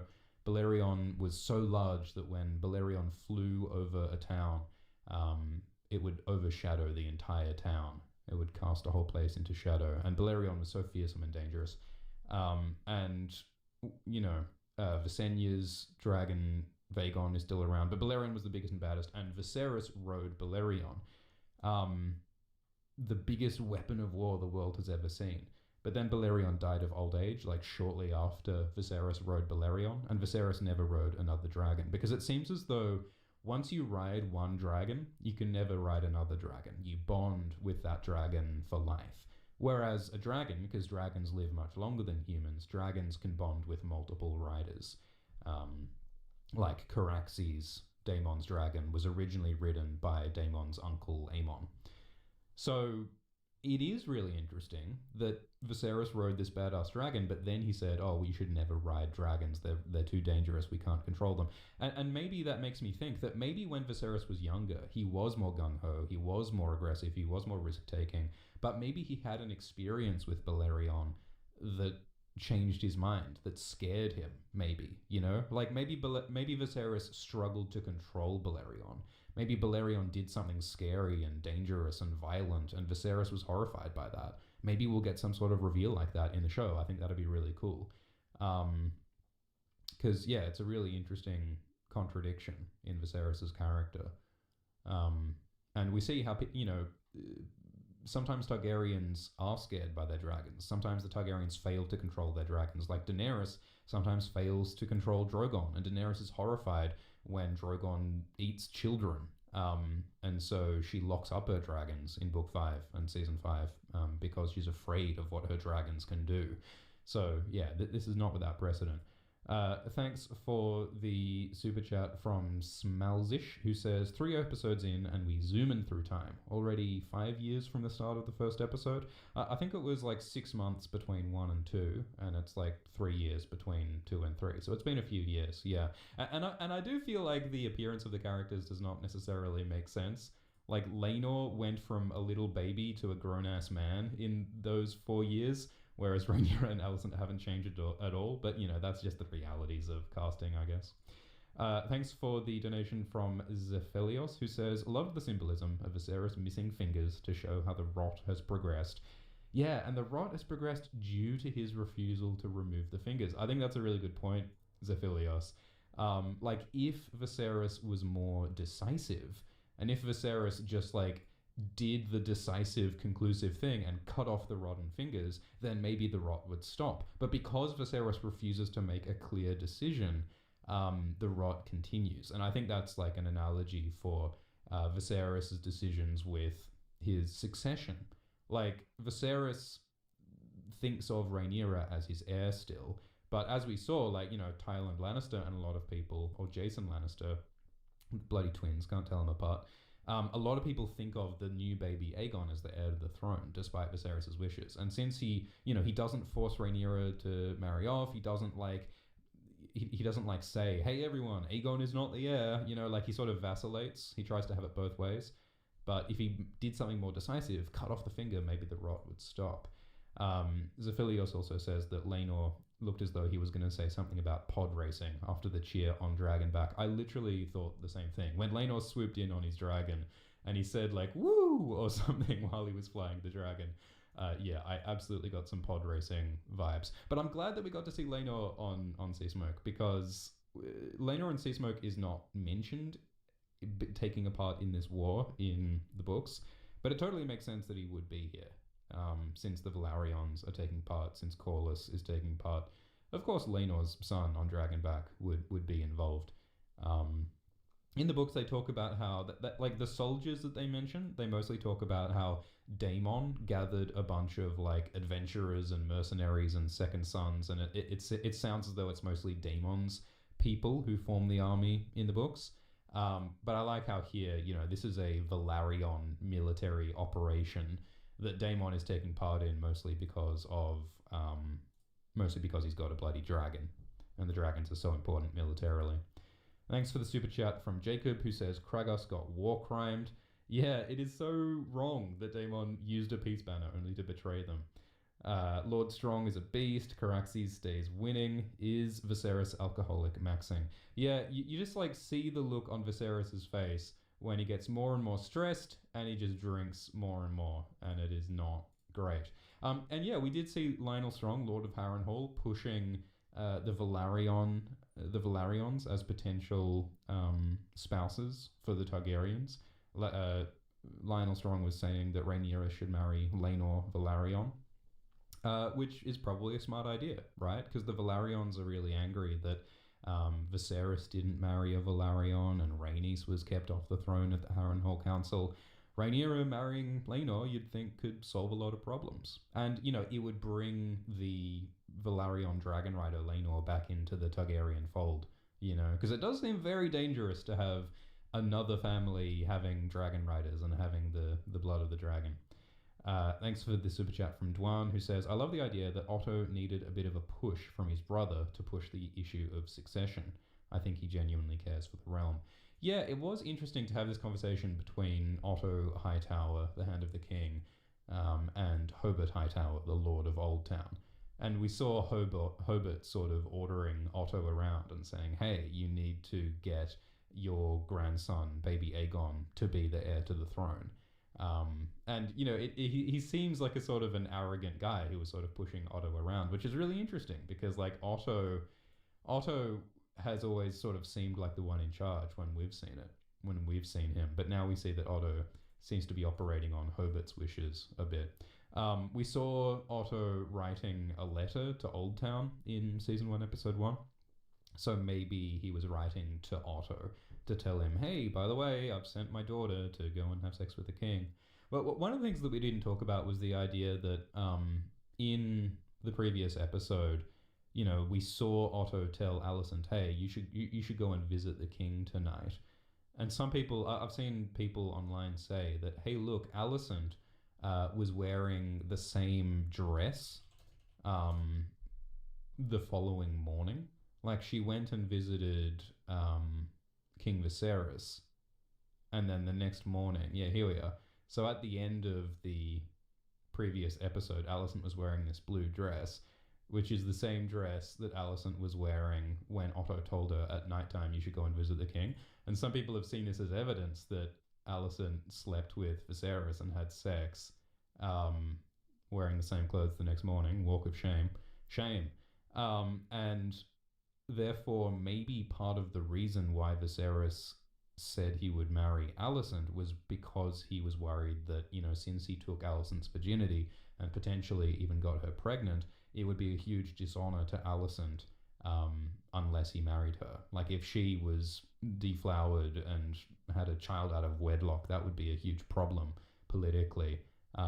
So there's the idea that maybe because they had sex, that's why Viserys married her. And we don't, you know, this is just speculation. We don't know if they actually had sex, but it is with precedent because, like, Robb Stark in Game of Thrones and in the books hooked up with this woman Talisa, and in the books he hooked up with this girl Jane Westerling, and part of the reason why he married Jane Westerling was because he had sex with her in like a fit of passion and teenage horniness, and in order to not dishonor her, that's why he married her, to protect her honor. It was the honorable thing to do. So maybe something similar happened with Viserys. Thanks for the super chat from Milan, who says, real dragons have 2 legs, yet the sigil has 4. I've seen many explanations for this, but curious on your thoughts.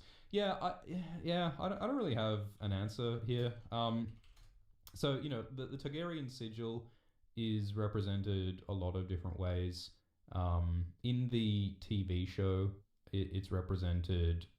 let me find a good... Targaryen...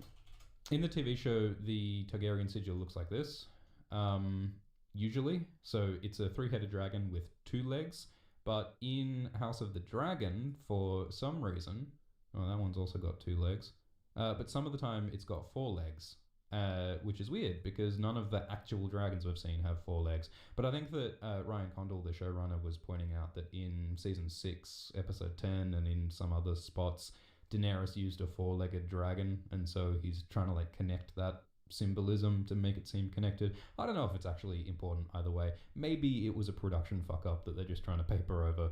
I don't know. We'll see what happens, but I don't know if the sigil is super important. Thanks for the super chat from First Name, who says, why do they keep lying to us by saying that no woman has sat the throne when both Visenya and Rhaenys sat the throne and competently held court whenever Aegon was away? That would be a useful precedent for Rhaenyra.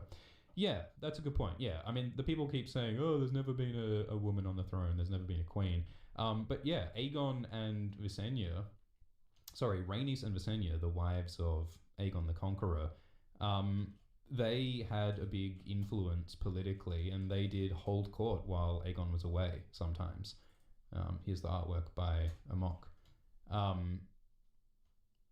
And so they certainly are a precedent of women holding power. And also, like, Jaehaerys's wife, Alysanne, was really influential politically. I think, like, even more than them, there's Alyssa Velaryon. This artwork's by Chili Raven Art. So in the books, Alyssa Velaryon was the wife of Aenys and the mother of King Jaehaerys. And while Jaehaerys was young, Alyssa was the regent of the realm. Like, she was in charge. Similar to how, like, Cersei is the regent for Tommen in Game of Thrones. So, like, Alyssa Velaryon and her husband, Rhaegar Baratheon, were running the show while Jaehaerys and Alysanne were young. So, yeah, I mean, there absolutely are examples of women sitting the throne literally and having political power. And yeah, you would think that Rhaenyra should bring this up. But I mean, Rhaenyra shouldn't need to bring it up because, you know, her father named her the heir, and all these lords, dozens of lords, bent the knee and swore loyalty to her. So none of this should even be relevant. You know, they said that she's the heir, and, you know, and they talk about, oh, you know, the precedent, there's never been a queen and whatever. But, and, you know, the maesters say that, oh, you know, the Harrenhal Council, that means that no woman will ever sit the throne. But that's just one interpretation of the Harrenhal Council. I mean, you could argue that the Harrenhal Council, all the Harrenhal Council really meant was that Viserys was a preferable king to Rhaenys or Laenor, you know, because he's an adult male with a, you know, I don't know. There's different opinions on the precedents. Thanks for the super chat from Johnny, who says, how big is Caraxes supposed to be? Is he bigger or stronger than Drogon? I mean, I've seen, you know, stuff online, you know, size comparisons of all the dragons. You know, this is how much dragons weigh. George Martin does not tell us the you know, cubic weight and height and width of all these dragons. He doesn't describe that in a lot of detail. He just says what color they are. And he says that, you know, Vhagar is the biggest alive. You know, Syrax, Rhaenyra's dragon, is younger and smaller. Caraxes becomes pretty big. I mean, it's mostly about age is the size thing, and Caraxes has been around longer than Syrax and Seasmoke and stuff. So yeah, Caraxes is one of the larger dragons, but it's not as big as Vhagar, but it is larger than Syrax. It's sort of in between. I enjoyed seeing Daemon just burning people. I really enjoyed when Daemon got hit by an arrow while he was on Caraxes, and Caraxes sort of squawked and cried out as though in pain. So it seems as though when Daemon feels pain, his dragon also feels pain because of that bond that they have.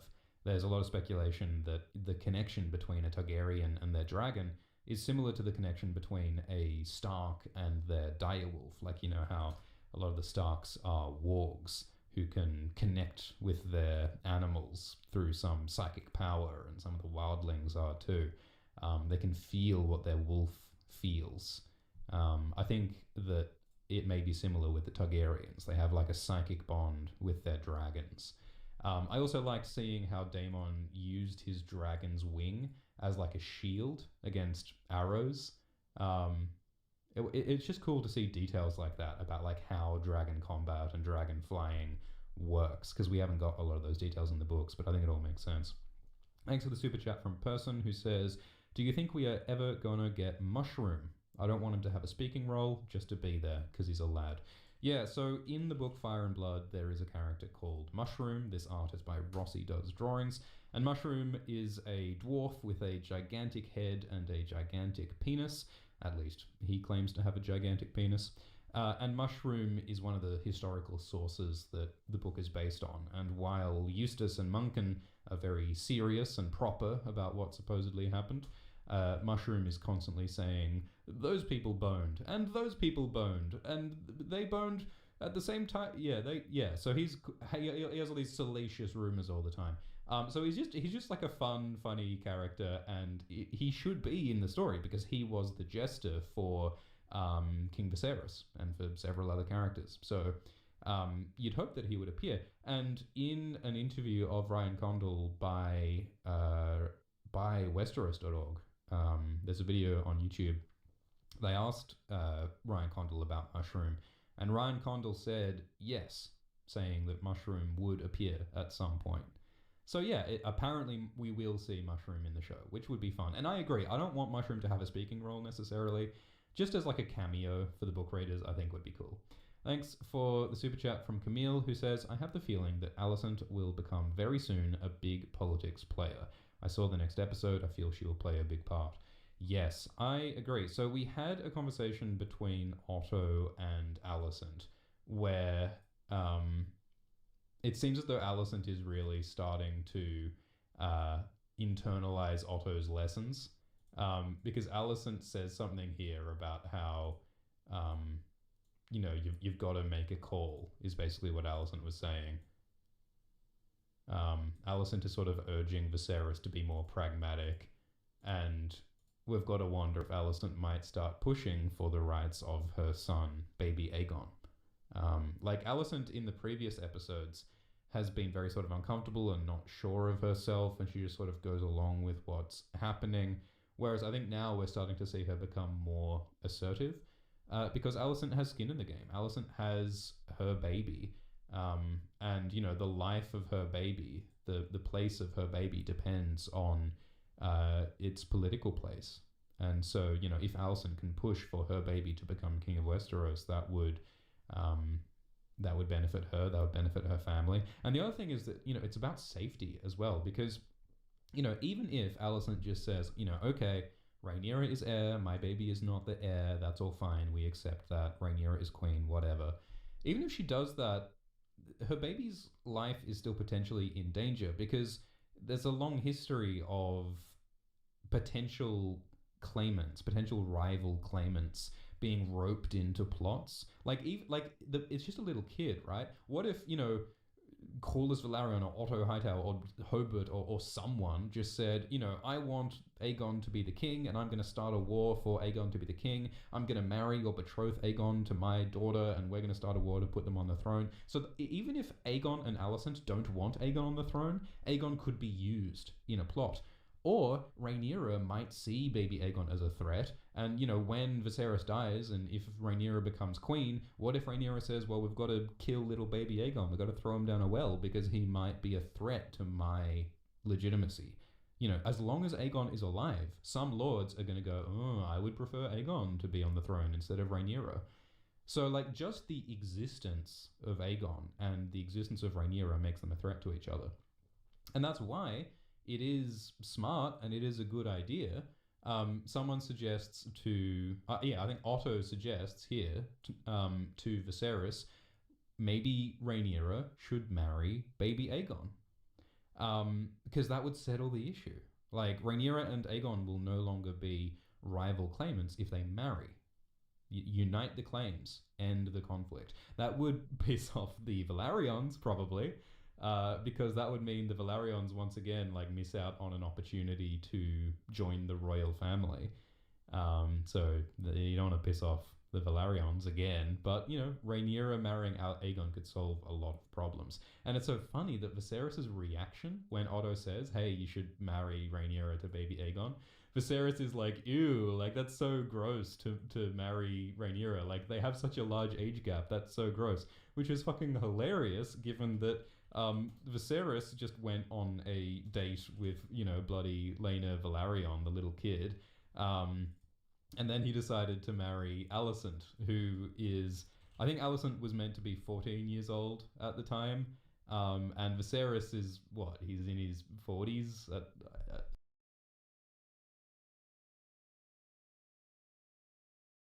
Or something? Or 38?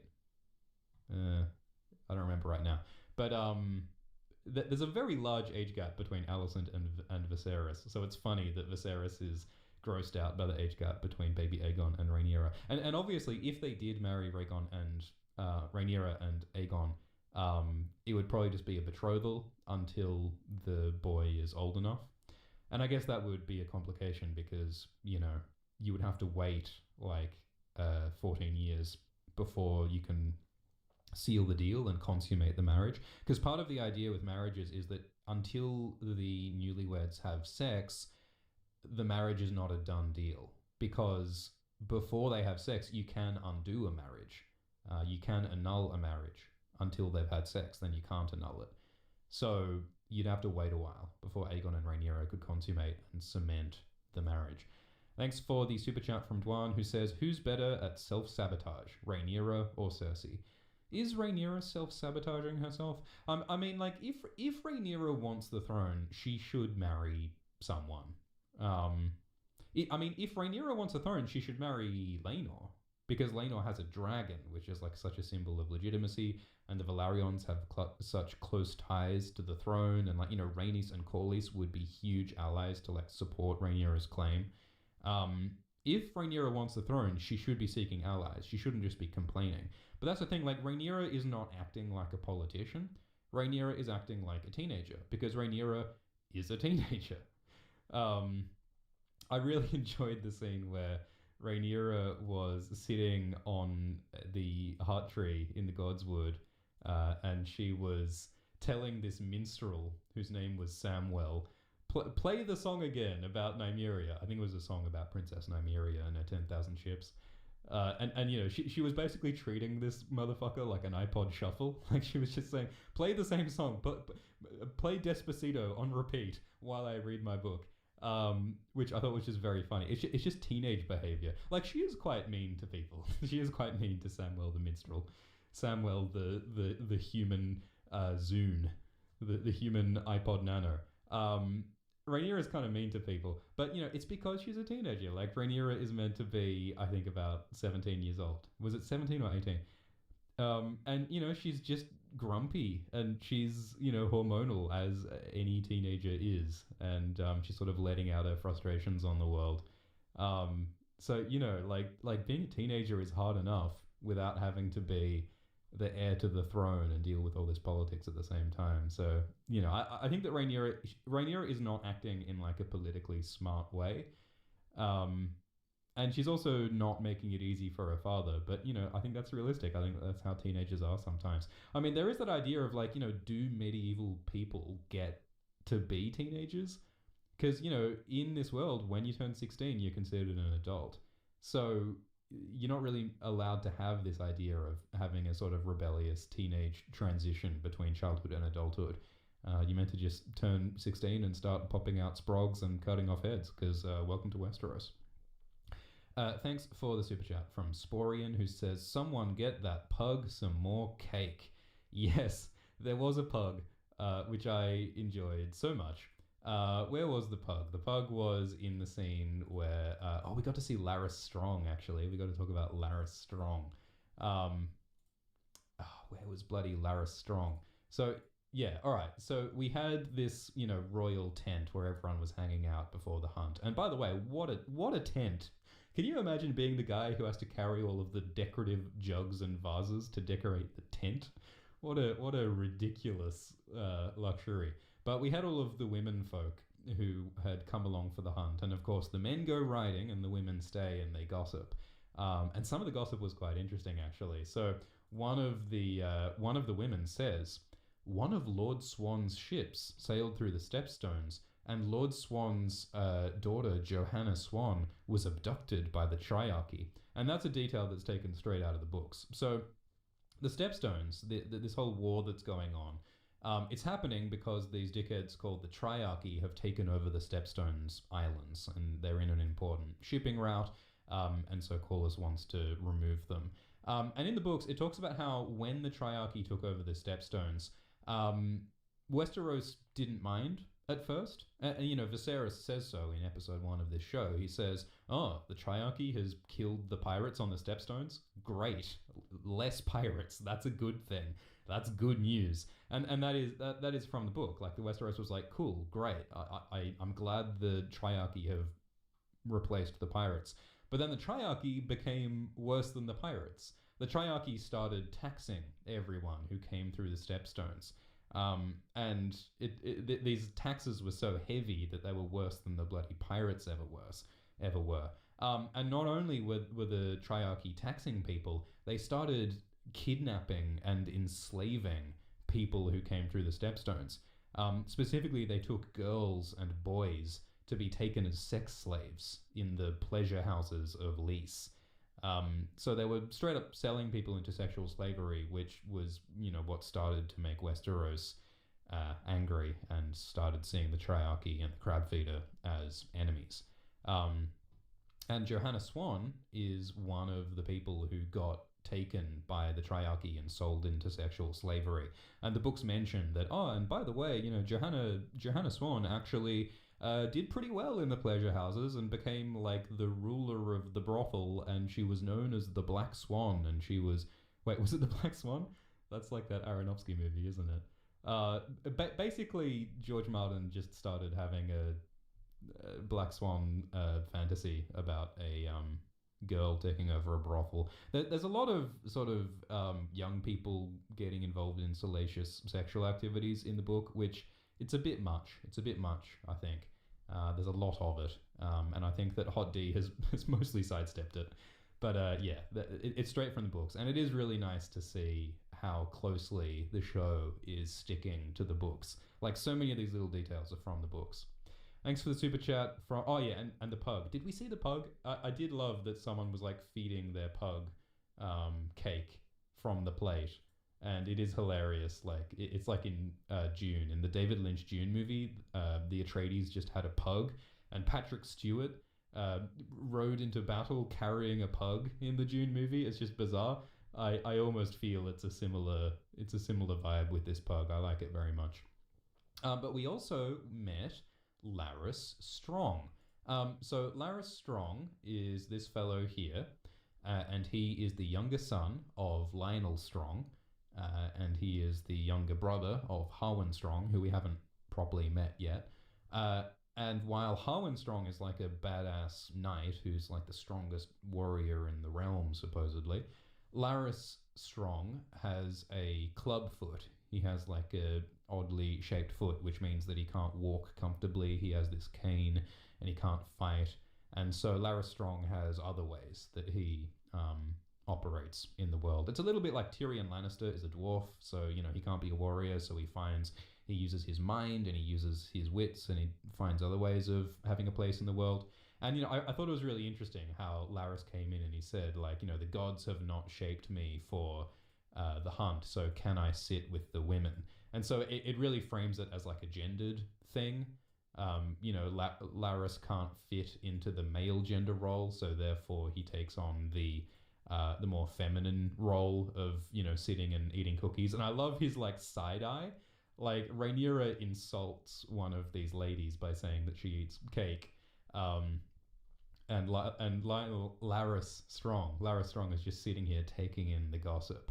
So, I won't spoil his role in the future, but it's interesting to see Laris just observing, just watching, just listening, and we'll see where that leads. Keep your eyes on Laris Strong. Thanks for the super chat from Sebastian. We talked about the grayscale. I think it's possible that the crab feeder's form of grayscale was a non-contagious form, like Shireen, and so I think that's why Daemon may not get grayscale from the crab feeder. Thanks for the super chat from Jenxes, who says, lots of death and symbolism this episode. Thoughts on Viserys killing the stag and Daemon killing the Velaryon knight by landing on him? Yeah, that was kind of a ridiculous moment where this Velaryon knight was like, begging for mercy from the skies, and he's saying, yeah, Daemon has come to save the day. And then Daemon's dragon Caraxes instantly just steps on this guy and squashes him, which I think comes across as almost a comedic moment. But yeah, when you really think about it, it's bloody awful that this knight knew that he was going to be eaten alive by crabs, and I think he was begging for Daemon to burn him with fire so he didn't have to get eaten alive by crabs. It's really very dark. But the fact that, Daemon and Caraxes just stomped on him it does sort of suggest that Daemon doesn't give a shit about people very much. I mean, you got to remember that this whole war, like the whole reason Daemon is here and like burning hundreds of men alive is because he wants glory, he wants attention, he wants validation, he wants to prove how big his dick is by burning a bunch of people alive. And you know, the fact that Daemon didn't want Viserys' help, the fact that he was angry about Viserys sending him reinforcements, shows that it's not about winning the war. He's not just being pragmatic. He wants to personally win. He wants to do it himself to prove how tough he is. Look, he's a bit of a dickhead, is all I'm trying to say. A lot of people, you know, in the fandom are saying, oh, you know, Daemon's a cool guy. He's not really that bad. I mean, the showrunner, Ryan Condal, said that, oh, Daemon's not a monster. He loves his family at heart. But can we remember that in episode 1, like, Daemon was killing these, like, civilians who were supposedly they were criminals and murderers. Like, we saw Daemon with his gold cloaks killing all these people. And we saw Daemon, like, taking great pleasure in, like, killing a guy personally, cutting off all these hands. In the books, it says that, you know, Daemon took delight in mutilating people, which seems like the textbook definition of evil to me. Like, if you have to kill somebody, that's one thing. But if you are enjoying mutilating people who, you know, may or may not really be guilty of anything, seems to me that Daemon is pretty evil. But, you know, that's up to interpretation. Thanks for the super chat from Philippe, who enjoyed Viserys' binge drinking. Thanks for the super chat from Nono, who says, the first sigil in the intro is the Doom and the 3 dragons fleeing in the top right corner, barely visible, a hint of them causing it. Ooh, that's an interesting point, Nono. So yes, the first image in the intro sequence is of the Doom of Valyria, which is when the old empire of the Dragon Lords was destroyed in a mysterious catastrophe. Volcanoes erupted, sulfur fell from the skies. It might have been related to magic, it might have been related to the Faceless Men, but one of the theories about the Doom is that it may have been caused by the Targaryens. Because, you know, it's very interesting that the Targaryens found out it was going to happen before it happened, and that's how they escaped it. And the Targaryens say that, oh, you know, my daughter Daenerys the Dreamer, she had a dream about the Doom, and that's why we left. But some people say, oh, that's a bit of a convenient excuse. What if the Targaryens deliberately caused the Doom of Valyria by, say, hiring Faceless Men to assassinate the sorcerers who kept the 14 flames from erupting? Maybe the Targaryens caused the Doom to make themselves the only dragon riders in the world. Because the books mention how the Targaryens were not one of the most powerful families in Valyria. They were one of the lesser houses. Like, it sounds like there were sort of dozens of powerful families and houses. The Targaryens were one of the less powerful houses in Valyria. So by the destruction of Valyria, the Targaryens went from one of the less powerful dragon riding families to the only dragon riding family. So maybe the Targaryens did the Doom. And Nono points out that it looks as though you can slightly see some dragons like flying away from Valyria in the background here. Maybe that represents the Targaryens leaving, having caused the Doom maybe. But that's just a theory. Thanks for the super chat from Davey, who says, do the boars in A Song of Ice and Fire like attacking royalty? Can't blame Bloodraven for that one. Yeah, so, you know, there is a fun theory that, you know, in Game of Thrones Book 1, Season 1, when Robert Baratheon gets killed by a boar, some people theorize that Bloodraven may have sent the boar. So Bloodraven is the tree dude. He's this guy who trains Bran in how to be a tree wizard. And in the books, this guy Bloodraven has a very long and complicated and cool history, which you can learn all about in the Alt Shift X video about Bloodraven. And Bloodraven, one of his powers is that, you know, as a green seer with the magic of the old gods, Bloodraven can control animals, just like Bran can. And so there's a lot of hints that Bloodraven has been using his powers to influence events. This guy, Jeor Mormont, the Lord Commander of the Night's Watch, who, you know, is Jon's mentor. Jeor Mormont in the books has a raven, which is sort of comic relief, like it keeps asking for corn all the time and stuff. But the Raven occasionally does things that seem suspiciously intelligent and political. Like the Raven helps Jon Snow become the new Lord Commander of the Night's Watch because it says Snow, Snow, like the Raven talks. And the Raven also like appears on Jon's chest and like squawks at him while Jon is having a dream about the White Walkers and the Long Night, it seems to be. So it seems as though Bloodraven is controlling the Raven from afar as a way of influencing events. Possibly like he gave Jon that dream. So since the Raven is manipulating events, maybe there are other animals that Bloodraven is using to influence events.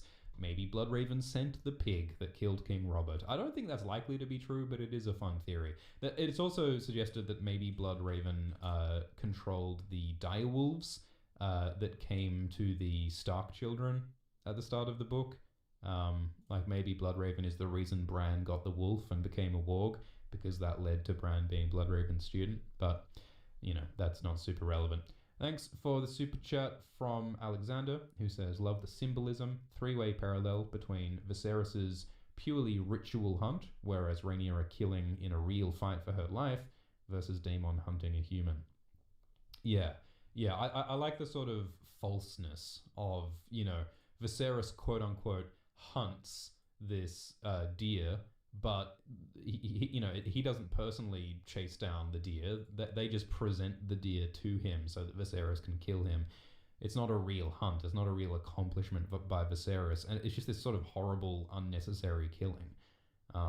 It didn't mean anything. Whereas Rhaenyra killed this boar that was attacking her. It was a real, like, hot-blooded, violent situation.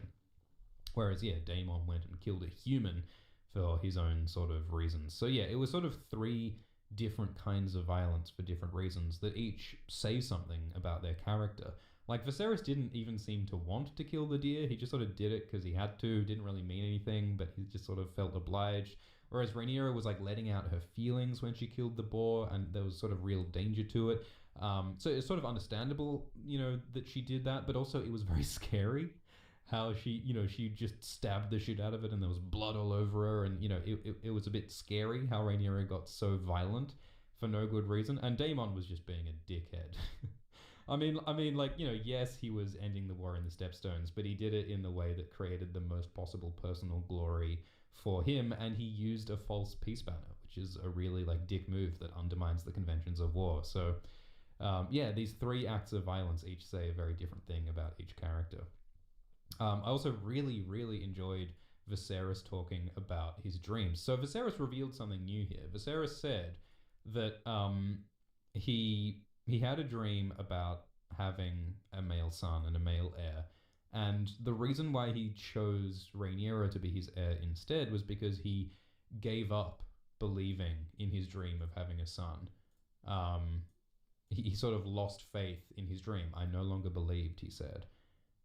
He changed his mind, but now that he has Aegon, he's starting to have doubts. He's like, oh no, like my dream about having a son did come true after all. And so now he's like, maybe I made a mistake by naming Rhaenyra, is sort of his thought. And it's interesting that, you know, since Viserys did not find the White Hart, he found a normal deer instead. That suggests that, well, okay, like, the mystical sign of the heir did not appear for Aegon. The White Hart is the symbol of kingship, and we did not find it on Aegon's special hunt.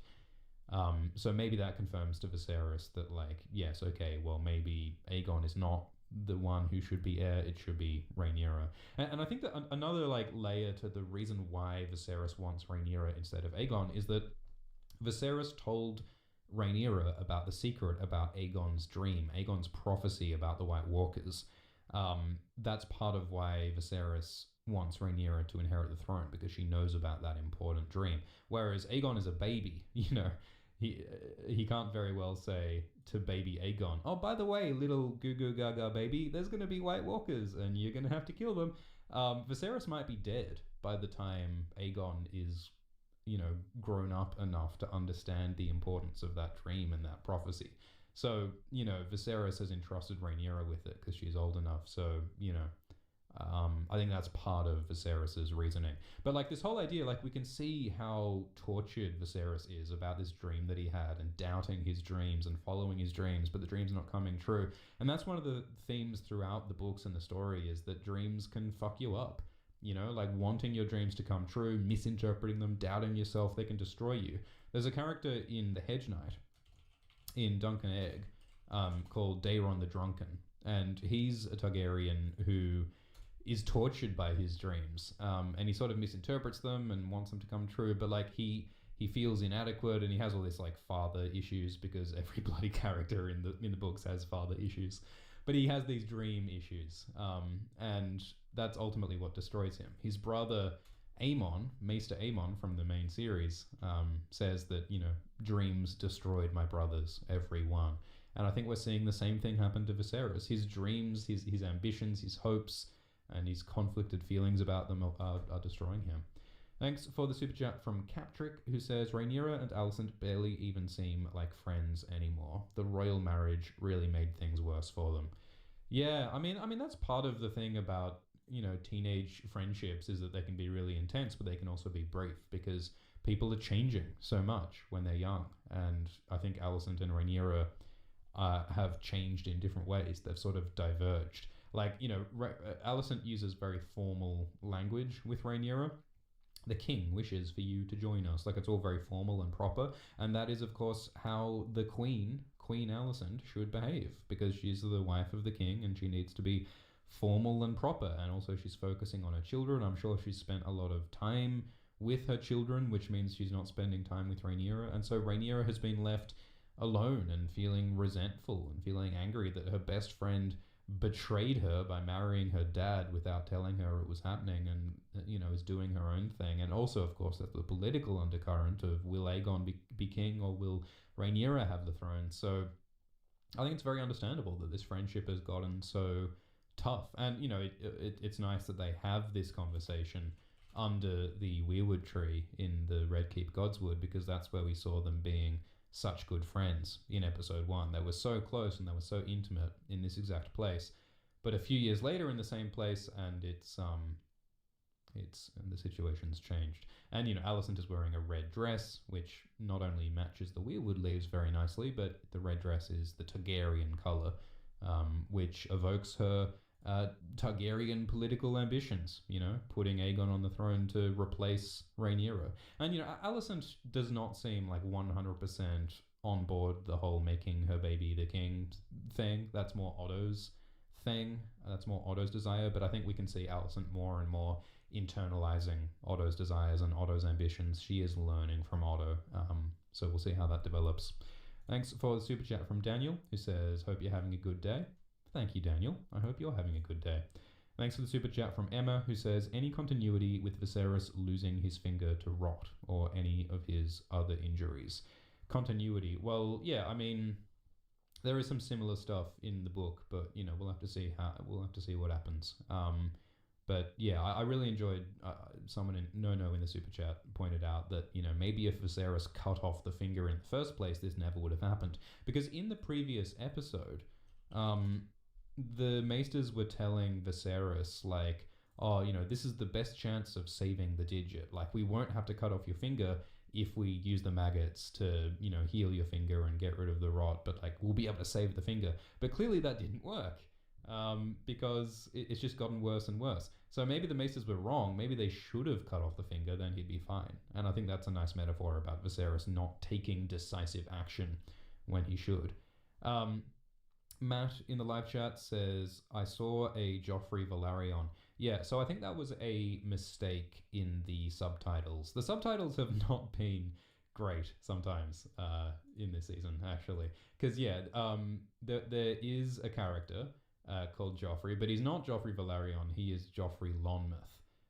And Joffrey Lonmouth is a friend of Laenor Valerion, and we may learn more in future episodes. But I think the subtitles mistakenly called this person Joffrey Valerion when he's actually Joffrey Lonmouth.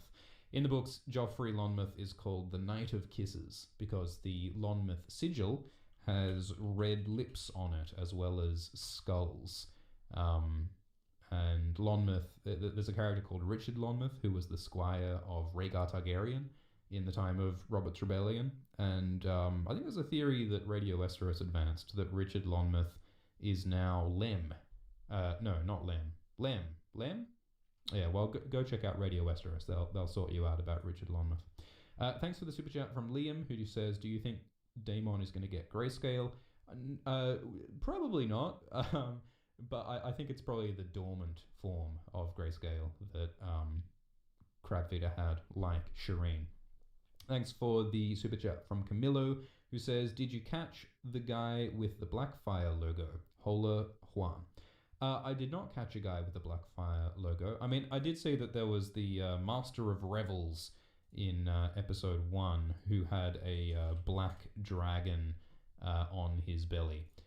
So the black dragon sigil in the future, in the Blackfire Rebellions era, so years after House of the Dragon, but years before Game of Thrones, there was this conflict called the Blackfire Rebellions, and you can learn all about the Blackfire Rebellions in the Alt Shift X video about the Blackfire Rebellions. Yeah, this is the Blackfire sigil, and that has a great deal of significance in the Blackfire period. But, you know, in this time, the Blackfires don't exist yet, so I don't think the Black Dragon has any special significance now. I mean, like, you know, part of the tradition is that when you have a bastard, sometimes the bastard has a reversed heraldry, like the colors are reversed. Like House Stark is normally a grey direwolf on white, but Jon Snow, in theory, would have a white direwolf on grey, like a reversed colors is what a bastard has sometimes, and that's why the Blackfire dragon is black, because you reverse the colors when you have a bastard, and the Blackfires were a bastard line of the Targaryens. But yeah, my point is that I don't think the Blackfire sigil is super significant right now. Nono says, what was in it for Crabfeeder? A promised cure? I mean, yeah, that's a good question. Like why was the Crabfeeder doing all this? Like, we didn't get any dialogue from him at all, I don't think. So, you know, we don't really know what his motivations are. I mean, we talked in the previous episode, or Viserys talked about how, you know, Crabfeeder is funded by the Triarchy, by the cities of Lys and Myr and Tyrosh. And so, you know, and Corlys, I think, said that the Triarchy is trying to weaken Westeros. So, you know, this is a political power grab type thing. I mean, also, you know, the Crabfeeder is making money. Like, at least in the books, they're taxing all of the trade that goes through the Narrow Sea, and they're making a bunch of money, which is presumably going back to the Triarchy.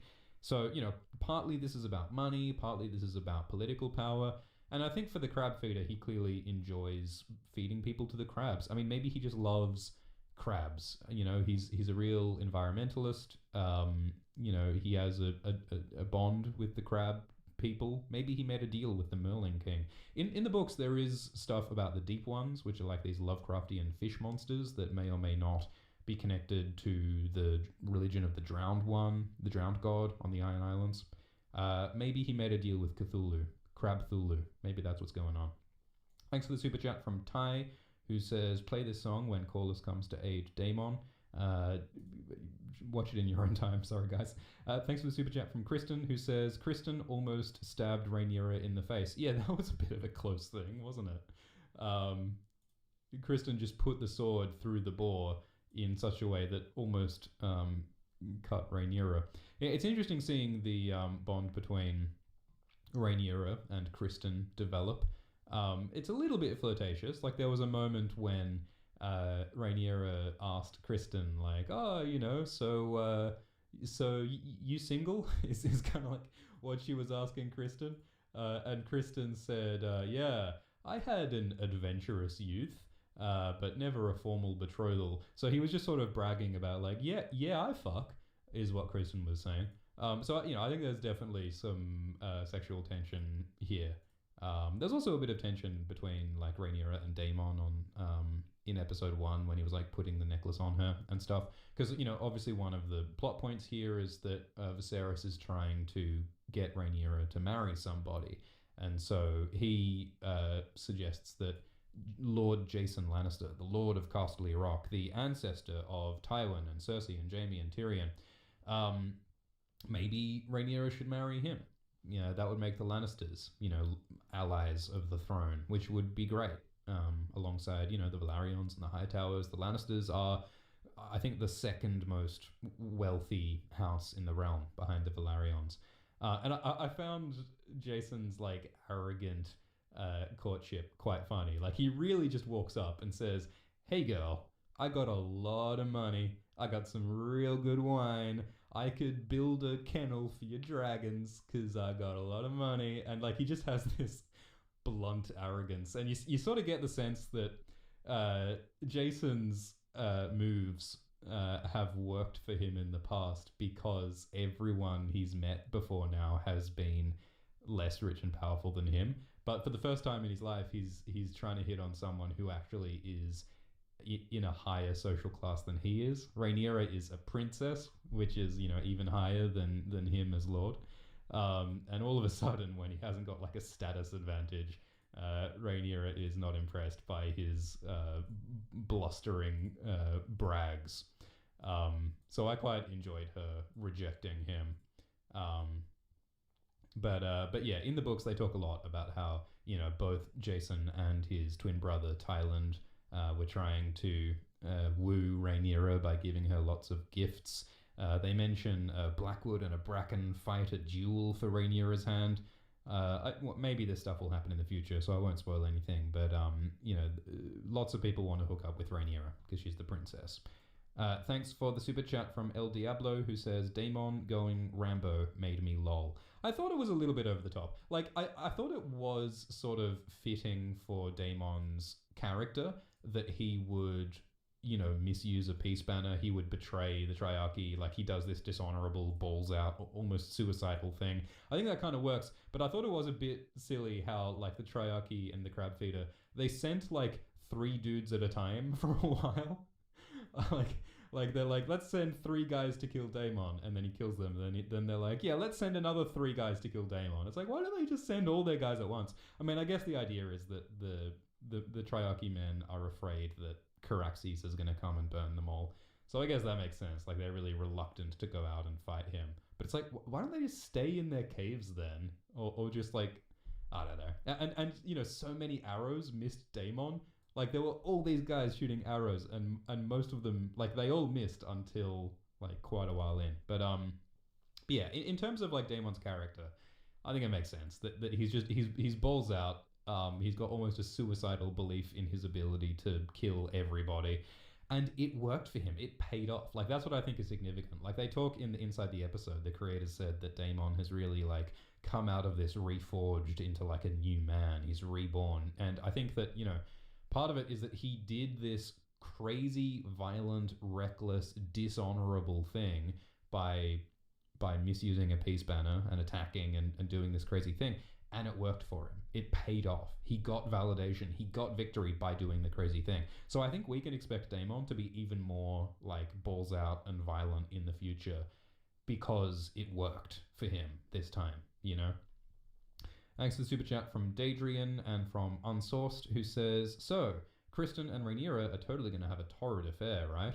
Well, look, I mean, once you've killed a boar together, you've really just become intimate by virtue of slaying a boar, haven't you? What happens in the Kingswood stays in the Kingswood, you know? Thanks for the super chat from Sam, who says, "Who were the other dragons and their riders?" So currently, the dragon riders in this world are, let me pull up the family tree for you. So originally King Viserys had the dragon Balerion, but Balerion died. Princess Rhaenys Targaryen has the dragon Meleys, the Red Queen. We have not seen Meleys yet. The new dragon we saw this episode was Laenor Velaryon's dragon called Seasmoke. That was the dragon that saved Daemon during the battle. This is Seasmoke. Which is a very lovely silvery coloured, grey coloured dragon. And obviously Rhaenyra has the dragon Syrax, the yellow dragon. And Daemon Targaryen has the red dragon Caraxes, the squeaky, snaky, penis-necked one. And so far, that's all the Dragon Riders, isn't it? It's Rhaenys with Melis, it's Laenor with Sea Smoke, and it's Rhaenyra with Cyrax. But there are a bunch of other dragons. Like there's at least like a dozen other dragons that are living in the Dragon Pit or are hatchlings, and they've been ridden by like previous generations of Targaryens. Like King Jaehaerys's dragon Vermithor, the Bronze Fury, is a big old dragon who's still around, and Alysane's dragon Silverwing. And they mentioned a Dreamfire, so there are lots of dragons that are around that we, maybe we'll see them in the future. And also Lena Velaryon was asking about Vhagar, which is the biggest, toughest dragon in the world, which is currently sitting on a beach in Florida. Thanks for the super chat from Bandywine, who says, best episode so far, dripping with atmosphere and George's touch. I'm surprisingly endeared to Lionel Strong, who is actually giving Viserys prudent and sincere advice. Yeah, I mean, it seems like Lionel is the one guy who actually is just not biased. Like, Otto wants his grandson Aegon on the throne, and Corlys wants his grandchildren on the throne if, someone marries a Velaryon. Whereas Lionel is saying, no, like, don't marry my children. I don't want to join the royal family. Marry the Velaryons, because that's best for you, So it seems as though Lionel actually has the royal family's interests at heart. Or maybe Lionel has Corlys's interests at heart. We've never seen, like, a conversation between Corlys and Lionel, but I wonder if there might be a connection, like a reason why Lionel is sort of advocating the interests of the Velaryons. Thanks for the super chat from Alex, who says, how many bad omens can one king have? Yeah, it's not good. It's not good. His baby Balon died, and the deer, and the stolen dragon egg, and there's a lot that's gone wrong. Thanks for the super chat from Eliza Bitty, who says, I find it interesting that Viserys lost 2 fingers, and he also lost 2 of his closest counsel, Daemon and Corlys. Yeah, that's a cool point. Like, at the same time that parts of Viserys's body are falling off, his allies and his family are falling off from him. Like Rhaenyra seems to be, more distant from him, and like Corlys and Daemon have left. So yeah, like he's falling to pieces, and his family is falling to pieces at the same time. Like, it was interesting how, like Alicent gave Viserys this mended dragon statue, which is like maybe Alicent can glue things together. But it seems like the opposite is happening. It seems as though Alicent is part of the problem in that this, Hightower versus Rhaenyra rift is opening up. Thanks for the super chat from Betsy, who says, thanks for taking us back to the best English class vibes with Game of Thrones. Raise your hand if you have a question, class. Thanks for the super chat from Stefan, who says, I thought Daemon was badass, but I wanted to see a 1v1 against the crab feeder. How was he able to kill him in the dark caves on his turf? Yeah, well, now that you say that, like, they could have done some, like, cool thing where, like, Daemon is, creeping through the dark caves, and maybe the crab feeder has, like, traps and things and ambushes planned to kill Daemon. I think that given what little we know about the crab feeder, it would be cool if he was, like, setting traps and using his home turf, and yeah, maybe they could have done something cool with the crab feeder. But I think in terms of like a 1v1 fight, like at least from the crab feeder's appearance, like he doesn't look strong. He doesn't look tough. He's riddled with disease. Like I think Daemon would absolutely butcher this guy as he did. So yeah, I don't know. I'm not too mad about not seeing a fight. Thanks for the super chat from Andre, who says, could you talk more about the Lannister guy who Viserys was trying to marry Rhaenyra off to? Yeah, so this guy is Lord Jason Lannister, and he has a twin called Tybalt Lannister. And they're rich, they're Lannisters, they're crafty, they're scheming. There isn't really much description of them in the books that I can tell you about, but they will have a role in the future. I can tell you that the Lannisters have a sort of interesting history in Fire and Blood, the book that this is based on. So it was very interesting that Jason Lannister said here, hey, by the way, I have a whole bunch of money. I could build a dragon pit in Casterly Rock. And what he means by that is that if Rhaenyra marries Jason Lannister and moves to Casterly Rock, Rhaenyra could house her dragon Cyrax at Casterly Rock. And that itself is sort of an interesting power play for House Lannister, saying, hey, we could have dragons at Castle Rock. House Lannister could have dragons. Because, like, you know, if Jason Lannister married Rhaenyra and had children, those children could be dragon riders, right? Like, just in the same way that Laenor Velaryon is a non-Targaryen dragon rider because he has Targaryen blood from Rhaenys, maybe there could be a Lannister dragon rider if Rhaenyra married Jason Lannister. That would be crazy, and that would make the Lannisters so much more powerful if they had dragons. It would also probably make the realm a lot more unstable, because the more families there are with dragons, the more potential for, you know, terribly destructive wars. And that is something that happened previously in the book Fire and Blood. So, like, a couple of generations ago, King Jaehaerys's sister Rhaenys, Rhaena Targaryen, had a bit of a difficult relationship with King Maegor the Cruel. And so she sort of fled and she lived in the Westerlands for a while. She lived on this island called Fair Isle. And she had a dragon there, Dreamfire, the same dragon that was mentioned in a previous episode. And eventually she left Fair Isle because the Farmans were annoyed that the dragon was eating all of their sheep. And Rhaena and Dreamfire stayed at Castle Rock. So Castle Rock has hosted a dragon before. And the Lord at the time, I think it was Lord Lyman Lannister, was saying, hey, Rhaena, like, you should totally marry my son. You should totally, you know, hang out with us Lannisters. You know, and by the way, I noticed that your dragon has been laying all these eggs. Maybe you could give me one of those eggs, you know, as a present. Since I've been such a good host, you should totally give a dragon to the Lannisters. Yeah, that'd be great. And, you know, Rhaena was like, no, like, no, I'm not going to give you a dragon. I'm not going to marry your son, A, because I'm gay, and B, because I'm not going to give a dragon to the Lannisters. We talk a little bit about this story in the What's West of Westeros Alt Shift X video, which is about Alyssa Farman and Rhaena and their affair. But yeah, so my point is that the Lannisters in the book have a history of trying to get marriages and power and dragons from the Targaryens, and I think we're seeing a continuation of that now. And yeah, like, one of the things that the book says is that, you know, the Lannisters, they were kings once, because, you know, all of the different kingdoms that existed before Aegon the Conqueror turned up, before Aegon the Conqueror came and conquered Westeros and made it into one realm, there were hundreds of kingdoms in Westeros. Like, they talk about 7 kingdoms, but, you know, even before that, there were just lots of small petty kings, lots of little warring lordlings and kingdoms, and the Lannisters were one of the most powerful kings in their area at one point. And at one point they were the kings of the Westerlands, the kings of the Rock.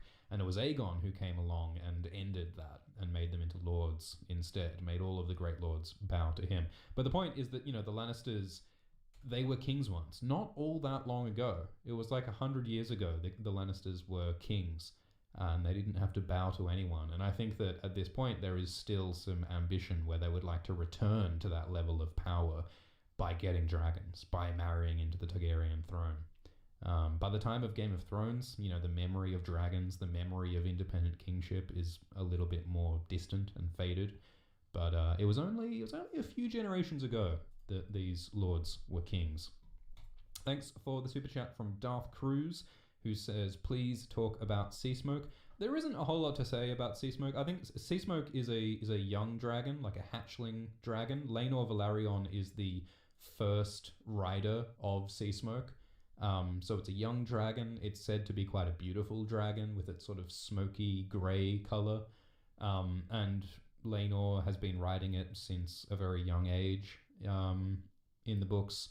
And, you know, that's part of why Laenor was relevant in the Harrenhal Council. Like, in the TV show, the Harrenhal Council, they were mostly talking about Rhaenys Targaryen or Viserys Targaryen. That was, like, the two main candidates to become the heir to the throne at the Harrenhal Council in episode 1. But in the book, Laenor Velaryon, Rhaenys' son, was the main candidate, not Rhaenys. Partly because Laenor was a dragon rider, had Sea Smoke, whereas Viserys didn't have a dragon because Balerion was dead. But, you know, Laenor at the time was like 7 years old, so they didn't want a 7-year-old to be heir. So that's part of why he wasn't chosen. But yeah, there's not a whole lot that I can say about Sea Smoke in the books as yet. Thanks for the super chat from Dopey Dragon, who says, I feel like Laenor being a dragon rider was not really given much time or weight before we just see him blasting. Being a rider should be a big deal. It should be a big deal. It should be a big deal. I mean, that is one of the things that makes the Velaryons so important. I mean, like, you know, I guess I've said in the past that, you know, Viserys has to marry someone, and, you know, the Hightowers are good allies, and the Velaryons are good allies. So, you know, either one is reasonable. But yeah, I agree. Like, the fact that the Velaryons have 2 dragons, Laenor has Sea Smoke and Rhaenys has Meleys, the fact that the Velaryons have 2 dragons, like half the dragon riders in the world are Velaryons, not Targaryens, alongside, you know, Daemon and Rhaenyra. So it really should be a huge concern and a huge consideration that, hey, we need to be friends with the Velaryons. We need to marry them into the royal family, because if we have dragon riders who are pissed off at us and who are not on our side, we have a huge fucking problem. I mean, like, that's the whole thing. Like, Targaryen dominance comes from their dragons. And right now, the Velaryons have as many dragons as the Targaryens do. So the Velaryons are potentially an enormous threat that could wipe out the Targaryens potentially right now. And I agree, they really should be talking about that. That really should be a concern. Viserys' choice to marry Alicent, not Laena, was probably a massive fuck-up because he forgot about the dragons. Thanks for the super chat from Quoth the Raven. Thanks for the super chat from Emily, who says, I felt like the deer who is screaming and restrained and sacrificed in the name of Viserys' son reminded him of Emma. I think that's a great point, Emily. I think you're right. Like, the way that I think that's a fantastic parallel, because he really thinks about it. He's like, oh, I've got to make the decision to slaughter this deer. Just like in Season 1, Episode 1, when Viserys was told, hey, you need to kill Emma now. We need to cut Emma open and get the baby out, which was this moment here. And yeah, it felt like this sacrifice that Viserys was making. We must sacrifice my wife to birth a baby. And yeah, it's a similar moment here with the deer, where, you know, the choice is presented to him. They had the deer all tied up for him, just like Emma was held down when she was cut open. So yeah, I agree. I think that's a really good parallel. Thanks for the super chat from Alexander, who says, I was surprised what a loser Lord Lannister was. Have you ever met a billionaire before? I think there's a kind of arrogance and entitlement that makes very wealthy and privileged people unable to relate to others. Like, the way that Jason Lannister, he like snapped his fingers to make someone bring him wine. He just snapped his fingers and it appeared, and he did not even like acknowledge the person who brought him wine. I mean, like, you know, I guess that's just normal for all these lords and things. But you know, in this case, I think it really highlighted his arrogance and douchiness. The Lannisters are kind of historically giant douches. I mean, one of the sort of most unrealistic things about Game of Thrones is that, you know, the Starks have kind of always been stern and honorable, and the Lannisters have kind of always been cunning and ambitious and dickheads and blonde. Like, there are certain personality traits, and like, you know, the Baratheons tend to be fiery warriors and very masculine and very, you know, prone to bouts of rage and emotion. There is a certain like common personality that has stayed the same over like hundreds of years of history. Like, not to mention the Lannisters have somehow like stayed blonde this whole time. It's like, aren't they marrying other families? It's not like the Targaryens are incestuous. Like, if you look at the genetics, you know, the genetics of the Targaryens is ridiculous, because since they keep marrying their siblings, like Viserys is like 50% Aenys's genetics and 50% Alyssa Velaryon's genetics, because they haven't like he only has one set of great grandparents, you know, like he doesn't have 16 different great grandparents. He has 2 great grandparents because of the incest, the sibling incest. My point is that, for anyone other than the Targaryens, it seems ridiculous that they look the same and have the same personality after all these years. Anyway, thanks for the super chat from Charmander Master, who says, I liked Rhaenys and Alicent playing tug of war with the minstrel as a symbol for how royals fighting hurts the common person. Yeah, I agree. I mean, I think part of the point of that was that it showed how Rhaenyra was saying, I'm the princess, so you have to obey me, so I want you to keep playing. Whereas Alicent said, but I'm the queen, and I want you to go away. And they sort of had this back and forth, where it's like, listen to me, no, listen to me. And in the end, the minstrel listened to Alicent, because Alicent is the queen, and the queen apparently outranks the princess. And so that just shows how, despite the fact that Rhaenyra is heir to the throne, despite the fact that she's the firstborn daughter of the king, Alicent is the one who has power, and that seems to contradict the fact that, all these lords, they bowed to Rhaenyra, they swore to obey Rhaenyra as heir, and yet Alicent is the one they are following. And so it's sort of this undercurrent of, despite what everyone says, baby Aegon is seen as the heir because he's male.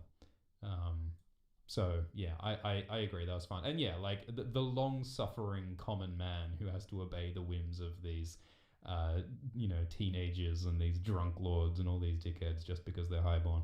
Thanks for the super chat from Universe of Thrones. I don't know why the Targaryen sigil has 4 legs. I'm not sure if it really means much. The showrunner says that it connects to Daenerys used a 4-legged dragon sometimes. I don't know if it's a big deal. Thanks for the super chat from Evan, who says, it was awesome to see Viserys take a stand against that Lannister. It proves that he really does care about Rhaenyra. I mean, it was words, wasn't it? Because yeah, there was a conversation between Jason Lannister and Viserys, where Viserys sort of corrected Jason and said, no, Rhaenyra is my heir, not Aegon. And yeah, it was nice to see him stick up for Rhaenyra, but I mean, I think he needs to be a bit more loud and direct about telling everyone that. The way that Viserys was just sort of riling up Jason reminded me a lot of Lancel and Robert in season 1 of Game of Thrones. Remember when Robert Baratheon was drunk and he was just having an enormous amount of fun talking shit at Lancel Lannister. It was the same situation. It was a drunk king.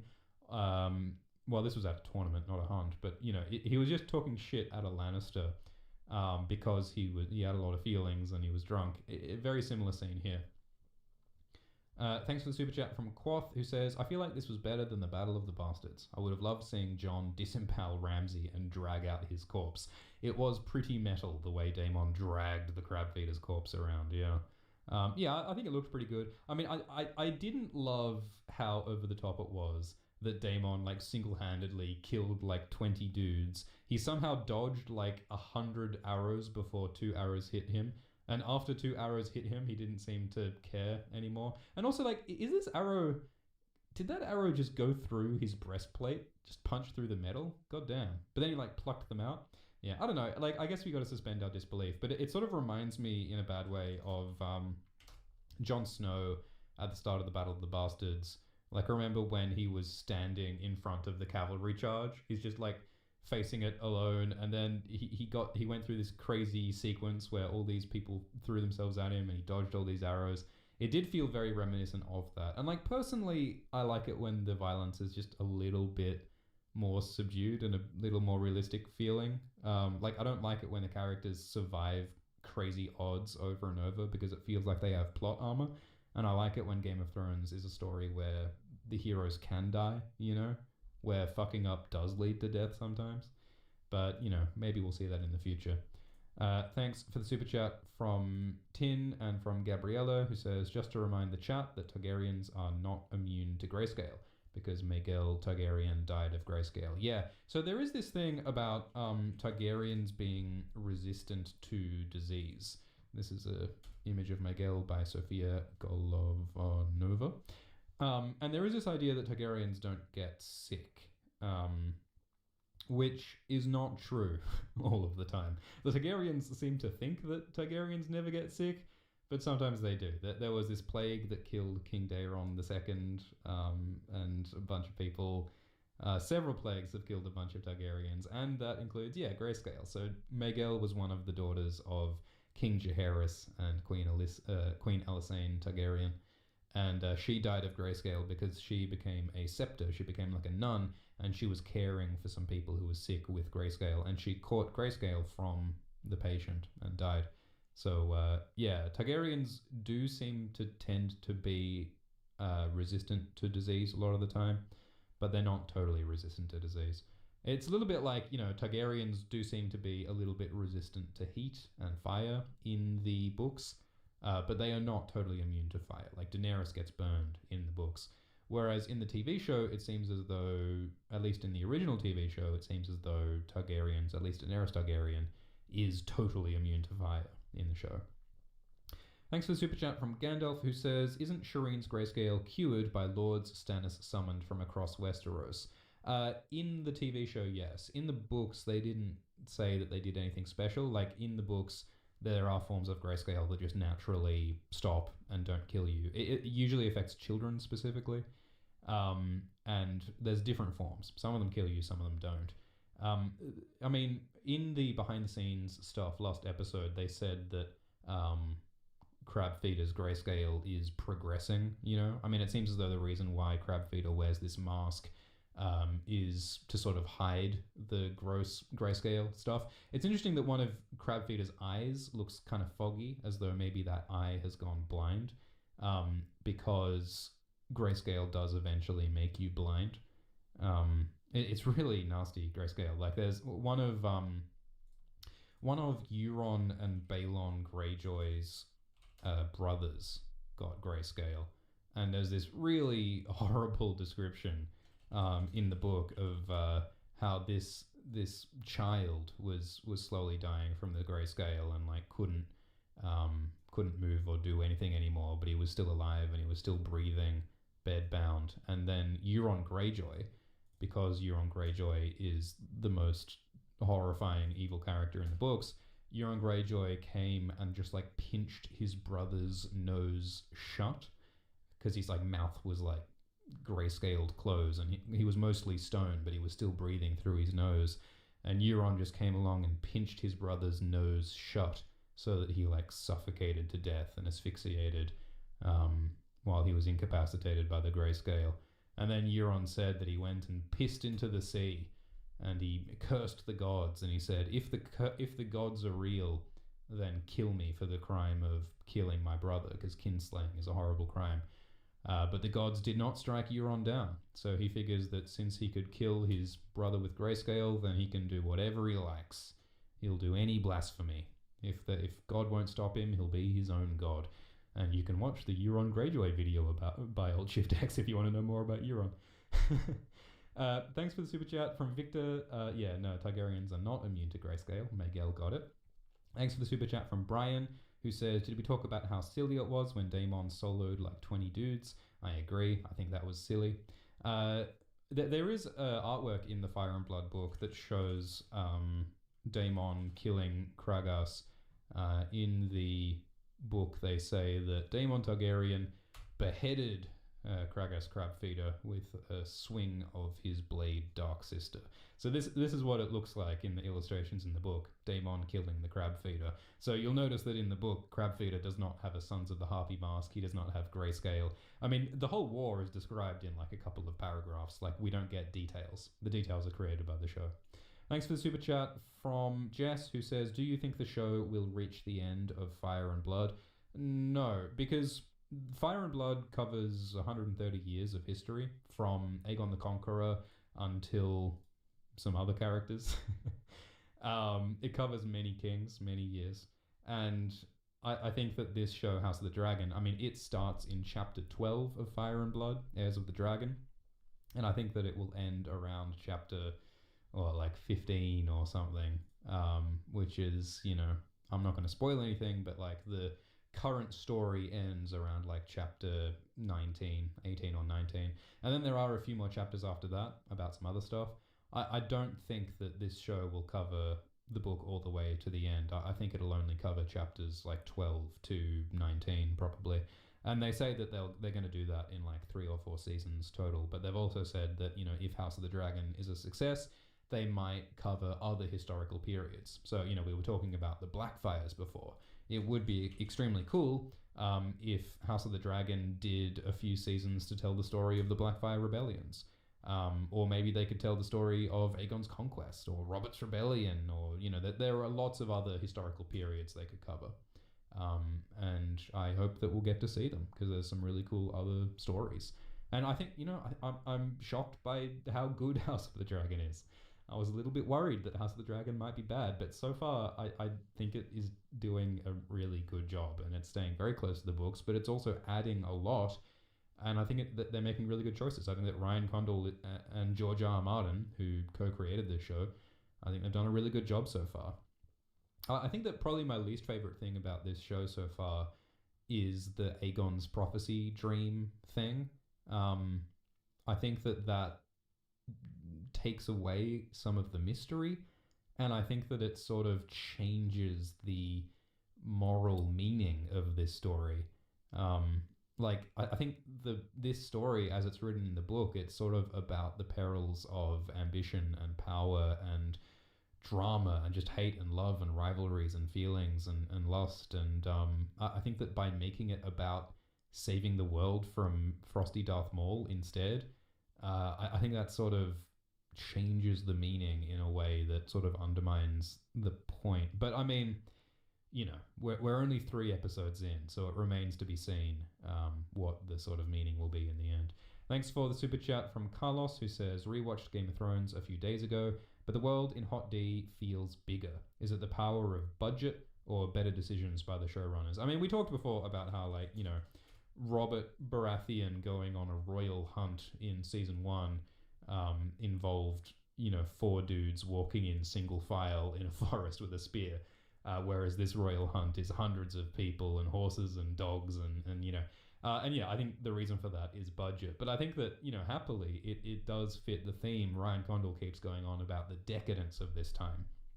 The royal family is way more powerful and rich and influential now than it is at the time of Game of Thrones. I mean, that's sort of throughout, even in the books, you know, there's a sense that the past was glorious and great and big, and now things have declined. Like all those big castles like Storm's End and Harrenhal and the Wall, all these great monuments, they were built in the past. They no longer have the power and the technology to do these things. There's an almost post-apocalyptic vibe. And also just like emotionally and socially, like so many of the characters like Ned Stark and Barristan Selmy, they think of the Robert's Rebellion era as being a better time. You know, things were better back then, and now everything's more corrupt, everything's more petty, everything's more small scale. And, you know, I think this is going back, and it's showing us when times were good. It's showing us when the splendor existed. It's showing us what we lost. Co-creator Ryan Condal compared it to Star Wars, when, like, in the Star Wars original trilogy, we hear about the Jedi, and Obi-Wan says, man, the Clone Wars, they sure were a crazy time. You know, the lightsaber is an elegant weapon for a more civilized time. Is that the line Obi-Wan says in Star Wars? And then in the Star Wars prequels, we go back and we get to actually see what that great era looked like. We get to see what it looked like when there were hundreds of Jedi instead of just a few. Like, the Targaryens are like the Jedi, because in the main Game of Thrones show, there's only Daenerys and Viserys. There's only a couple of Targaryens left, whereas in the past there were lots, just like the Jedi, when we go back and see the height of the Jedi. And of course, you know, it might make some people a little worried to hear the creators of House of the Dragon compare their story to the Star Wars prequels, because a lot of people don't like the Star Wars prequels. But I think that so far the Game of Thrones prequel is doing better than the Star Wars prequels were, at least in my opinion. Thank you for the super chat from Wes Pucci, who says, what is up with the CGI? Different company. Yeah, I was not loving some of the CGI. I think like the boar specifically, just sort of this brown blur that flew in and, you know, knocked Kristen Cole sky high in a way that I feel should have broken at least some of his bones. They seem to be sort of trying to keep the CGI off screen as much as possible. And yeah, there was also, you know, the CGI deer, which looked okay, I guess. Some of the dragon flame, honestly, I think is not great. some of the dragon flame looks like it was sort of it just doesn't look like it's really there. But you know, maybe that's just me. I think it's okay. Thanks for the super chat from J.Am, who says, Viserys is neat. Different portrayal of a bad king. In Game of Thrones, we had Bobby B, who never went to a small council meeting. Viserys dutifully attends every meeting, but makes bad choices. Yeah, so like, Viserys, as described in Fire and Blood, seems a bit more like Bobby B. This is the main illustration of King Viserys, Paddy Considine. This is him in the Fire and Blood illustration by Doug Wheatley. And, you know, he is portrayed more as a indulgent drinker, eater, partier. He's more like Bobby B. The books say that Viserys, like, mostly left the governance of the realm to his hand, Otto. So it is a change that in the show, Viserys is much more involved and much more active, and he clearly really cares about trying to do the right thing. He just is not making great decisions, or at least he's not like following through enough on his decisions. He's sort of compromising too much, is I think Viserys' problem. And yeah, I think that it's good that they've changed him like that to make him more distinct from the way he is in the book, which is, I think, perhaps too similar to Robert Baratheon. Thanks for the donation from James, who says, I really like this episode, but I wish we got a bit more reaction to Hobart shouting basically treason by declaring Aegon second of his name. Yeah, it's a good point. So you know, we had the scene where baby Aegon turned up to the hunt, and yeah, Hobart Hightower, here he is. He says, Aegon the Conqueror Babe, second of his name. And I think, you know, traditionally, formally, properly, you only call someone Aegon the Second, Aegon the Third, Viserys the First, or Viserys the Second. You only say the number when they're king, because, you know, there have been many Aegons. Like Aenys Targaryen, King Aenys Targaryen had a child called Aegon, who was called Aegon the Uncrowned. And Aegon the Uncrowned, he wasn't called Aegon the Second because he was never king. And you know, there were stillborns and stuff who were named Aegon, but they die. So you only get a number. You only get called the second or the third when you become king. And yeah, I agree. Hobart saying that Aegon is the second, that is like saying he is the king, despite the fact that Rhaenyra is the named heir. So yeah, that's a little bit treasonous, I would think. But you know, maybe you can just say it like a joke, and that's sort of how politics works. You know, you just say the thing that you want to happen until it comes true. If enough people believe something, if enough people say something, it becomes true. Because you know, kingship is not a real physical thing. It's just the fact that everyone believes that they're the king, and you know, public opinion and the way that public opinion is expressed is one of the themes of Fire and Blood, I think. So we'll see more of this. Thanks for the super chat from Robbie and Toolsy and KKRL, who says, you can see Viserys' missing fingers in the hungover scene when he's sipping from the gold cup. Yeah, do we want to have a look at Viserys' missing fingers? Yeah, you're right. There we go. He's got a couple of stumps there. I wonder if the rot will continue to progress. What is this tiny little cup that Viserys is drinking from? Is that coffee? What is it that he's drinking? I don't know. Maybe he's taken some shots. Hair of the dog. Thanks for the super chat from Henry, who says, Condal insists on calling Viserys the king of the Rhoynar. Maybe it's a Taiwan Chinese Taipei situation where they don't want to admit they're unconquered. Yeah, so at this time, Dorne is not part of the Seven Kingdoms. Dorne, which is where the Martells and Oberyn Martell and Pedro Pascal are from, they are their own thing. They are not ruled by the king on the Iron Throne. And yeah, so it is kind of weird that they say that they call King Viserys King of the Rhoynar in the First Man, and the Rhoynar are an ethnic group who live in Dorne. So King Viserys is not really the king of the Rhoynar, but I guess, you know, like I was just saying, like, you know, you say something is true enough, and once enough people believe it, then it becomes the truth, you know. So if you just say that, yeah, we are totally in charge of Dorne, that's kind of the first step in making it true sometimes. But yeah, Dorne remains unconquered and will remain unconquered for this whole show. It's only later on through marriage and diplomacy that Dorne gets brought into the realm. And you know, the Rhoynar, by the way, are Nymeria's people. Princess Nymeria, who was talked about in Season 1, Episode 1, she was the leader of the Rhoynar people, and she led them on this big migration.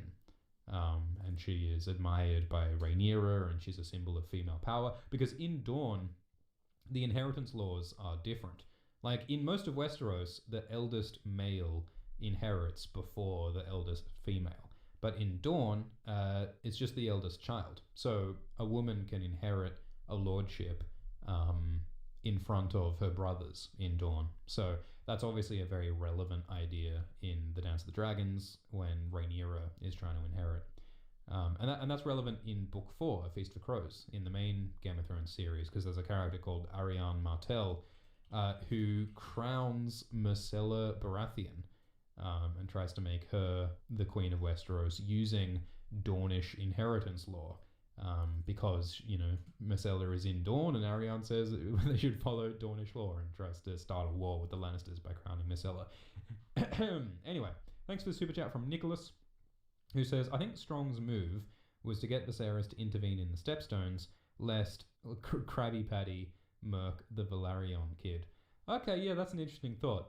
Because, I think Lionel was one of the people telling Viserys, hey, you should probably, send help. I mean, I think Alicent was the one who convinced Viserys to send reinforcements to the Daemon and Velaryons. But yeah, I mean, the fact that they... Oh, well, yeah, you made a good point. Yeah, we have to pray that Laenor Velaryon doesn't get killed in this war, Lionel said. Yeah, you're right. And yeah, obviously, Rhaenyra can't marry Laenor if Laenor gets eaten by crabs, can he? So, yeah, I guess that's part of why Viserys sent reinforcements, was that he might be taking this idea of marrying Rhaenyra to Laenor seriously. So that's why he sent them aid, perhaps. It's going to be funny when those reinforcements arrive at the Stepstones and find that, the war is already over. Or maybe it won't be. I mean, maybe the war will continue even without the crab feeder. We will have to find out. Thanks for the super chat from Liam, who says, why isn't the north of the realm talked about in House of the Dragon? It feels as if it doesn't exist in this show compared to Game of Thrones. The North always has been sort of its own thing. Like, unlike Dawn, the North is part of the realm. It is ruled by the king. But you'll notice that the North is very far away. This whole chunk here is the North.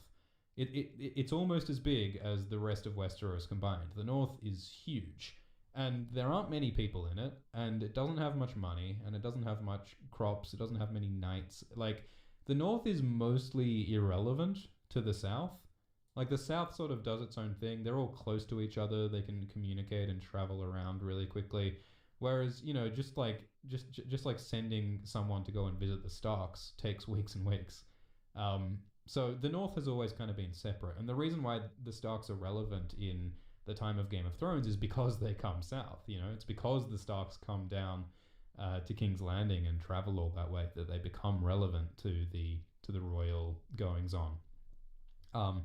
It's not like in the Game of Thrones show when people are just teleporting and jetpacking back and forth between the North and South. The North is very isolated in the books. So it kind of makes sense. I mean, it was funny that, what was it, Rickon Stark, they called him, in House of the Dragon episode 1. Like, he turned up to swear loyalty to Rhaenyra, and he looks quite grumpy, doesn't he? And you would be, because he just travelled like weeks and weeks just to come down and to kneel to Rhaenyra and then turn around and go home, right? You would be a bit peeved if you had to come all that way just to say, yep, I'll support you. Thanks for the super chat from Brian, who says, I don't like how they made Rhaenyra the protagonist instead of being grey like in the books. It seems weird to make the Alicent and Otto side more villainous. I kind of disagree, because I feel like, like Rhaenyra, especially in this episode, yeah, I agree that she comes off as the protagonist. Like, we are meant to sympathize for her. But I think that both Alicent and Rhaenyra, have their good sides and their bad sides. Like, I think that Rhaenyra is a sympathetic protagonist in this episode, but, like, she also is kind of a dick. Like, she's not making it easy for anyone. And, she's not even making smart decisions, really. I mean, I feel like a large part of why Rhaenyra wants to be the heir to the throne is because most people don't want her to be the heir to the throne. Know what I mean? Like, Viserys says in this episode, if I told Rhaenyra that she's not allowed to marry Jason Lannister, she would want to marry Jason Lannister. Like, she's a she's a teenager who just rebels and wants to go against whatever her parents are telling her, which is, you know, the way some people are. I think that Rhaenyra is kind of being stubborn and annoying, you know, realistic, and, you know, I think it's perfectly good writing. But I don't think that Rhaenyra is like totally the good guy. And again, like, it's kind of scary when she stabs the shit out of that boar, you know, like she's covered in blood. And, you know, I also think Rhaenyra is still working out if she really wants to be the heir or not, you know, like, I think that she has a lot of feelings and frustration about her sort of alienation and displacement, but I don't think that it's as simple as Rhaenyra is the good guy and Alicent is the bad guy. That's not the sense that I get. And Alicent, you know, Alicent tries to reconcile with Rhaenyra here. Like, she's saying it doesn't have to be like this. Let's be friends again. I think that Otto does come across as villainous, but I think Rhaenyra and Alicent are both pretty sympathetic. Thanks for the super chat from Alfred. I don't think Daemon will get Grayscale because Grayscale can be dormant and non-contagious, like Shireen. Thanks for the super chat from Sauce Boss. I agree. Jason Lannister's sassy finger snap was very cool. Thanks for the super chat from Brennan, who says that a shady, slightly drunk character named Alt Swift X said he lifted this out of your wallet and I wanted to return it. Thanks, Brennan. Also, give Paddy Considine all the awards. Yeah, I think Paddy Considine's performance as Viserys has been really good, because he is sort of just repeatedly fucking everything up, but we feel so sorry for him while he does it, you know? I mean, I guess we can be less sympathetic the more drunk he's getting. Like, it sort of feels like he's just giving up on taking action sometimes. Like, he sees how many problems he has, but he just wants to eat his onions at the banquet instead. All this fucking politicking, he said. So, yeah, but it's a great performance. Thanks for the super chat from Chris, who says, that pug was a total Ed Sheeran moment for me. Yeah, what was more immersion breaking? The appearance of Ed Sheeran in Season 7, Episode 1, or the appearance of the pug in this episode? I feel like the pug was fine, because, like, in real, you know, royal families, in any family, sometimes people have pets. Sometimes people have cherished, cute little doggos. I think that's fine. I think that's real. I don't think it's ridiculous. I mean, it's like the bloody the British royal family and their little pets. I think it's perfectly fine to have a dog. Thanks for the super chat from Henrique, who says, who was the guy flying the small dragon at the end? So that was Laenor Velaryon. And Laenor is the son of Corlys Velaryon. We saw Laenor in episode 1. That's young Laenor. And Laenor has now grown up. He's grown up quite rapidly, but this is Laenor Velaryon, and his dragon is called Seasmoke, and Seasmoke is a young grey dragon, quite a pretty dragon, and it was Laenor and Seasmoke who came and saved Daemon in this battle. And yeah. Thanks for the super chat from Lizard, who says, shouldn't Daemon attacking under a flag of parley be as controversial as the phrase breaking guest rights? It goes against custom. Yes, I think it is very bad that Daemon used a peace flag and then killed everyone. Because, you know, conventions of war are there to make wars less horrible than they might otherwise be.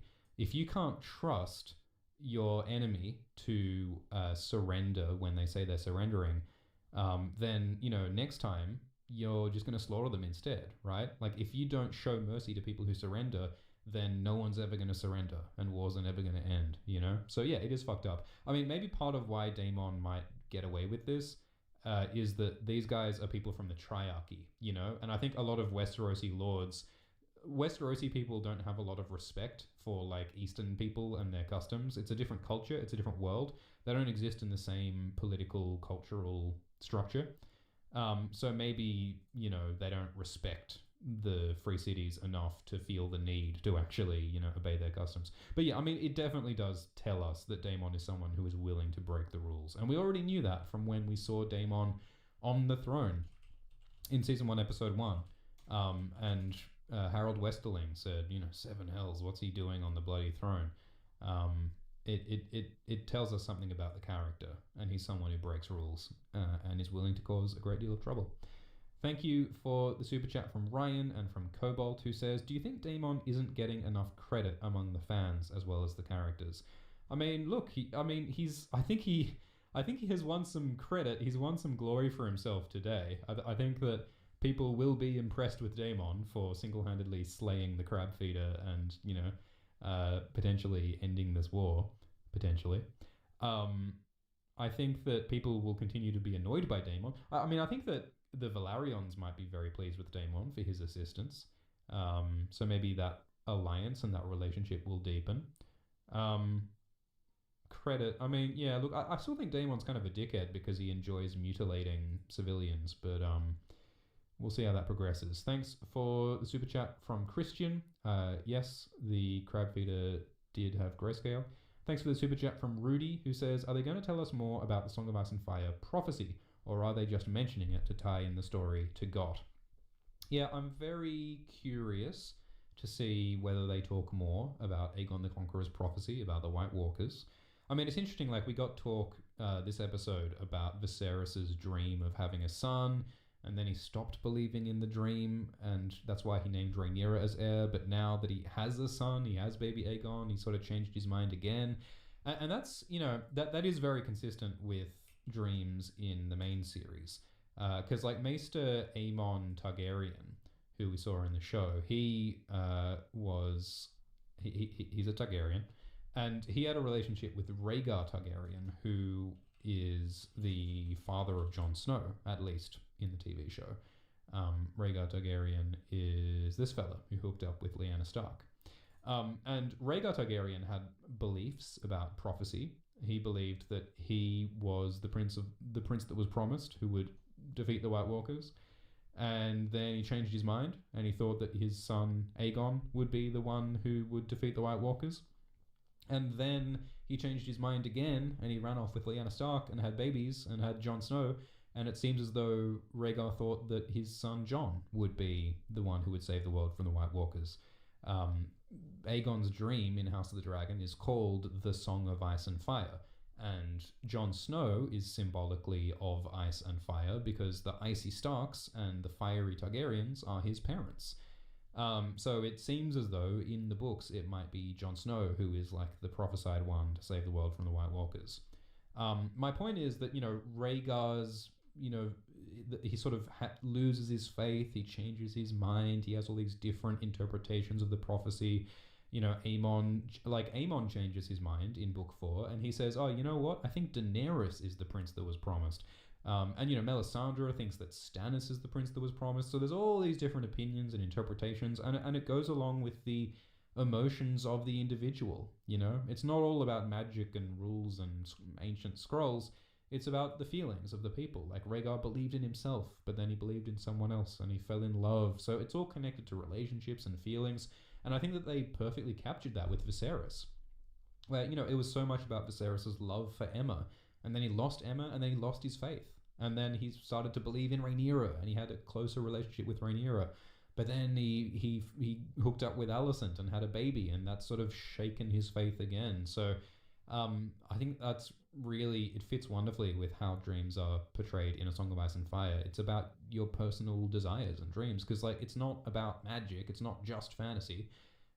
It's about real life, and real life is about having dreams and having desires, and sometimes you lose your dreams and sometimes you gain your dreams, and people change your perspective on your dreams, and it's that's why this is about real human drama, not just dragons and tits and dragons. Thanks for the super chat from Daniel, who says, "How did Daemon fight with 2 arrows in his chest?" Yeah, he seemed pretty chill about the arrows. Like, he sort of fell over and looked upset about the arrows for a little while, but then he pulled the arrows out and just continued running and fighting. So yeah, come on, did the arrows seriously hurt him or not? Did his armor stop the arrows or not? Not super clear. Thanks for the super chat from Sitali, who says, "What is up with all the pornographic orgy tapestries in the castle? Love the channel, you're the best." Thank you, Sitlali. Yeah, there are a lot of those bloody tapestries, aren't there? We saw them in the scene with Alicent and Otto. I'm not sure if I can even Yeah, well, yeah, I can't even show them because YouTube is so goddamn afraid of bodies. But there are these pictures of people having sex all over the walls of the Red Keep. And some of them are humans having sex with humans. Some of them have dragons having sex with humans, which connects to the whole blood of the dragon idea that the Targaryens are connected to the dragons. And, I think that symbolically it does make sense to me that there's all this sex imagery because, it sort of mirrors the blood imagery of the opening sequence with the bloodline like dripping through because it's all about death and life and the interconnectedness of life and death. I mean, season 1, episode 1 had Emma dying in childbirth at the same time that the men were killing each other in the field. Like this whole machine, this whole political wheel, it grinds over people, life and death, birth and death. And I think that having the sex scenes is part of that. It's sort of the other side of the death. And almost like the violence of the orgy as well. It's quite a passionate orgy that's going on in some of those scenes, and the violence of it, again, that interconnectedness. But I feel like it shouldn't be in the background of every goddamn scene. It feels like every second scene there's a orgy in the background, which just feels a little bit silly and distracting when it's that much. But I think thematically it makes sense. Thanks. And also it's a horny story. Like Fire and Blood is a very horny book, and this show will continue to be increasingly horny. So I guess it makes sense in that respect. Thank you for the super chat from Peyton, who says Lionel Strong giving good advice to his king. Shame he hasn't been listening. Yeah, I mean, look, I think that Lionel probably is broadly right that siding with the Velaryons would be a good idea because the Velaryons have 2 dragons. Rhaenys rides Melis and Laenor rides Seasmoke, but yeah, Viserys just really wanted to hook up with the teenage Alicent because she gave him Warhammer figurines. Thanks for the super chat from Kat and from Shampoo Tester, who says, loved the comment that Jaehaerys' daughters drove him mad. Yeah, it's a great point. So, we had some dialogue about how Viserys has so much trouble with his daughter Rhaenyra, and King Jaehaerys had even more trouble with his daughters because he had about 5 of them or something, and Sarah Targaryen ran off and had joined a brothel just to spite him, and Alyssa was a tomboy, and Visera was a narcissistic borderline personality disorder nightmare. Jaehaerys had very bad relationships with some of his daughters. Some of them died, and Alysanne blamed Jaehaerys for the death of his daughter Daella, because Alysanne feels that Jaehaerys pushed her into getting married and having children too early. And Daella, as it turns out, became the mother of Aemma Arryn. Jaehaerys' daughter Daella died giving birth to Aemma, and then Aemma died giving birth to the baby Balon who died. So there is a long history of girls being chewed up and spat out by this royal family. And Viserys is not the first Targaryen king to have difficulty with his daughter. And I think part of it is that, the Targaryen girls are more fiery because the Targaryens have these fiery personalities, these rebellious, powerful personalities. And because Targaryens can be dragon riders, that means that these girls have weapons of war, I mean, part of how this patriarchy works is that the women can't wield swords. The women can't fight in battles, and therefore they have to rely on men. But Targaryens, who have dragons, they don't need to rely on men for protection or for war because they have a goddamn dragon. So, girls having dragons is like inherently a threat to the patriarchy. And I guess that sort of fits with Otto's personality because Otto, he calls Mysaria a whore, and he, wants his daughter Alicent to go and hook up with the king. Like, he wants to enforce this, very traditional gendered way of doing things. And so, in last episode, when Rhaenyra turned up on a dragon and like totally disempowered Otto and totally stripped Otto of his control of the situation, I think that shows how, someone like Otto, who wants this sort of gendered order to be in place, would hate these girls running around on dragons, running amok, disrupting that order. Thanks for the super chat from Toolsy, who says Daemon Rhaenyra both got physically covered in blood this episode, and Viserys couldn't even make an easy hunting kill. All Targs get their hands dirty, and Viserys continues to struggle with power. Yeah, I mean, I think it was a very deliberate contrast to see, Daemon and Rhaenyra getting out there and doing it, and, getting into violence and being competent, whereas Viserys spent almost this entire episode sitting on his bum, drinking wine, complaining, eating, and then coming to slaughter like one deer that was already tied up for him. But he fucked it up and he had to stab it twice. Which is, it's quite a lot like, remember Robb Stark executing Rickard Karstark in Season 3, Episode 5? Rickard Karstark is this lord of the Karstarks, and he was pissed off because some of his children were killed, and he wanted revenge on Jaime Lannister, but then Catelyn freed Jaime Lannister, and Rickard was pissed off. Rickard had this lovely big beard, and so Robb Stark decided to execute Rickard for going against his wishes. Which, arguably was the right thing to do, but killing Rickard sort of was a disaster because the Karstark army abandoned him, and it created dissension, and it was sort of part of the downward spiral that led to Robb's death at the Red Wedding. And when Robb killed Rickard Karstark, I think I'm misremembering. No, yeah, I am misremembering. Robb killed Rickard, fine. What I am thinking of is Theon killing bloody Broderick Castle. That's what I'm thinking of. When Theon took over Winterfell in Season 2 and he executed Roderick Castle. And when Theon executed Roderick Castle, he did a really shit job of cutting off his head. He had to take multiple blows, and he was hacking the guy's head off. He didn't do it in one clean blow. He had to take multiple blows. And I think that was a symbol of Theon's incompetence and ugliness, and just the illegitimacy of him being in charge. If he can't even cut a guy's head off correctly, then how's he going to hold Winterfell? That was sort of the meaning there. And I think similarly, the fact that Viserys could not cleanly kill this deer shows how he's not capable of cleanly being in charge and cleanly dealing with the succession, So yeah, it's a very bad omen. And certainly the soundtrack and the whole vibe of that scene contributed to that feeling of, oh no, this is not good. Thanks for the donation from Ranark, who says, Jason Lannister hyping up Casterly Rock just makes me more disappointed in what we got. Yeah, I totally agree. I felt the same way because Jason Lannister, the Lord of Casterly Rock, the ancestor of Tywin and Jaime and Cersei and Tyrion, he was saying, my house, Casterly Rock, is so big and so cool. If you stand on the top of the rock, you can see across the sea. And here's some artwork of what Casterly Rock looks like in the books. It is massive. It is a giant mountain, and the Casterlys and the Lannisters, they live inside it. Well, not the Casterlys anymore, just the Lannisters live inside it.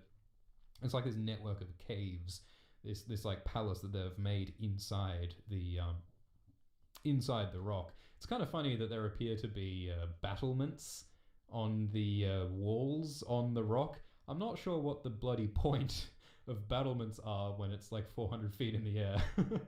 What is the point of those battlements? Are you going to fire arrows on your enemies from up here? Anyway, so Casterly Rock in the books is huge and impressive and awesome, whereas when we got to see Casterly Rock in the TV show, it was not quite so big and awesome. Here's what it looked like in Season 7, Episode 3. Daenerys and Grey Worm briefly took Casterly Rock in Season 7. Casterly Rock is nowhere near as impressive in the show compared to how it looks in the books, huh? So yeah, I mean that's sort of the curse of this show, is that however good House of the Dragon is, it's still in the shadow of the original Game of Thrones show, which, there were good things about the original show, especially the early seasons, but a lot of people hated the later seasons. And that's part of why I personally don't like the Aegon's dream thing in Season 1, Episode 1, because it's sort of, I don't want to be reminded of the underwhelming end to the White Walker plotline in Season 8, But, we'll see how it develops. And, not everybody hated Season 8. Thank you for the super chat from Miles, who says, maybe the crabs eat at Crab Feeder's grayscale to keep it manageable. Now there's a good theory. A little bit like the maggots eating Viserys's rotted finger. Yeah, maybe the crabs nibble on crab feeder's grayscale so that he doesn't die. I like that theory. Maybe the reason why crab feeder makes all these people getting eaten by crabs is just to, give them a good skincare routine, just to get rid of those blackheads and dry skin with some crabs. He's just trying to help them out. Thanks for the super chat from Stuart, who says, this show can really go on beyond the dance till up to and cover Robert's Rebellion. I do not expect this show to cover the 180 years between now and Robert's Rebellion. That, I don't think they need to cover all of it. I mean, look, theoretically they could cover all of Fire and Blood. There's a period in history after this conflict that they could cover. But I suspect that they're just going to focus it on the Dance of the Dragons itself. So I think just a few seasons. Thanks for the super chat from Lamar, who says, at the party, was Viserys Targaryen carrying the same dagger that was the one that killed the White Walkers? Yes, Viserys has been wearing this dagger all throughout the show. It's you can't, yeah, there it is. It's the quote-unquote cat's paw dagger. So we first saw this in Game of Thrones Season 1, Episode 2, when this assassin was sent to kill Bran Stark, and Catelyn fought off the assassin and was killed by the direwolf Summer. And in the show, they never actually explained who sent this assassin and why. In the books, they say that Joffrey sent the assassin to kill Bran, which seems like it might have been a retcon. It's sort of a weird little mystery thing in the books. It's not a big deal. But this dagger was brought by Catelyn to Varys and Littlefinger said that it was his dagger that was taken by Tyrion, and so this is the reason why Catelyn arrested Tyrion, which sparked the entire war. And then after Ned fell, Littlefinger had the dagger, and in Season 7, Littlefinger gave the dagger to Bran, which is a really fucking dumb thing to do, because the knife is a symbol of Littlefinger's betrayals and crimes and lies. So probably a dumb idea to give that reminder of his evil to Bran, the guy who can see the future, but, Season 7 never really made sense, did it? And then Bran gave the knife to Arya, maybe because Bran knew the future and knew that this was going to be the knife that would be used to kill the Night King and end the threat of the White Walkers. So the constant presence of this knife on Viserys, it shows that Viserys is constantly aware of his responsibility to remember Aegon's dream so that the Targaryens can defeat the White Walkers. Which, for us reminds us that, well, it wasn't the Targaryens who defeated the White Walkers. Yes, Daenerys and Jon Snow, who is also a Targaryen, at least in the show, they were instrumental in bringing together a coalition of forces to fight against the White Walkers. Without the Targaryens, maybe Arya never would have got the chance to kill the Night King. But, it is sort of this weird dissonance that, Viserys has this knife and this prophecy about the Targaryens saving the world, but, we know that it's Arya. So, how are those dots going to connect? What are they going to tell us in this show that helps us understand what happened there? Because I think, in the books, the ending with the White Walkers is going to be very, very different. We don't know exactly what's going to happen, but I suspect, based on a lot of the foreshadowing, that Jon Snow and Daenerys in the books are going to have a much bigger role in defeating the White Walkers. I think there's big possibilities for some kind of magical sacrifice, some kind of flaming sword called Lightbringer, some kind of real, weird, magic, intense stuff. Maybe Bran will have a psychic battle with the Heart of Winter. Maybe Euron will be involved. There is some, real crazy, dark, high fantasy shenanigans happening in the books. But my point is that it's weird, because this show, House of the Dragon, is sticking very close to the books in a lot of ways, whereas the Game of Thrones show did not stick close to the books at all in the later seasons, mostly because there weren't books to stick to in the later seasons, to be fair. So, look, the knife is a very weird thing. It feels to me like a very awkward mishmash of show canon with this knife, because that knife is not significant in the books. There is no, super... I mean, in the books at the moment, Littlefinger has that Valyrian steel knife, and I think that it is pretty likely that Sansa will kill Littlefinger with it, sort of similar to Season 7, but, the knife thing is very much a show thing, the cosmic significance of the knife. So I don't know where it's going. I don't know what they're going to do with this knife in this show. Well, I've got some ideas. But yeah, look, we'll wait and see. It's an open question what it's all going to mean with the prophecy and the knife.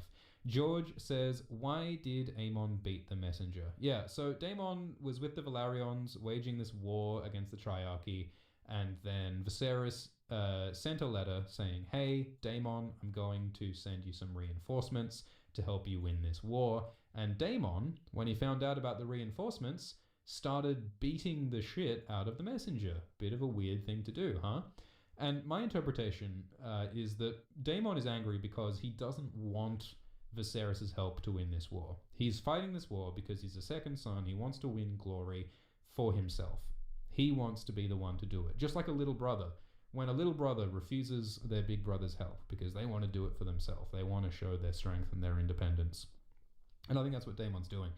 This is also sort of borrowed from the books, because in the books, we're told that when Daemon found out that Viserys was marrying Alicent Hightower, I think, Viserys got really angry and beat the messenger within an inch of his life. Inch of his life. Is that the phrase that's used? Yeah. So, quote, in the book, in the Vale, Prince Daemon reportedly whipped the serving man who brought the news to him within an inch of his life when he found out that Viserys was marrying Alicent. And the reason why Daemon was angry about that is because if, Viserys has kids with Alicent, that pushes Viserys further down the line of succession. So now in the show, Alicent has baby Aegon, and baby Aegon is ahead of Daemon in the line of succession. And they both supposedly are behind Rhaenyra, the heir. But my point is that, Daemon attacking a messenger is something that's borrowed from the books. And in the books, Daemon actually did go to the Vale. Because remember in season 1, episode 1, at the end of House of the Dragon, episode 1, Viserys told Daemon to go to the Vale because Daemon has a wife in the Vale called Rhea Royce. And in the book, Daemon actually did go to the Vale for a while. But in this case, they just cut that and sent him right to the Stepstones after Dragonstone. Thanks for the super chat from Kate Linton, who says, which one of the Velaryon children are dragon riders and how?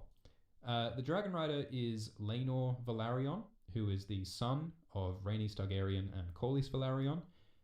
And Laenor is a dragon rider because his mother is a Targaryen. So Laenor has that blood of the dragon that has the magical capability of riding dragons. His sister Laena Velaryon also has the blood of the dragon from Rhaenys Targaryen, so maybe Laena will also be able to become a dragon rider, potentially. Thanks for the super chat from Playful Cloud, who says, is there anything to read into with Daemon and Rhaenyra both openly going against Viserys and getting covered in blood? I mean, it certainly suggests that there is a similarity between them, doesn't it? Daemon runs off and engages in violence and has adventure because he feels angry and rejected by Viserys. And in this episode, Rhaenyra does exactly the same thing. Rhaenyra feels angry and rejected by Viserys, so she goes off and has a camping trip with Kristen Cole and, kills a pig. And I think we can see the deep similarities between Rhaenyra and her uncle. Rhaenyra is almost more similar to Daemon than she is to Viserys, which of course is not necessarily a good thing because Daemon is such a violent, shit-stirring, unstable individual. So, what kind of a politician will Rhaenyra be? Thanks for the super chat from Ado, who says, was it just me, or was Alicent's belly extra large? Yes, Alicent has an XL belly because she is pregnant, I think. Alicent is going to have a second child by the looks of it. I wonder who Alicent's second child will be. I mean, that's assuming if she survives the childbirth. We know how dangerous childbirth is in this world. Will Alicent survive? But yeah, I think Alicent is clearly pregnant here. It's pretty nice that Alicent has all this staff, all these midwives and wet nurses to look after the baby for her. That's pretty good. That'd be good. Thank you for the super chat from Kaiser, who says, any thoughts on Lionel, since he wants a marriage between the Targaryens and Velaryons, but didn't support naming Corlys's wife as heir? Yeah, well, I think that Lionel's logic is that he doesn't want to support women inheriting the throne, but he does support Velaryons. And, I think that the basic idea that the Velaryons are, important and powerful, and they have dragons, and they have a rival sort of line to the throne with Rhaenys and her children. Like, they are potentially people who might want to take the throne. So marrying the Velaryons does make a lot of sense. I guess an interesting question is that if Lionel is supporting Viserys marrying Laena, that would sort of displace Laenor, because in the logic of males inheriting first, Laenor would inherit the throne ahead of Laena if, say, Rhaenys was queen or whatever. So if Viserys married Laena and had kids, then their kids would become children, but maybe Laenor would arguably have a claim, So that's sort of the complication of this inheritance stuff. Like, there isn't always a super clear answer to who is the heir. And I think that if Viserys did marry Laena, Laenor might be a sort of a loose end there, because every time you create a marriage to try and seal a breach, if you have kids, those kids might compete with the claims of other kids, Thanks for the super chat from SpongeBob, who says, the Velaryon Dragon Rider was cringe. Daemon should have killed everyone in the first scene. We don't need a battle in the third episode. We don't even know or care about the characters. I guess they could have done more to introduce Laenor before he did the thing. Like, we did not get much dialogue from the Velaryons. Like, we just had this scene where they were arguing and they were in a bad situation. Corlys and his brother Vaemond and his son Laenor, and they're in a difficult spot. And so Daemon was the one to go on the suicide run and do this crazy thing to defeat them. So yeah, we didn't get a whole lot from this war, did we? I mean, I think it makes perfect sense for Laenor to participate in the battle. He's got a dragon. He's got one of the only dragons in the world. I think it makes perfect sense for him to be involved. And Caraxes, we got plenty of Caraxes action at the start, so I think that's fine. Thanks for the super chat from Alternate History Hub, who says, any thoughts on Daemon winning in open combat despite losing the war for 3 years? Yeah, like, what was he doing for the last 3 years? I mean, we get the sense that basically it was slow and ugly. I mean, it sounded like a bit of a stalemate, They were saying that the Triarchy have just been hiding from the caves so that they don't get roasted. So that's why the war has been so slow, and these guys seem sort of stuck on this island. They're talking about running out of food and running out of provisions. So it seems as though it's like dragged on for a while. So yeah, it required drastic action to try and change the status quo, and Daemon was the guy to do it. Thanks for the super chat from Kalen and from Jake. George R. R. Martin complained the Making the 8 scene prior to Bobby B's death was his least favourite because a king's hunting party should be grand. Do you think he specifically requested the scene this episode? Yeah, well, I mean, George Martin has reportedly, he was the co-creator of this show. He, worked out the overall story with Ryan Condal. And George requested a few specific things, including brighter heraldry, more distinct dragons, and also the inclusion of Jaehaerys II. The Game of Thrones TV show just, removed one of the kings from the Targaryen lineage. The father of the Mad King Aerys is Jaehaerys II in the books, but in the show they just cut out Jaehaerys and made Aegon V the father of Aerys instead, which sort of fucks with the story a bit. So yeah, it would not surprise me if George specifically requested, hey, let's actually have a big proper royal hunt instead of 4 dudes walking through the forest. But again, that was due to budgetary issues, I think. Thanks for the super chat from the Pope, who wants a pug theory video. Thanks for the donation from Luke, who says, what do you think about the white stag showing itself to Rhaenyra? I think that it might be what convinces Rhaenyra that, hey, maybe I should be on the throne. Because, the white stag is the symbol of royalty. It's this almost supernatural portent showing that, I've been chosen by God to be the heir, and you can see that she's really impressed. I mean, it sort of is a little reminiscent almost of, Daenerys in Game of Thrones when her dragons get hatched, and everyone's like, holy shit, she's got dragons, she's legit, she's real, she should be in charge. People take a lot of serious consideration to these signs and portents. That's why this royal hunt was going after the White Hart in the first place. Because if they got the White Hart, on the birthday of Aegon Targaryen, the baby, then that might convince people that, hey, maybe the gods want Aegon Targaryen to be the king. And the fact that they did not find the White Hart, they just found a normal deer, that suggests that maybe Aegon shouldn't be the heir and maybe Rhaenyra should be. So I guess one of the open questions is, like, you know, is Rhaenyra a dreamer in the way that Viserys is? Like, Viserys is clearly very influenced by dreams and signs and portents, and I guess, you know, will Rhaenyra be similarly influenced by them? What will Rhaenyra's relationship be with dreams and prophecy? Will she be more like Viserys, or will she not care about it? Thanks for the super chat from Papaya, who says, is the implication here that Laenor just claimed sea smoke during this war out of necessity? Yeah, so in the books, Laenor had his dragon sea smoke even back at the Council of Harrenhal. When Laenor was very young, he had his dragon sea smoke. It was just a hatchling.